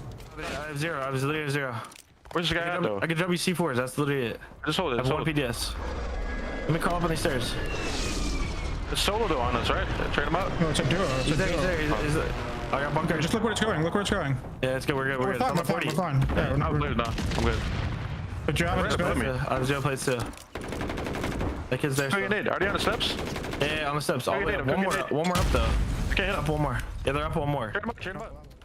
Comms clean, small talk good. They just don't have a lot of resources. Need a big one here to maintain position. We're seeing them drop out of the top 5, Tiff. They were 4th going into it, just haven't found a lot of kills. A lot of stabilization still needs to be had for that team, but a lot of teams at the top trying to hold on to position. It is anyone's ball game right now. Any team could take it here. E700, watch out for that team. They are on 18 kills. That is the most kills we've seen in a map thus far, tied for the top team, and they still have 18 teams on the map. A huge map from this squad. When we said go high risk, high reward, they took it to heart. They're moving, but they still need to lock in the multipliers. We have 18 teams. Top 10 is our 1.6. Top 5 is a 1.8. Here we go. It is about to get wild as we see our rotations. We have confirmed several teams fully eliminated. Mutex out, not going to global finals aside from wildcard. Fnatic out, not going to global finals besides wildcard. Here we go. Colors in trouble. Could join them. Colors cut down. Colors out of this lobby. Colors not in the top 4. That is wild that with that fall, we fall out of the 4th and have to duke it out in that wild card match. And honestly, Nicole right here on the other side picks up Clown. And do we get the buyback? Do we get the res? Do we keep it together? It seems like we're going to go ahead and get those gas masks. Focus on getting those reses. Vonbot on the other side, though. Not sure what the resources on Vonbot looks like because, well, he's down and out of the lobby because this team's still reaping this side of the map. E700 had put out a tweet about him potentially retiring, comes back into LCQs, has position, all 3 alive, the most kills on the map, dead center of zone, about to get top 10 to increase their multiplier and likely increase their standings on the leaderboard. Watch out for 4th though, that's our metric. Another big play to maintain this spot. A tough spot to be in, but they are holding it well. But here comes the onslaught, teams all over the place. And it is time, make it or break it, the final moments of the final map.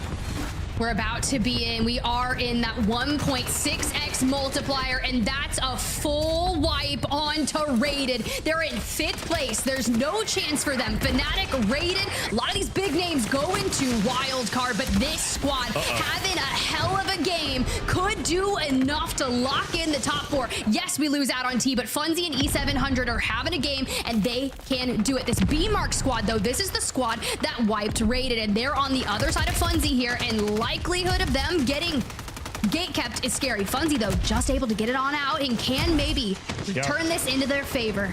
They lose T, top Slayer. She had double digital limbs by herself, by the way. 10 kills when she fell. Now it's all in the back of the Funzy team. Now the problem is they want to hold the JTech team. JTech team's not going anywhere. They got PDSs, they've got zone. They got to watch their backs here because they're just going to get shot in the back, and they got to make a move. They know they're going to get third party if they don't. How about a couple C4s? How about a bullet to the face? No, goes down. Funzy E700 cut down in 7th. Will it be enough? We don't know. A lot of math has to exchange hands, and right now we are staying with the action. Top 5, top team still in it. We've got Future Heads Game here trying to secure their spot. We've got Shaded Step on the other side trying to play spoiler to somebody, but right now Team 7 still alive and in zone, just waiting for their competition to catch up. Almighty on high. How about 1, 2, 3? How many can you get? How about 0?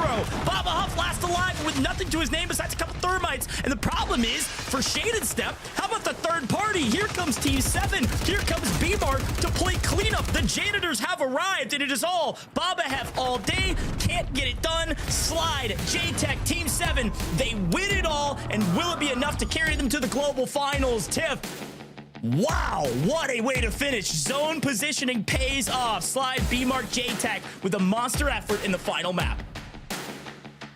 I have no words. I have no words.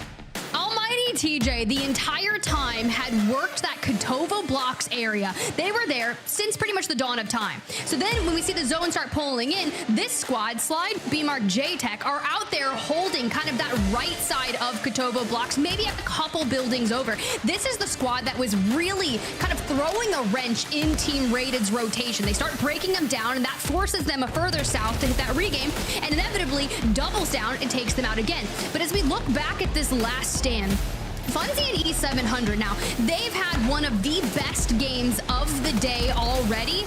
Now, they could have totally won this, but I think that push right there to try and get ahead of the rotation where that circle was pulling to was inevitably a bit of a throw, if you ask me. It was a throw. I think they just should have waited until top 5, then make the play, because they knew they were going to get third-partied. They knew the other teams were going to pinch, they were going to get sandwiched, and they were going to lose regardless. They had to make a move. They just went too early. They could have waited for this fight right here. The Shaded Step fight could have given them top 5. We'll see if it's an end-up throw to their tickets, throwing them out the window to make global finals. But JTech, Slide, B-Mark, they were near top 5 going into this one. They were battling and jockeying around the threshold, and they win it all. This truly felt like a wild card game. I only expect to see them in global finals. I'm not making any calls here. I don't know how math works. I'm letting other people figure that out, but it truly felt like a wild card. Here's that victory moment. Let's take a look back on I'm dead. comps. You gotta res.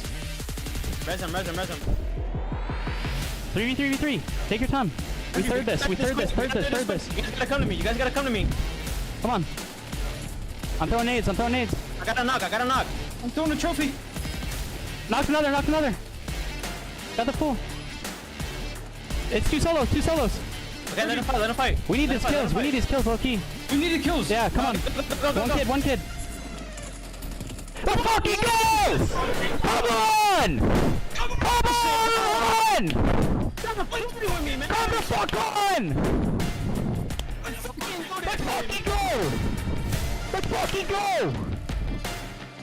Let's go. Yeah. I guess. Gosh, how many eliminations was that? How many eliminations? Was it enough? I don't know, bro. It is just a craziness of Call of Duty action right now with the World Series of Warzone. I'm just ready to see which 4 teams survived the gauntlet of this 5-map series and will be stamping their tickets to that World Series of Warzone Global Finals. And for those who aren't in the top 4, good luck, have fun in the wild card. We'll be there watching. I know. One more map to go. JTech, Puerto Rican, 19th at Global Finals last year, wants to make their name again made known on the main stage. But folks, that's it for the main part of the competition. We got to bring the desk back in to break it all down, because talk about math, talk about margins. I said it was going to be less than a point margin. I think I'm right, but I'm not calling anything at this point. This is wild.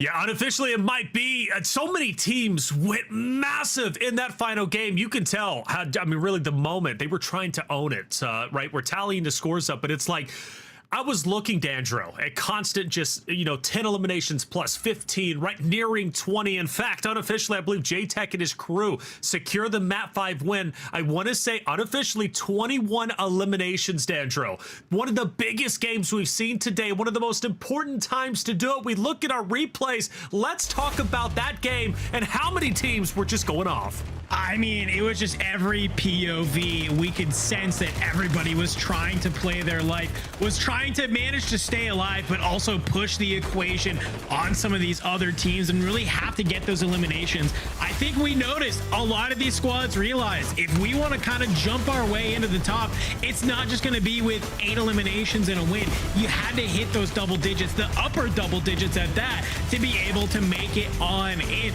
Huge shout out to E700 Funzy and T, by the way, because halfway through that map, we looked over. I'm looking at average eliminations like 6 or 7, and they're on like 15. I was like, huh? And I gotta believe it's that eliminations that really kind of secures them, I believe, making it into our top 4. I'll wait to see that, but oh my gosh. It was huge, right? Jesus is King, Funzy, Omit T, right? E700, at one point, I believe, sitting at like 20 eliminations. Was it enough to break in the top 4? Well, the question is like, how far down were they, Dream, when it came to the leaderboard? Because we've seen teams like Rated & Co.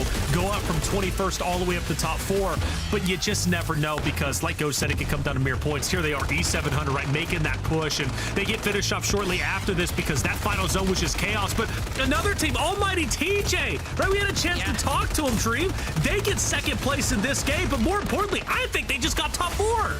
Yeah, that was insane too. I mean, you want to solidify that, but in those in-game moments, I think there was a shout, like maybe they were pushed a little bit too early, but for J-Tech and Co., who, again, I believe they had, I believe the last map, kind of like some audio issues. J-Tech wasn't able to hear anything. To be able to bounce that back and have that adversity and be able to take a win, that is huge. Because, I mean, even coming into this, right, they had 33rd in the upper bracket. They had 19th in finals, which secured them the 7th seed here today. But those placements, right, that might have done the trick. I don't know. We have to do the quick maths, but you got to be feeling good about that. It's just so many teams, right, fought tooth and nail to break into that top 4. They do not want to play in that wild card map, but it's going to come eventually. The final chance to punch your ticket to global finals. Again, we're tallying the scores for top 4. I don't know who it is just yet. I've got my reservations who I think it is going to be, but until the math is officially in, all I can do is speculate. But it would be special if E700 of T made it, right, to represent the women competitors out there, to follow up with Smixy, who made the global finals last year. It would be another historic moment, I think, for women competitors. And she's a grinder, right? Dropped from her team now with a new roster, looking to make history on the biggest stage, right? The global stage. Let's run through today, though. We had 5 incredible games when it came down to, obviously, the LCQ. Teams were fighting tooth and nail to try and secure the victories. We started off with map number 1, and it was the first chance we had an opportunity, right, to see Sneely, Exact Sitrep take the victory. They weren't happy with the amount of eliminations that they ended up getting, but it was still a great start, Dandro. Yeah, I mean, this is kind of how you want to start your day. He did taper off a little bit from here, but we kind of heard them kind of talking that, this is sort of our first time, the really team kind of coming in and playing with that. This is also where we started to see some of the other teams really kind of come online and start playing as well. Shout out Stable J, right? This was a 4th place finish for them in game number 1, but not a bad way to start the LCQ for World Series of Warzone, especially if you are Team Exact. Yeah, not a bad way at all. Team Exact, a win, 10 eliminations. Now, the question is, did they make it top 4? I don't know if the 4 games were enough to get them to that point, but still, it was a great opportunity to talk to them. They said they were hungry. This team was brought together pretty much last second, right? Not a lot of chemistry here, but yet they're making it work and making it happen. And again, it was great to see them play. And like you said, Stable J, right, getting that 4th place was also a great opportunity to see him come back onto the main screen, come back to the main stage like he was at the Esports World broke up in solo play. Shout out to that roster. We go to drop 2, Dream, and this was that Old Town, Low Town zone, right? The first time we had really seen that zone centralized on those 2 locations when it comes to our World Series of Warzone broadcast. But it was also an opportunity to see Clown, Lil Mario start to step it up, and this was kind of their run to the at least first place, but also the first opportunity to see a big underdog team, Dave Different, Famous, as well as Zols, come into first place. Yeah, this is where we kind of had that question of like these teams finding the rotations but not a lot of kills, and you know, teams kind of being afraid to fight, but with that plane line kind of pulling south and that final zones you know, going towards that low town being set up exactly perfectly is exactly what Dame Different and Cove Devious Gaming in the squad. But it was insane from start to finish. You know, we saw a lot of those you know, city cargo pop off rotations, but a lot of recovery even from those top squads, as we saw like even Fnatic kind of struggling in that map. Yeah, struggling indeed, and their struggles wouldn't end. We'll obviously be discussing that as we go forward. We do go to drop 3, though, and this is where we started to see this team come alive, the underdogs. However, Dandro Almighty TJ did let me know, look, the big dogs know who he is, right? And, well, I'm starting to believe them after their performance throughout the 5 maps. They didn't slow down at all. This was just the start of their beautiful ride. Yeah, this team kind of really came online, but I got to imagine that this map number 3 was the kickstart of all of it for the rest of the day. They're able to kind of play this 50-50 on the zone, and we heard, you know, Almighty talking about it. He says, you know, I'm kind of the IGL, but we really co-IGL, and I got to imagine with some of these calls that they take this sort of fight here, and I love it. You're just kind of playing together. Maybe you play a little bit of trade, a little bit of a bait, but at the end of the day, it's this pincer maneuver that they're able to clean up the rest of that squad to come out on top, and I got to imagine that was the catalyst for them to feel very good going in to, of course, map number 4. Well, the story was about all the underdogs. Well, this is not an underdog team per se, but they were an underdog when it comes to the overall standings, right from 21st all the way up to 4th place. Dream, Meopo, Rated, Prospect have one of the biggest games we've seen today. Yeah, one of those teams that was in the top 4 predictions, right? And I believe, you know, did not make it. But for this drop, though, this was a huge win. Being set up, too, in the God position, Meopo and Prospect just holding it down the whole entire time, being set up for success. And this engagement right here, I believe that was Future and Rios, that would really set them up, right, to be able to swoop down and be able to finish off the game with the win. Well, let's kill the suspense. Let's go to our standings and see who the top 4 were, and it's going to be Team Clown, Beam Mark, Almighty, TJ, and E700 making your top 4, punching their ticket to the global finals. Congratulations to all 4. For the others, well, your job just got a lot harder as you have one more map, the wild card map. 36 teams fighting for the opportunity to go to global finals. Shout out to T, by the way, dropped from her team, picks up, or at least is picked up by Jesus is King. Funzy makes it to top 4. She will represent the females. She will represent the women competitors on the global stage. I am through the roof at these 4 teams, and the underdog story that goes set up after map number 2 was very much the case. We take a look at our elimination leaders, and, well, shout out to all the competitors, but these were your top 10. Dandro, who do we see? I mean, you got Clown right up there at the top, absolutely frying all day. 27th, Vexo showing up for the squad, just barely don't make it in 5th, but you drop 22. But hey, look who's in 3rd and 4th, 21 each. You got E700 and T, both there, putting the team on their back, frying out specifically in that last game to help them get just barely in, less than 3 points separating them and Team Vexo to make it on through. Absolutely insane for them to be able to do it. This is the beauty of World Series of Warzone, friends. It is these moments where these teams who are fighting for their life to make it on in, and just by the skin of their teeth, back against the wall, they are able to make it happen. It's such a big story. The storylines for Warzone continue to develop and mature over time, and it's so great to see again team make it to that stage. Now the job, obviously it gets a little bit harder, but now they can rest easy being top 4. Dream, we came into this today with the top predictions, right, from everyone was Rated, Fnatic, Intex, Colors, right? None of them making it through. All top 4. You could dare say the underdogs, the ones that needed to prove themselves. Well, Dream, they did exactly that. Yeah, but I mean, we love a good underdog story, but I mean, you got to give that credit to T, just because, again, for so many females out there who have been dropped from their team to be able to represent and make it to the global final. I know there's a lot of women out there that are just like, hey, you got to give her kudos. So that's amazing, but devastating, right, for our top players.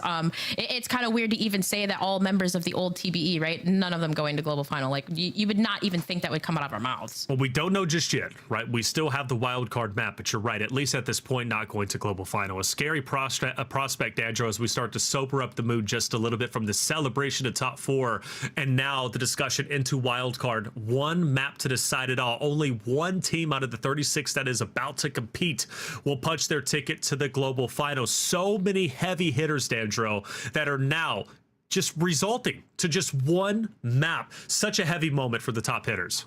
Very, very heavy. But the thing that comes down to, Taylor, is that this is where all of your preparation, all of your skill really comes online. If you want to truly try and win this map, you need to pull out every bit of game knowledge you have to try and be able to make your way towards those end game scenarios and be the last team alive. It's going to be about fighting for power positions. It's going to be about understanding where the zones pull. It's going to be understanding about where does this lobby like to play, given where the map goes, to the left and right side. This will put all of your skills to the test. So with that being said, I do put a little bit more sort of respect towards our veterans that even though they didn't make it through some of these early maps, I think they have the skill set to take home a map like this. But if there's anything like last year shows us, dude, you cannot expect that this lobby will play like you think it is. You cannot expect, last year I said at top of show, I'll say it again, a 6-person PA to rip through those final zones. Those are just the things you can't make and read. And I think that is going to be the shakeup for some of these squads that maybe they're not prepared for. Well, chat, 5 maps down, 1 more to go. Our wild card map, winner takes all. Winner moves forward to global finals. Who would it be? Well, we're about to find all that out and more. We're going to take a quick break, but before I go, I want to let you know the Out of This World pack is available now. This bundle includes the Spaced Out Operator skin, rocket, weapon, blueprint, decorated emblem, and more. Use these items in both Call of Duty Modern Warfare 3 and Call of Duty Warzone. Available in-store now using Call of Duty points. Hey, one more map to go. You do not want to miss this. We're going to take a quick break. When we come back, we're going to find out our 5th and final North American team coming out of LCQ and entering the global finals.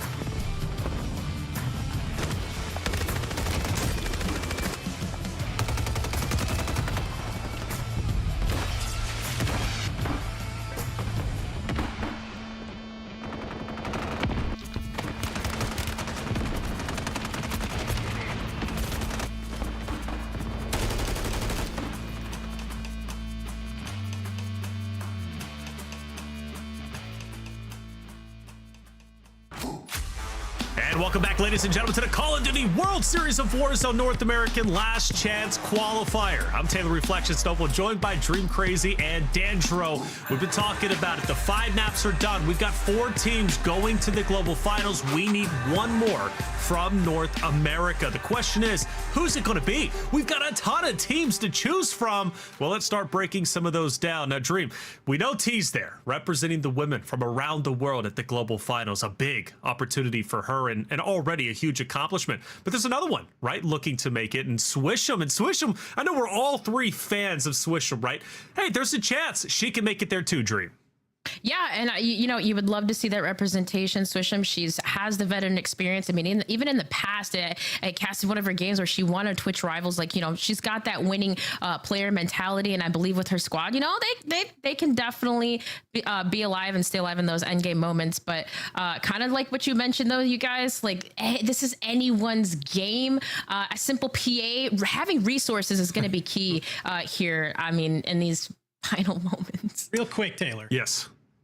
Got Nico. He's on that squad. Did it last year. Can he do it again? That's the only thing I want to note about this team. They did it last year. Can they do it again? He's clearly got the strats, doesn't he? Well, before we get into that wildcard map, we need to pull in our only female competitor to make it to the global stage so far. We're talking about T. T, what is going on? I'm so happy for you. You make it through after a tremendous game. We've been talking about how you grind the game constantly. You've been playing since the beginning. T, this is such a big moment for you to be on the global stage.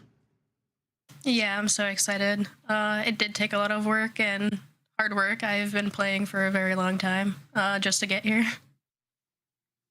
Without a doubt, and we've been pumping you up every step of the way, T. So let's talk about it, right? You come through, talk to me about this roster that you're competing with and your journey to get to this point to qualify for global finals. So I joined them about a week ago, and ever since we've been running customs every day. They basically came to me and said, hey, like, there's a lot of people doubting you, but like we went over your VODs, like, you're the player we want. And they put trust in me, and we've been working very well together recently.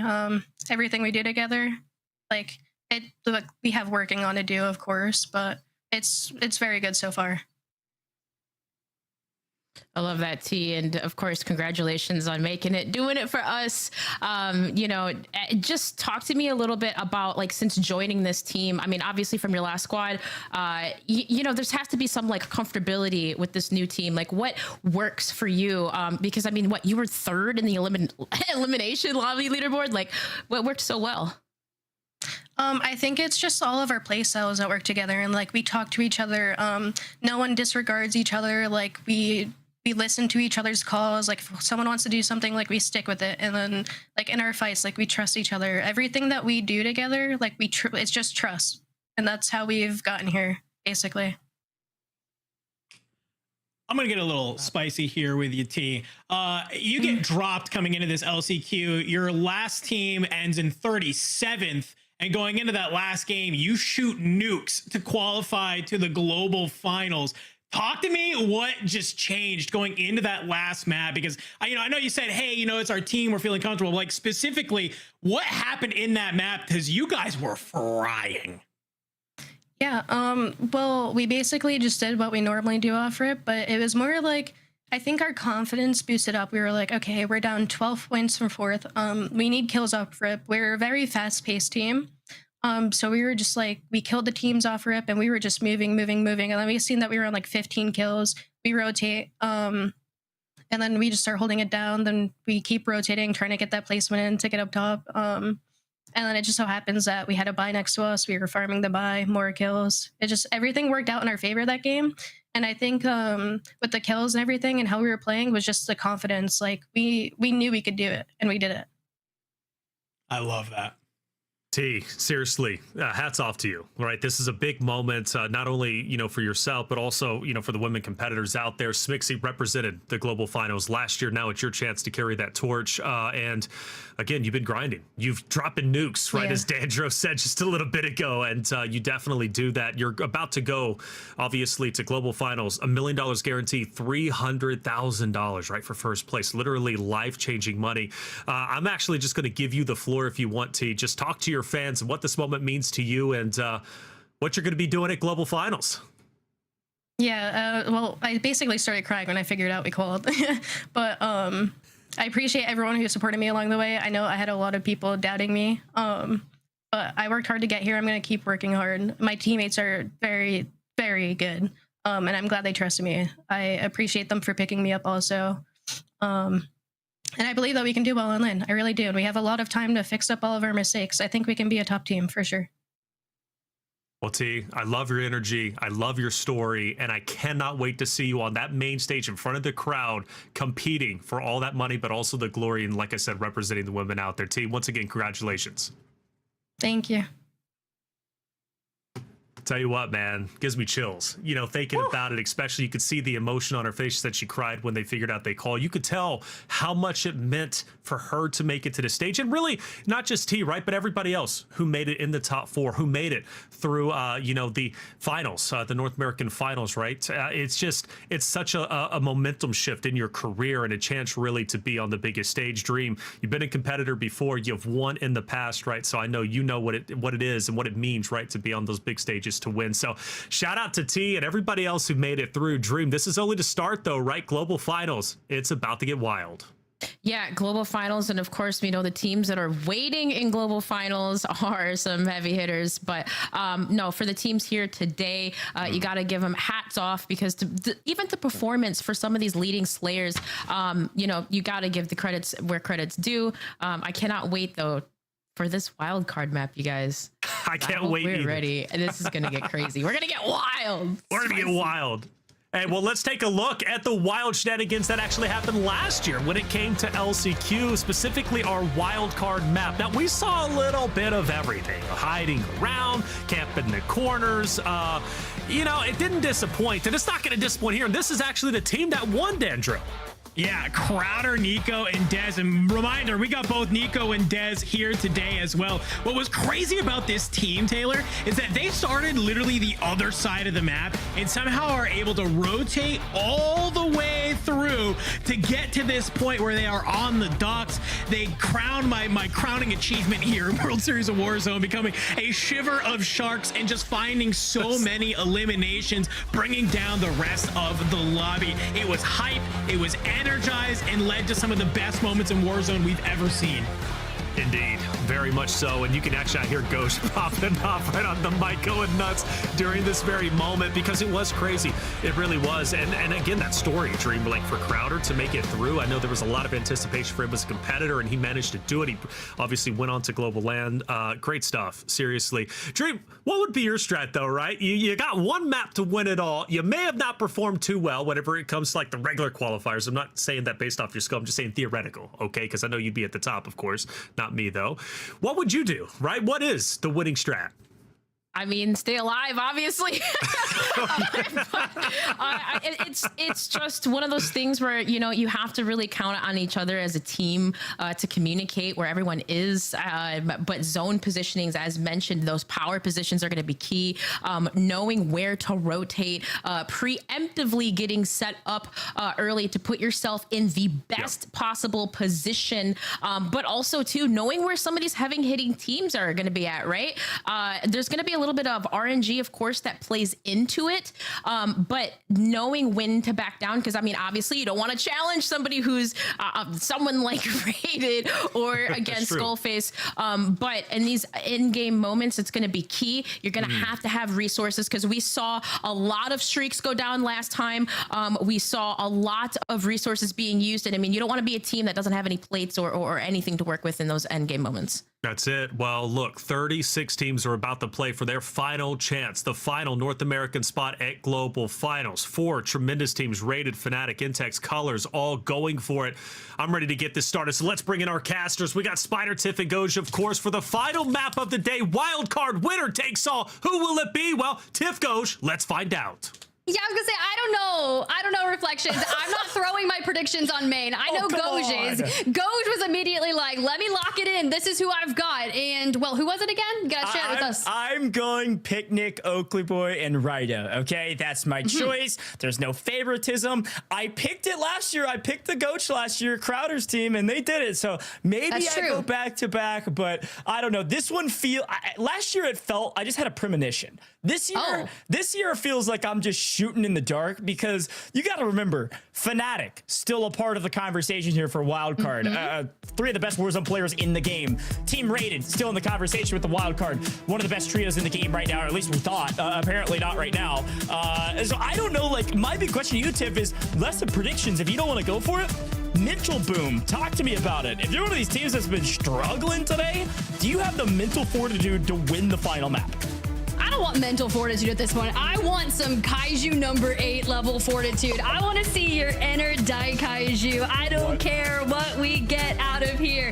You just got to be the last one standing. And everyone on the desk, they were talking about it. They're like, we see streaks coming out. It's going to be bunker busters, mortar strikes, precision airstrikes. I want you to channel your inner survivor and outwit, outlast, and just outplay the competition.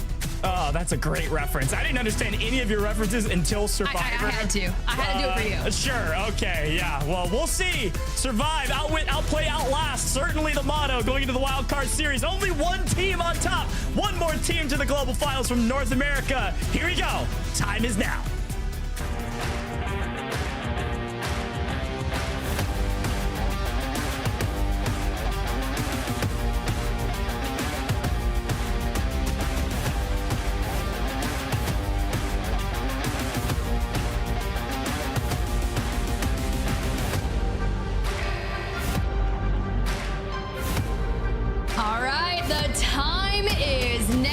For the first time, we might be heading to the south of Urzikstan. This plane line, though, it's pretty damn atrocious, if I do say so myself, Goj. Okay, well, fair enough. Yeah, you can see the line. We're way off to the eastern side. Zone is favoring a hair south. Could it be a city end for the wild card map? Please. We already knew there was going to be like 30 of the 36 teams alive into the final couple circles, but if City is the final circle, good grief, we might see all 36. I don't know. But folks, if you've never seen a wildcard map, it's pretty simple. You heard the analysts talk about it. Stay alive. If you win this map, you make finals. Period. End of sentence. There is nothing else to talk about. So kills, they're great. Staying alive, awesome. When you're Gulag, heck yeah, you're right back into the map. It is all about surviving. So will we see slower paced gameplay? Certainly. Will it still be mad entertaining? Definitely. I'm excited to see if maybe a couple teams get mixy, but right now it's all about surviving. And I think the desk called it perfectly, Tiff. It is resource management. You know we need like 5 PDSs going into the final circle at least. You cannot burn those early. You've got to have cash. You've got to have resources. The chances of us seeing some insanely cheesy things this map are possible. And I'm not even going to judge any of it. I don't care if you win with 1 or you win with 20. Whatever it is that gets you to that global LAN finals, no holds barred. Do what it takes. And if you want to duke it out at the top of City here, so be it. Whatever it takes, nothing given, everything earned. All of our mottos today, certainly the case. Just last team alive. We'll try to shout out the first team to be cut down as Super Rob, maybe the first player eliminated from this lobby. It's going to be pretty difficult. We'll give you as much info as possible. Reminder, if you want to watch it yourself, one more time, on the YouTube Call of Duty stream, you'll see the map view at all times. You'll be able to see some of our players. But looks like Lala able to get the better of another to try to even this up to a 2v2. But again, you don't have to take these fights. You want to. You want to wipe some teams early. You want resources, but you don't have to. So some of these teams are going to be playing a bit more scared. I was really curious if we'd see some teams kind of start trying to land on others and completely shake it up. Well, regardless, that means Team Tommy, they're going to have Bazaar free because B-Mark, you know, just chilling. But for the squads that are going here, and DSAV had some really solid moments over in our 5-game series, but regardless, it doesn't matter. And Shaded Stepped, OP Marked Reed Boy, we saw them have success kind of in some of those earlier rounds of our group and bracket stages. Can they lock it in for the wildcard match? Yeah, that's the fun part about wildcard. Shout out to whoever thought of this, by the way. because it is like the trio YOLO, right? It is the only thing that matters is winning. So you see several of these gunfights, but they don't matter unless you get fully eliminated. Nothing matters besides winning. So as much as we can talk stats, as much as we want to break everything down, as much as we're going to talk about the points, it doesn't matter. Now, the first team eliminated at least to the Gulag is going to be that Reed Boy team. But if there's any team that can stabilize and go for a win, it's certainly that one. So you can't count anyone out until the final seconds. Probably the final second of this map. All right, Penix, Super Rob, Lawlet have been chilling up here on the crane for the time being. It is finally gonna go a little bit lower. We saw that Reed Boy squad get wiped and head to the Gulag, and it looks like we are 2 for 2 on losing so far. Might be down to the final one. And again, I feel like you and I, just for the next like 15, 20 minutes, this is kind of what we talked about last year. We just gotta sit back and have a great time, you know? There's really no theory crafting we can do right now aside from zone. So I do want to show the map. It does look like we have a team fully eliminated, folks. Alert, alert. I see 35 out of 36. Who is it? Squad 27 out of here. Wait, they're fully eliminated. They lost their gulags. I think that's OP Mark's team. OP Mark is fully eliminated out of this lobby. Reed Boy gone. No chance of making global finals. They're the first team to fall. Wow, wasn't expecting that one. If Frankie were here, she'd hand a spoon, and that's tough. That's tough. That is tough indeed. But yeah, what I was saying, Tim, we're just gonna be yapping, having a grand old time, hanging out with chat, maybe. Chat, who do you got? All right, I'm going Ryda. Who do you have to win it all? Maybe IQ Arrays? Solidify? Strong team. It's true, this team could very well do it, and they've got control of the train, and I'm trying to see kind of where that puts them for now. You know, pretty solid, right? I'm looking at that Z Colors roster. They're kind of still running it back with the suburbs. They're gonna have to go north. It does kind of bounce back towards the north, where we could see some people start to get a little confused, right? And the same thing happened to us in one of our 5-game series, right? Where people are like, do we commit to the cargo side? Do we commit to the soccer field side? Do we go Old Town? And I guess if I'm a player right now, I'd be farming recon contracts. I think that's a great call. Recon contracts is a huge boon. You've got to know where the circle is. Chocolate gonna head to the Gulag. Not a full wipe off the map, but to the Gulag we go. Yeah, I think information gathering, resource management, they're always important for Warzone, but in the wildcard map, they are the most important things. Information, I think recon drones in your hand is a great way to gain information, especially as you get near to like mid-late game. Scout out which buildings have already been taken.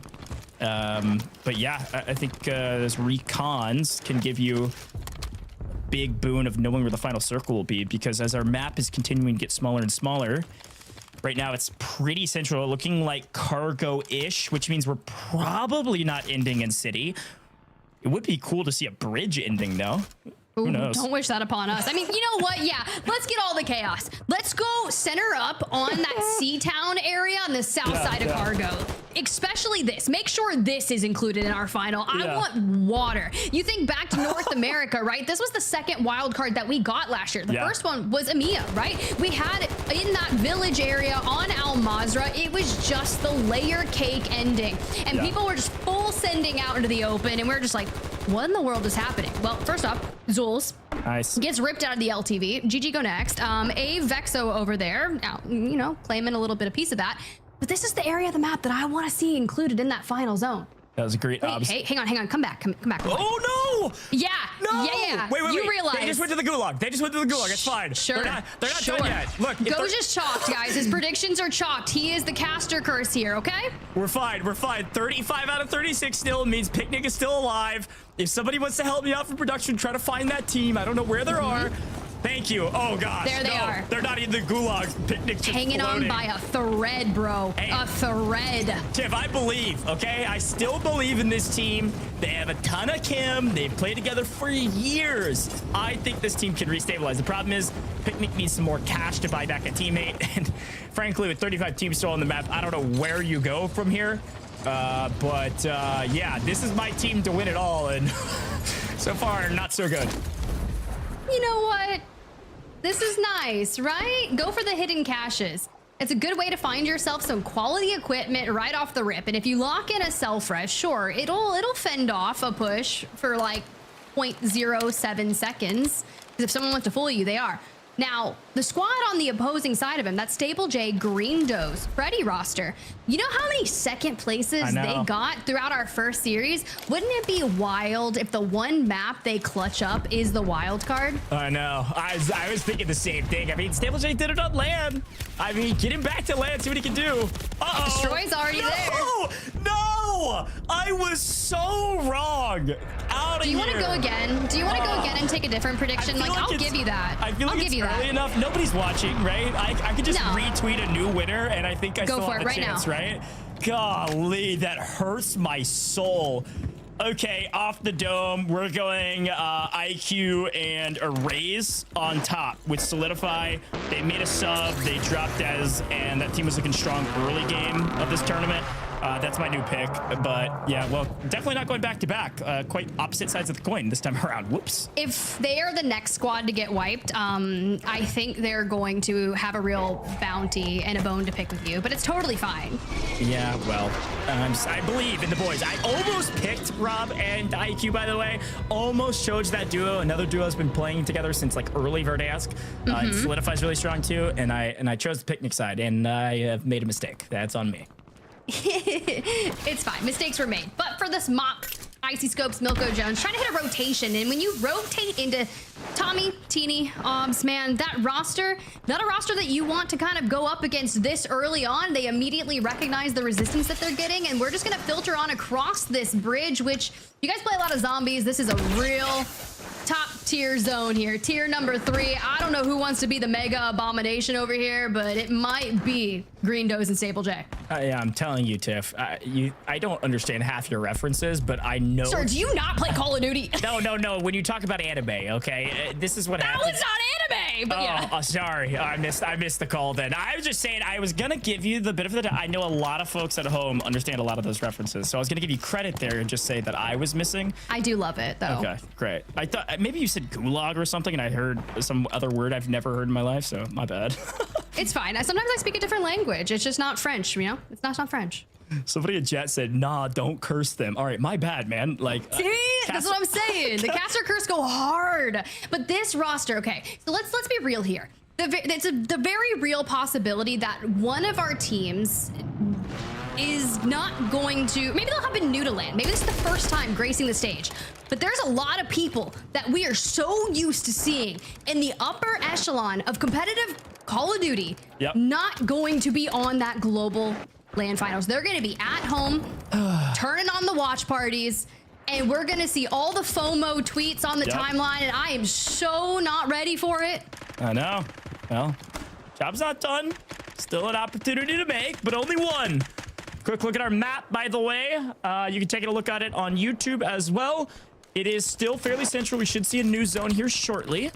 In about 20 seconds, we'll start moving, and I'm thinking cargo. That's where I'm thinking here. I like it. I'm thinking cargo's going to be in zone, which is still a lot of cover. It's not city, don't get me wrong, but it's still a good zone, and there's several teams already there. I'm seeing like roughly around 10 of our squads have predicted cargo or gotten recons. But look how much of this next zone, Tiff, as we see it top left, is out in the open. It's those kind of like hilly mountain ranges right outside north of cargo as we watch Outpost. Devo in trouble. Yeah, there's a lot of wide open space there. If you can kind of play the berms, you're okay, but not a lot of buildings.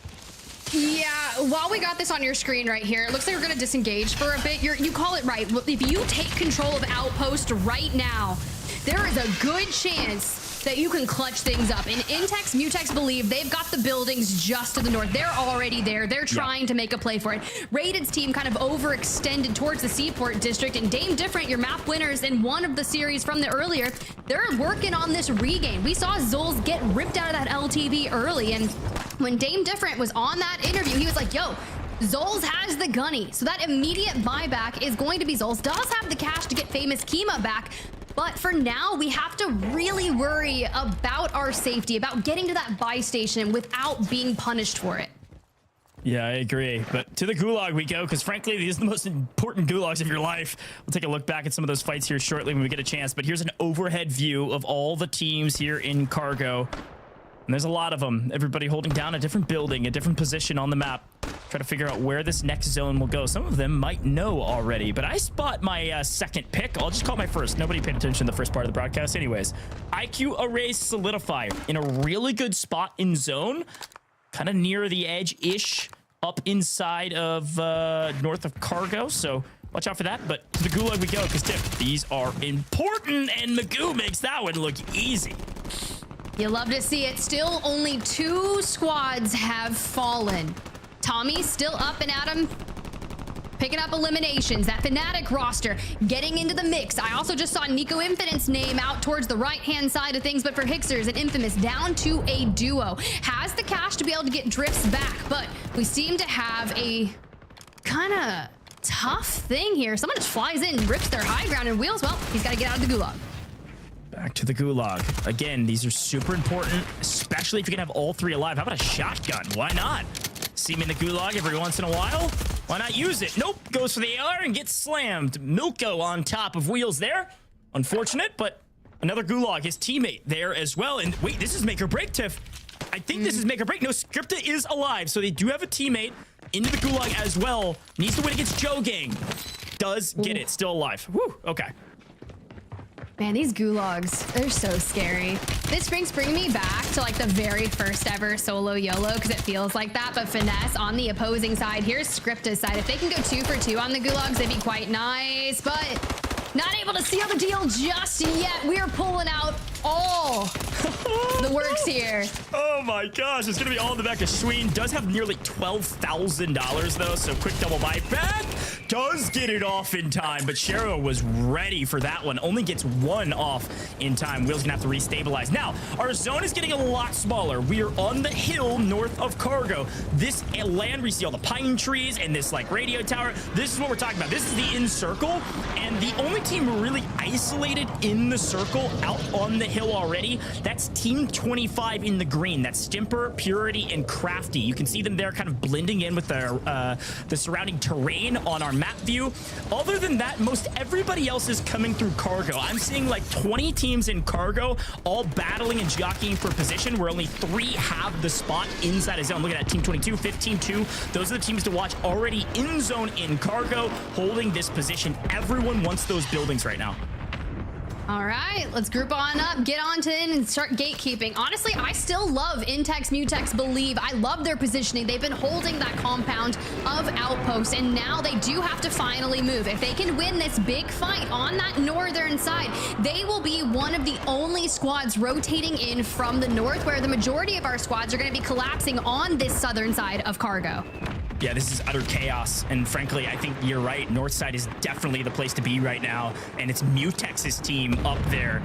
Team 12 Fnatic still in this, and I don't know necessarily the best spot in the new zone, but right now, I love where Fnatic is at. I love where Mutex is at. Those are the teams to watch out for and see what they're able to do on the map with a fairly free and clear rotation. And Fnatic is now dead center of zone, and Mutex's team is carving through the north side of this zone while this chaos is happening in front of us on the south side.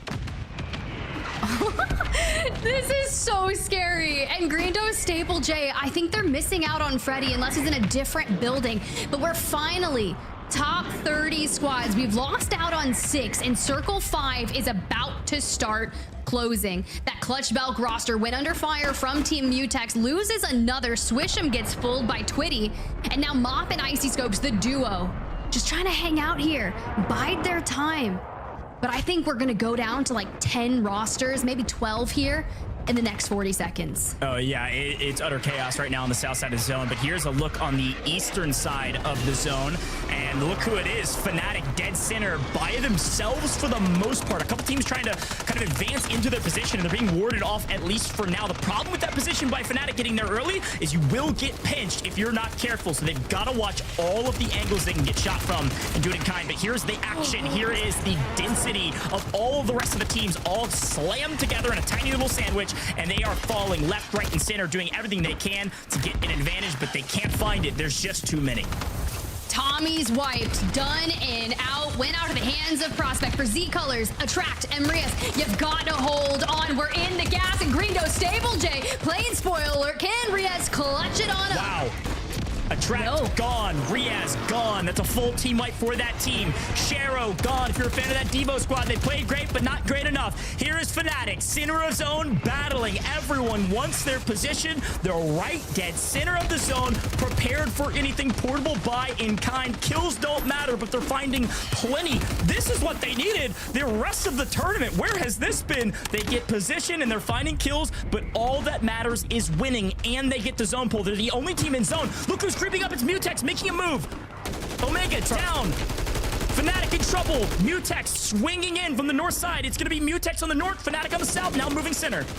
Look, if you're going to hang in from the north and clear everything out. Now, you think about this really quick. Just a couple of days ago in a tournament, this squad won no maps except the very last one. Maybe they're just got that game number 6 energy. Doesn't matter what it is. And if that's the case, and this is the one they convert on when there's 8 squads remaining, they just need to be better than 7 more squads. And it may not have been pretty, but it could get you there. Fnatic is in this top 10. Look at who's left. They have a vehicle. They have all 3 alive. They wiped out one of their main competitions with that Mutex squad. I thought the Mutex team might win it there because of their positioning, and they knew it, so they immediately swung on that team with C4s and smokes, and they won the encounter. They've got a great spot. The problem is all eyes are on them. Lollet pushing the equation. Mortar, C4s, and everything in between. Omit Tinox trying to make a play. Unfortunately, a couple C4s tears him down. Noob's going huge in the final moments here where he's the only one on his feet. He's got 2 in front of him, 1 low. He's got to win the 1v2, and he backs back up to the PDS. An extremely smart play to stay alive. He and Almond, now the old tried and true duo, some of the top Warzone players of all time.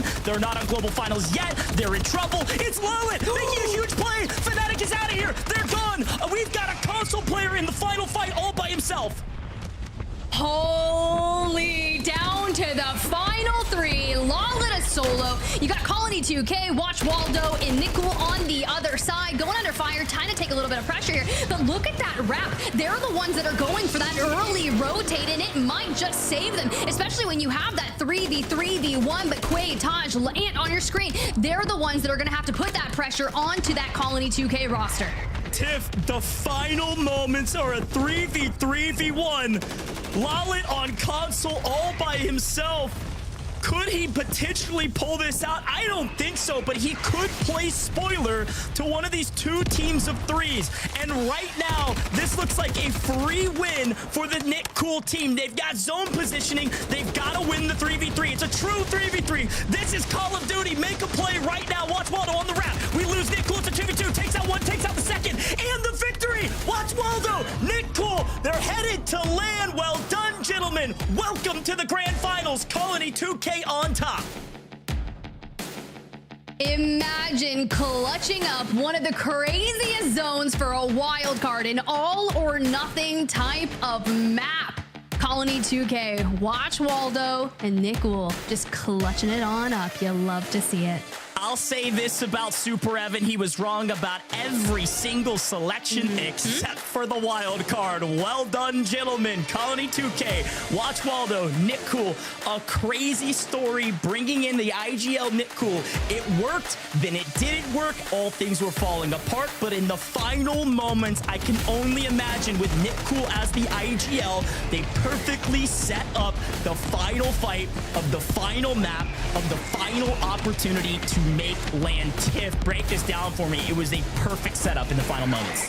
And they took that early rotation, right? And I was really curious if you would see Taj and Quay kind of hit that rotate over to watch Waldo. And you can already see Taj is putting out feelers. They're starting to take that Chow over towards them right after leaving Lawlet alone. Then something comes through. We look over and we see like, okay, we see one player over there. Let's kind of rotate around, clean that up just so we can focus on the task at hand. That final 3v3. The mortar strike, all those streaks kind of breaking up the center of this open ground. And yeah, you really want to use the natural topography of Urzikstan for your angles because these trees, they're so super thin. But the way they just kind of spread out on that right-hand side, make that push, it's actually going to be that Colony 2K roster. They pick up the first knock onto the opposing squad, and then they just kind of swarm around them before Quay's team can kind of even get their feet moving. So let's go ahead and run back that victory moment.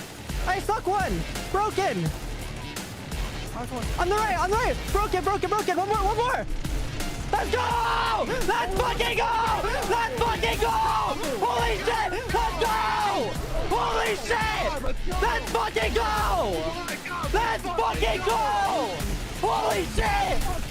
Get me fucking in there! Get me fucking in there! Let's go! Holy shit! Let's fucking go! Holy shit! Unbelievable. The reaction we expected when everything was on the line. The tension was palpable. The team did everything they needed to do. And frankly, those at home that don't like to see rats, well, Colony had 10 kills in the final moments. A ridiculous feat, but it all came down to winning it. The skill was on display, Tiff, and I gotta say, this trio, they earned it. I'm so excited for them. We'll be seeing them in the global finals as our last North American team to make it to LAN. Analyst Taylor Reflections Noble, break it all down for us. That was a banger. Yo, my heart was pounding, right? You go back and watching Fnatic fighting for their life. Everybody focused on them, right? Hiding behind the LMTV. And then you have, of course, the military guys that I pumped up at the start of show, almost making it second place. Quay, Taj, Ant, nearly there. But then the big dogs who take it, right? Nickel, Watch Waldo, Colony 2K, a team that we were watching very, closely throughout the 5 maps we saw today. Only for game 6 for them to take it, the one and done. And Dream doing so with 15 eliminations, a very high number, honestly, compared to what we have seen from previous wildcard matches. Yeah, that was absolute chaos in those final moments. And I mean, kind of looking at some of those teams, just where the zone was pulling, how open it was, right? You had the north side Mutex's squad and the south side Fnatic squad. And man, that was just insane. But the positioning and just being able to stay alive in those in-game moments, you gotta give a shout out to. And for Nick Cole too, who last year, right, was at World Series of Warzone and now making it again, that reaction, definitely to be expected and well earned. We take a look at our highlights of Dandro, Nickel, like Dream just said, right? Making it to global finals last year, but not the best performance. Looking to do better this time. This trio that takes it, what were you expecting from them, right, throughout the qualifiers, and were you expecting them to realistically make it to globals?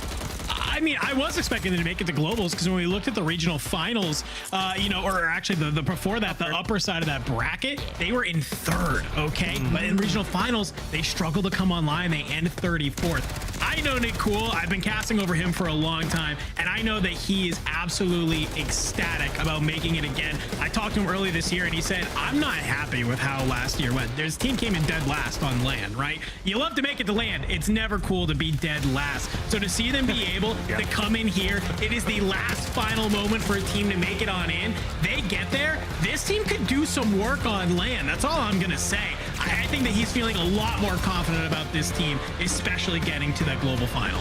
I was looking at that play there. Sheen nearly getting he did get his teammate back up, but then all of a sudden, man, they're getting hunted down. I think that was kind of the main storyline. Dream, I do want to talk about, though, this final zone could not have been in the most open. I have never seen a more open zone where it mattered most. Everybody forced to just smoke out, hide behind any amount of coverage. C4s were going out left and right. I mean, it was chaos. Yeah, and Lawlet, you got to give a shout out to him too. I mean, just being able to play on console and at this high level intensity and being able to take out Noobs and Almond right there in the end zone moments. But for Quay and Co, that was so close. The fact that they almost made it, you know, the military regiment boys in those in-game moments. But this was a perfect push, though, from Waldo, just being aggressive, right? As Lawlet was, if you will, playing spoil alert and distraction. What a beautiful win. Well, here it is. This is your 5th and final North American team making it to the global stage to play for $300,000 in first place, $1 million guaranteed. And they did so in spectacular fashion. Think about the journey, right? To go from map 6, you know, we're talking the wild card map, to potentially global champions. It's a long road, of course. There's a lot of great competitors out there, but at least it's one small step to maybe a giant leap into what it is to be a champion. Congratulations to them, but let's sober the mood up just a little bit, right? It's all celebrations now, but for some, it's heartbreak. Dandro, so many great names, powerhouse players did not make it through.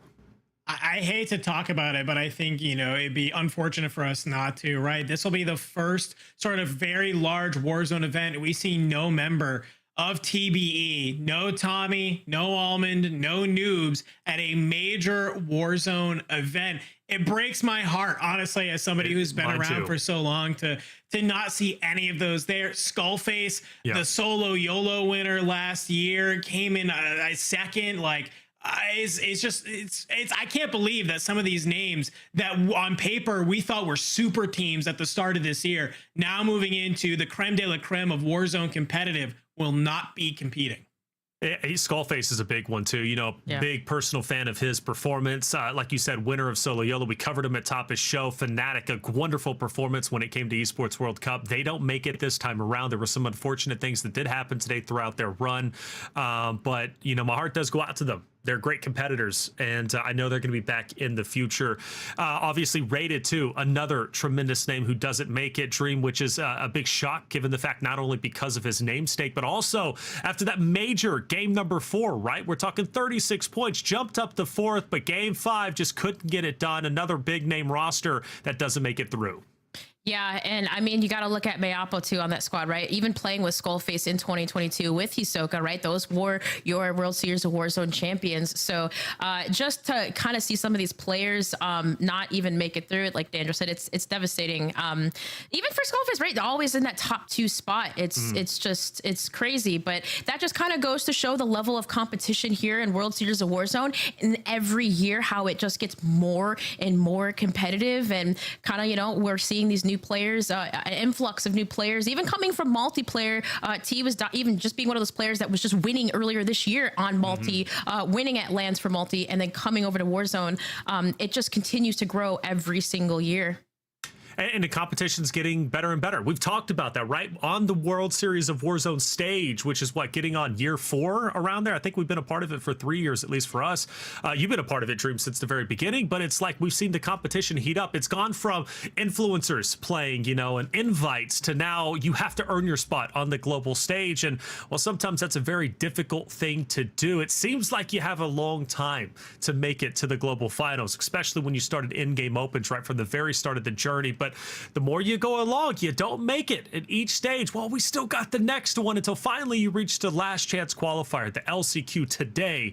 And well, then you only have 5 teams to move forward, and your chances are slim, and will become slimmer the least you perform each and every map. So heartbreaking for sure for some, but elation for others. You know, we talk about T making it through. You could see the tears coming out, right? She was so proud to be there now on the global stage. She even said it herself, you know, breaking out in tears when she realized she made it, Dandro. And for others, you know, Baba Huff, right? Future Has Game, Almighty, TJ, the energy was great from them. They end up winning today. One of our star performers, a team, Dandro, that we didn't know too much about then, but now know a lot about now. We're going to continue to learn about them on the global stage. Yeah, and I feel like that's kind of the exciting part of this, right? We have 4 teams that are joining us at the global final that are looking to make their mark, right? I feel like kind of when we came into today, I was seeing the timeline filled with all kinds of predictions, and I'll be honest with you, I agreed with them. Yep. But for these 4 teams, this is just absolute insanity. And I think it kind of goes to a point that you touched on a little bit. We have evolved here in competitive Warzone. We are past the super team rosters, right? Where you have 3 really skilled individual players, you slap them together on a trio, and you say, all right, great, we're about to win this tournament, right? I think we are far past that, and this year has really showcased that. It's the teams with chemistry. It's the teams with players who believe in each other. It's the teams who are willing to VOD review, to scrim every day, to get better, that are starting to have success. And I think our 4 teams that made it out of the LCQ here today really embody every single part of that. I think here between now and whenever, you know, kind of our global final is, these are the teams that are going to hit the ground running when it comes to their prep and being able to make sure that they have what it takes to fight truly the best and the best of the world of Call of Duty Warzone. And it's amazing that some of these rosters, Dream, were put together just a week ago, right? Talking to T, like, oh yeah, this roster was made just a week ago, or even some of our underdog rosters who didn't have really team chemistry before. They come together and said, well, let's give it one final shot during the LCQ. And they end up qualifying, right, Dream? So it makes it even that much more exciting as now they have, what, like a month or 2 months to prepare for the global stage. How much better can they get? I mean, the potential is limitless. Oh yeah, for sure. And sometimes you'll have these teams that kind of enter that honeymoon phase, right? Where you're just like, all right, you know, things are working out. But when you have that right off the gate and then you come in and qualify for something as big as this, that is amazing. And by the way, the road to get here wasn't confusing at all, you guys, with all the groups. But no, it's just for that, you have a couple months to prepare. They only can grow stronger and get better. Well, let's talk to one of our final game winner, making it through the wild card, Colony 2K. Let's bring him in and hear what he has to say. Colony, what's up, man? You made it through in one of the most volatile end zones, wide open, everybody fighting and really eyeing you to take you down, but you ended up holding your ground and winning. What does it feel like to win that final map and secure your spot at the global finals? Man, it feels good. We really wanted to go out there, give it our all, play as a team, wanted to execute, give it 100% of 100%. 100% of 100%, man. You did exactly that. So let's talk about at least the first 5 maps of the day. What was the mental like? How were you guys feeling? What improvements need to be made? Because obviously you're going to the global stage now. You got a couple of months to prepare. What's going to happen once you hit that main stage in a couple months? Man, when we hit that main stage, we just got to execute, work as a team, give it 100% of 100%. All right. Well, I love that. You know, congratulations on making it. You know, just kind of like noticing a little bit of a drop off from that upper bracket. You know, you guys were 3rd, right? 59 eliminations, but kind of the kill tally kind of slowed down a little bit. What would you say that you guys are going to change, or like what kind of happened in that like drop off? What are you guys going to change to improve? I feel like we just weren't executing. We didn't play as a team very well back then. We just didn't give it 100% in that regional final. So going forward, we just got to make sure to give it 100% of the 100%. Love that. All right, I'm going to try and ask you a question that you can't answer the exact same way again. Talk to me about bringing Nick Cool onto this team, because, you know, I know that this was a team that was formed literally, I think it was an hour before Open started. You guys trio up, you bring in Nick Cool as an IGL, I believe off the recommendation of a friend. And it seems like kind of from day one, you guys have been cooking. You guys were doing great in scrims, and even in some of these steps of World Series of Warzone, it's been great. So obviously, was he really instrumental in being able to kind of win that wild card map and really kind of send you guys to that global finals? Yeah, I mean, at the end right there, you know, he was giving 100%. He made some really great calls for us. Like you said, we literally brought him in literally like an hour before the open quals started, which was kind of insane. But the first games we played together, we really clicked. We had good chemistry, and it's been going good ever since.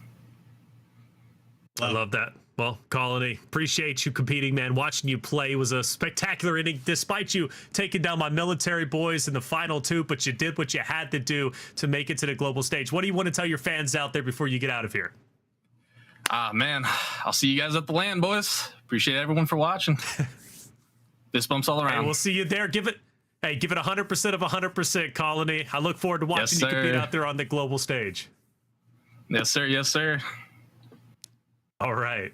Good stuff from Colony. That's a big win. They move forward, and man, I couldn't be more pumped up for those boys, you know, to take that final minute. It was a good day. It really was. And again, a good day for some, a heartbreaking result for others, but that's just the way it goes to reach the upper echelon of Call of Duty Warzone competitive. Dandro, always great to work alongside you, man. What are your final words before we get out of here? Man, fantastic day of Warzone. I love all the upsets. I love sort of, like we've been saying all day long, it's the changing of the guard. We got new blood in here who's really showcasing they have what it takes. You did the first hard part, which was get to the global finals, but I'll be really curious to see which of these teams, including our teams that kind of made it from our regional finals, that are able to perform on LAN. I'm just so excited to see that lobby, dude. I am as well, man, and I can't get there soon enough. We bring in Tiff and Goj and Dream. I hand it to you. Your final words as we get out of here. I mean, it was a great day. We saw 5 wonderful teams qualify. T is one of them, right? Representing the women out there. It couldn't get any better. Yeah, couldn't have gotten any better, you guys. I was nervous from the start of the show, but with these teams that are locked in, you gotta love to see the underdogs, if you will, shine. But some players, right, that have been playing for quite some time that really have been wanting this opportunity. So for global finals, I'm really excited. I can't even believe we're already here, to be honest. I feel like this last month has just flown by, but it really has been the peak of competitive Warzone. I only feel like, you guys, this is only going to continue to grow every single year, and my gosh, it's just been amazing. Always been a part of it with you all. Hey, it's always great to be with you, Dream, and hear that insight, right? The Dream Team, unfortunately, didn't make it through this time, but when we go to LAN, looking forward to hearing what the Dream Team's going to be then, because I'm sure I have an idea who it is going to be. Goj, at the beginning of the show, I didn't say you look good. I told Tiff she looked great, but Goj, you do look great, okay? Your hair is always on point. Everybody always talks about the hair, man. I wish I had it. Hey, always great to work with you, brother. What do you want to say before you get out of here? Frankly, I don't have a lot of words. I just feel blessed to be able to call the action with Tiff. It has been a wild ride, and I truly believe this is the year of the underdogs. Sure, there is a giant team on top, of course, that SSD team. But if this is the year of the underdogs, that could repeat itself going into the global finals. But we got to get through EMEA first. Tomorrow is going to be, I can only expect a lot of the same, a lot of surprises tomorrow. Without question, EMEA is going to be exhilarating, and we get to watch Jukies and FIFA try to make it through. Will they be able to? Well, we'll find out tomorrow. Tiff, always great to work with you. Hear your insight and the energy. What do you want to say before we get out of here? I mean, likewise, right? I was thinking about this while you guys were kind of wrapping up the show and doing the interview, and I was like, I've been very blessed to cast a large majority of the tournaments in Warzone since Verdansk. And if you had asked me at the start of this show if I thought this North American last chance qualifier would have went this way, I would not have known what to say, because this is just so wild to see all of these big names just not going to be competing back on the global stage. And I kind of want them to not take this as a loss, which they are going to do so, but take it as like a setback, right?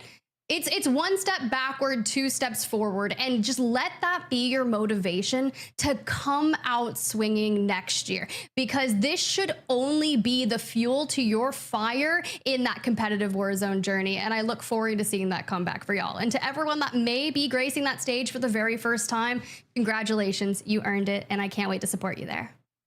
Well, shout out to, again, the 5 teams who made it through the LCQ and secured their spot at the global finals. We'll be seeing you a little bit later. And for all of you in chat, we'll be seeing you tomorrow. We've got EMEA coming through, same starting time, 12:45 Eastern. Make sure you hit the subscribe button if you haven't already, because we keep the action going. For myself, Taylor Reflections, Noble, Dream Crazy, Danjo, Spider, Tiff, Ghost, our production crew, and you in chat, thank you for being here. Be back tomorrow for the EMEA last chance qualifiers. 5 teams looking to go to global finals. Who would it be? Well, we will find all that out and more tomorrow. Don't miss out. I'm ready for war.